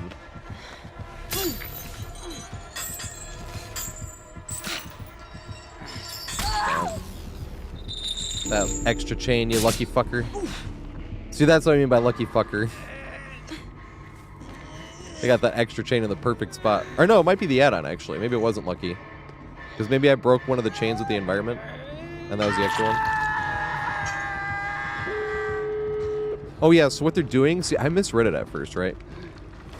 It said they were adding 24% tax. So it was at 16, right? It's a 6% sales tax in Michigan, then the 10% weed tax. And then they were saying 24. So I was like, oh, so they're raising it, you know, an 8%. No, they're putting 24 extra percent on it. It's going to be 40%. But the thing is, they're putting that on the vendor so it won't show up on the receipt.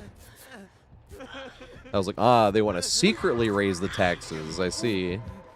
So when prices of weed go up, they're like, yeah, they're just raising the prices of weed. It's like, this is the tax.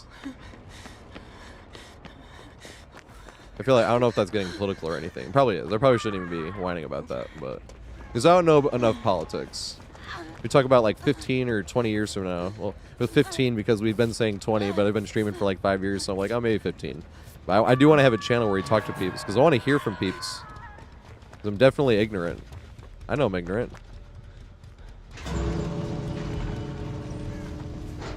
And I want to hear what people believe and like why they believe what they've been through, you know? It's the best way. Because I'm always skeptical when it comes to like listening to like any type of big outlet of any type because they're gonna, in my opinion, they're just always gonna want me to hate somebody because then they'll profit or they'll be able to sell stuff easier, causing fear, you know, shit like that. I was like, I want to talk to real people, hear what they've been through.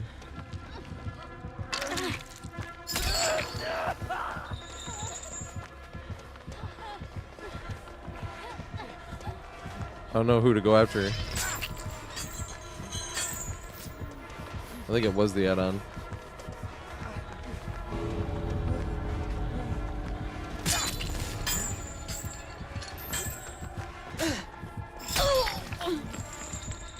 Did we make it out? No, just don't stay there. He's gonna hit you with the thing.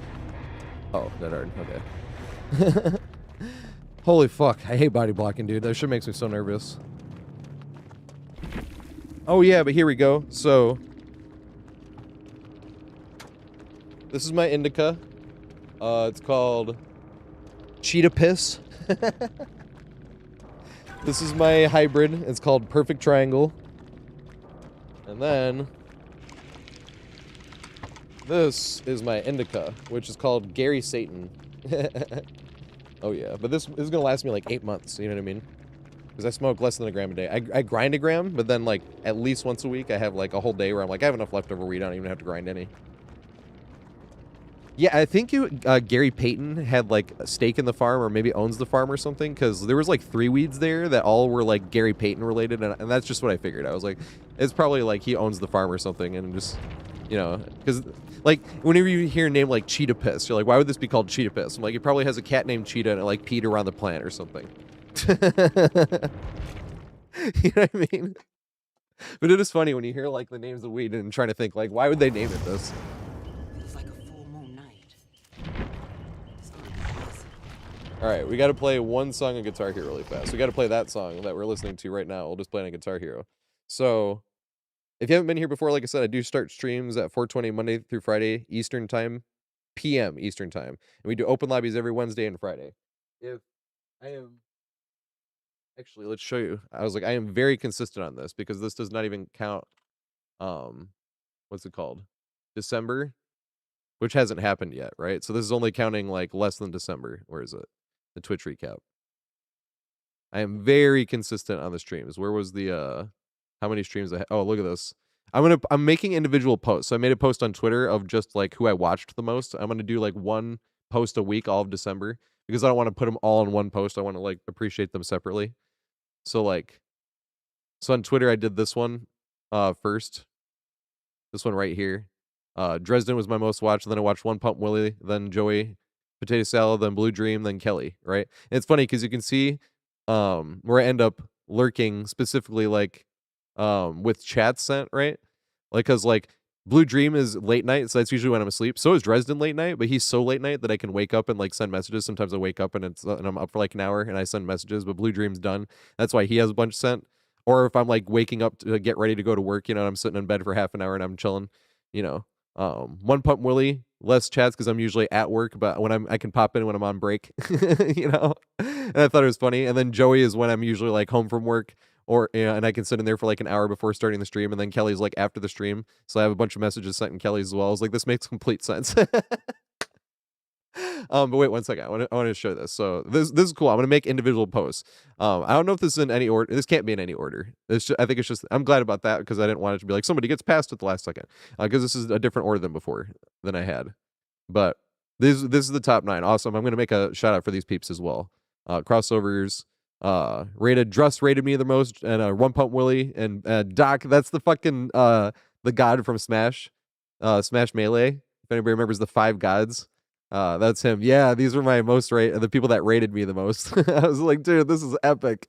Drust, PP, and One Pump. I'm like, fuck yeah. The people I rated. Look, I always try to spread the love around. I didn't realize I was spreading it around this evenly. Look at this. Who did I raid the most? 21 to Doc Emerald. That's the most I rated. Then Epidemi and Pally rated them 20 each. I was like, dang, I was really spreading the love around like equally. Look at that shit. Oh, let's go. I wasn't doing that on purpose. I wasn't even like counting. It was literally just like, who have I not rated? Because I do that when I look. I'm just like, all right, well, I rated him like a week ago, and I haven't rated them in like 10 days, so I'll rate them. You know what I mean? But then you don't get another chance, and you're like, fuck, I didn't get it. You know, it was stuff like that. But I'm gonna make individual posts for all that stuff, like one a week, so I can, you know, so it's like separated. And then I can enjoy like, all right, it's another week. Let's go make another Twitter post. And then I'm close to 420, if I remember, Twitter posts. Oops. So I was waiting for Twitter post number 420, where I was just going to pick a picture of all 3 jars of weed, like, yay, one in my head maybe even. You know what I mean? And be like, I smoke weed every day. Where how many do I have? 412. So I'm 8 posts away, right? But that's going to be fun. So now we gotta do, usually we end on 1 or 2 Guitar Hero songs. We were literally just listening to this.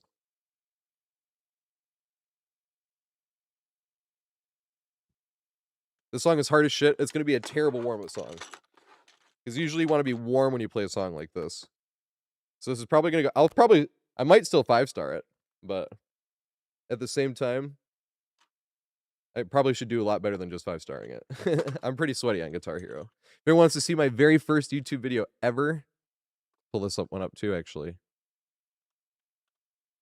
Doesn't mean I was talking trash. This video might be older than peeps in here. Probably is.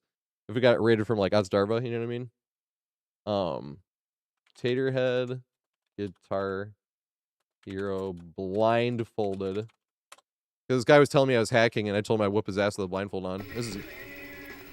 Alright, this is me 5-starring the way it ends blindfolded, because I've done it before. And people wanted me to put it on YouTube, so I will. So I told that I would whip this guy. I went to my sister. Hey, Katie, can I borrow your flip camera? Right? This was like 17 years ago. September 30th, 2008. This is the funny thing is, so this was the song he told me I was hacking, but I didn't even have a blindfold on. I just whooped his ass. But it's a really hard song. Like, it's a lot of fast strumming, kind of like the song we're going to play. Literally blindfolded, though. Sorry. I was scrolled down a little bit. But those were the notes I didn't know. See, the fast stuff I remembered, but look at how I missed all these notes, because these are the chords. It was like, ready? I'm hitting all this shit, and then miss, hit, right? So, like, the chords I didn't know, like, at all. And, like, that last solo, missing chords again at the very end, which is hilarious. But I, like, almost failed at the solo. Yeah, I'm blinking red at the very end of the solo. So you knew I wasn't, like, cheating or anything. Yeah, the solo's pretty hard, too, actually. I remember feeling I should have hit more of this, too. Ew. Yeah, I was like, ew. Yeah, at least hit just barely enough to be able to pass, because I fucked this shit up here, I remember. But then, like, so now I'm talking trash. I beat half of your scores. To be quite honest, not to sound mean or anything. But oh, come on, trash talk's mean. I played kids blindfolded over Xbox. Here's the funny thing. I played kids blindfolded over Xbox Live, right? This is the funny, and this was 5-star on one of the hardest songs on Expert, right? But the funny thing about this is, when you were kid nights, Yeah, I had to type it out in an Xbox message on the controller, like the URL here. I had to type it out and send it to him. When I started like trying to make YouTube videos, I wanted to log into this, but I made this with an AIM account, and there was no way to recover that. And I don't know the password, so I was like, "Aw," because that'd have been cool. Be like, "Hey, my first YouTube video is technically 17 years old. It's older than these kids today." You know, it'd be funny when it can like it's 21, and you'd be like, "My YouTube video can buy alcohol now." I've been talking trash since. um, but it was funny. All right, so now we gotta play this hard ass song. This one's really hard too. It's gonna be terrible for a warm up song. All right, so I 6-star this at 481,000. I'm not gonna get anywhere near that on a warm up song. But this song is hard as shit. Let's go. And then I gotta watch Pistons game.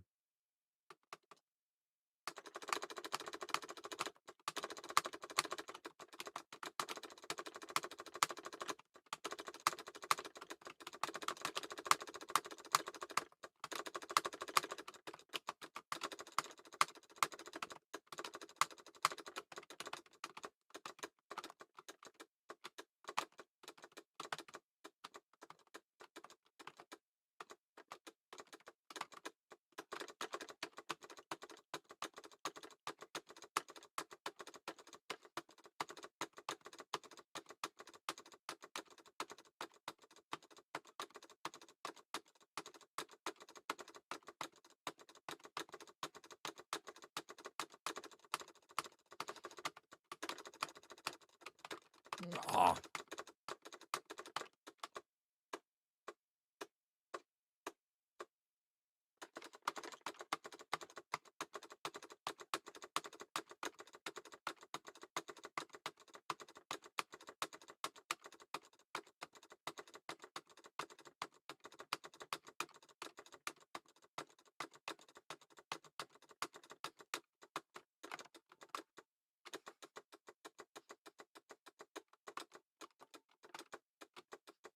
Should have waited for the star power for that.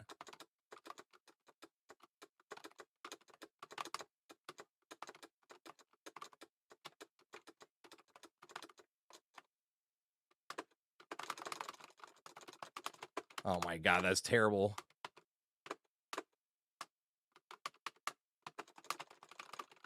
There we go.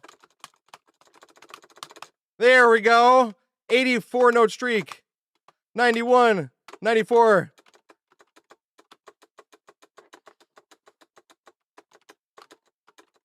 No!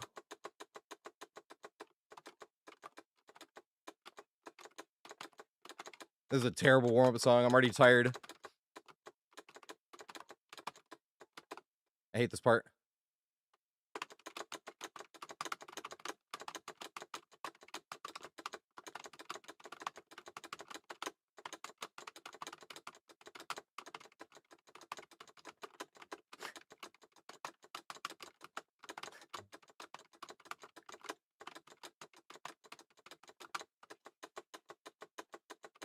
I love this part.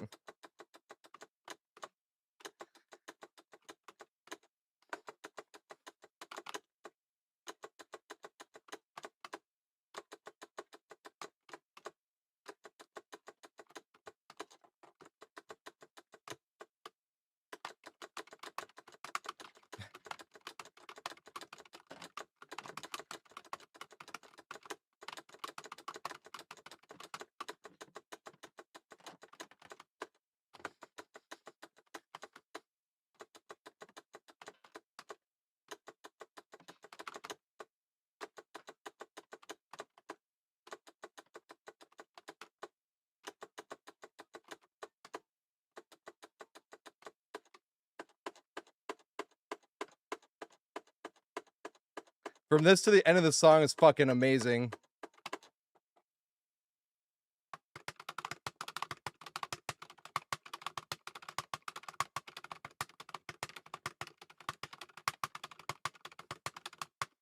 Yes! Oh, fuck. I wanted 100% this solo.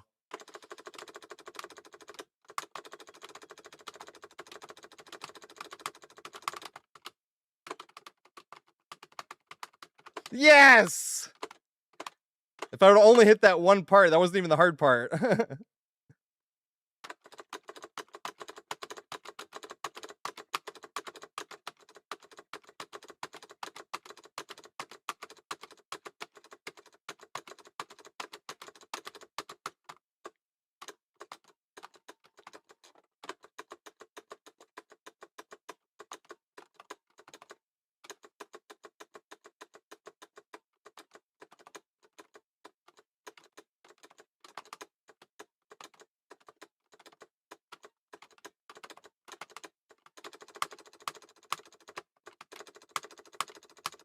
Yes! Finally! Yes! 392 streak to end that shit. Let's fucking go. Hey, that wasn't bad actually score-wise either. Because now I have a guitar that I can use the stuff when I want. I didn't 6-star it though. Still only got 5-star. But I wasn't that far behind my score. Oh, oh, lefty. Is that what it looks like on the camera? No, I'm playing. I mean, this is how you play, right? I'm strumming with my right hand. All right, now we got to find. Ooh, I know what solo to play out on. Actually, know what? Yeah, that's the one to ride out on. Because usually the raid part takes a little bit, and we play a solo while that's going on.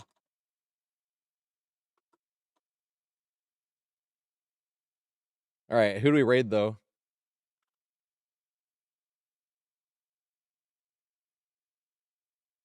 We just raided Epidemic. See, we were just doing this. But I know I raided... That might not count the Epidemic that I just raided, though. That's funny. Ooh, I can raid Noob.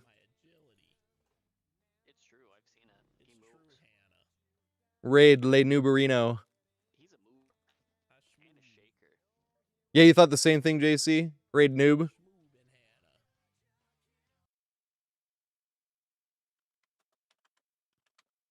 You thought the same thing. Let's go. This is a hard-ass solo. Everyone, thank you so much for dropping by. And thank you so much for Odds Darva for raiding. Holy fucking shit. We met so many people, not just because of this raid, but because that one shout out is literally like one of the only reasons, like him and Killer Whale's video. And I mean, not just that, obviously, it just helps so much where I was like, huh, maybe I really should like give an honest effort to try to be a full-time content creator. I'm not yet. I still like have a job, obviously, but this is just like waking up and editing early and stuff like that, you know, before going to work. That's the type of shit where I'm like, you know, but here we go. Wait, what do I need to do first? All right, but everyone, thank you so much for dropping by. I stream Monday through Friday at 4:20 p.m. Eastern time, and I do open lobbies Wednesday and Friday. So tomorrow's not open lobbies, but Friday will be. Let's go.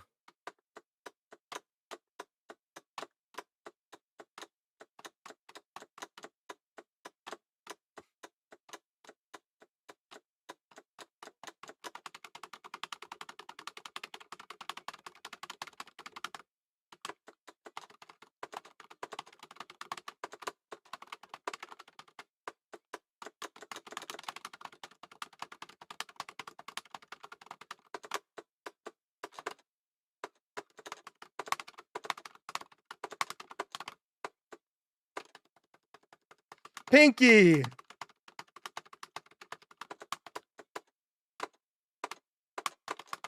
Aw.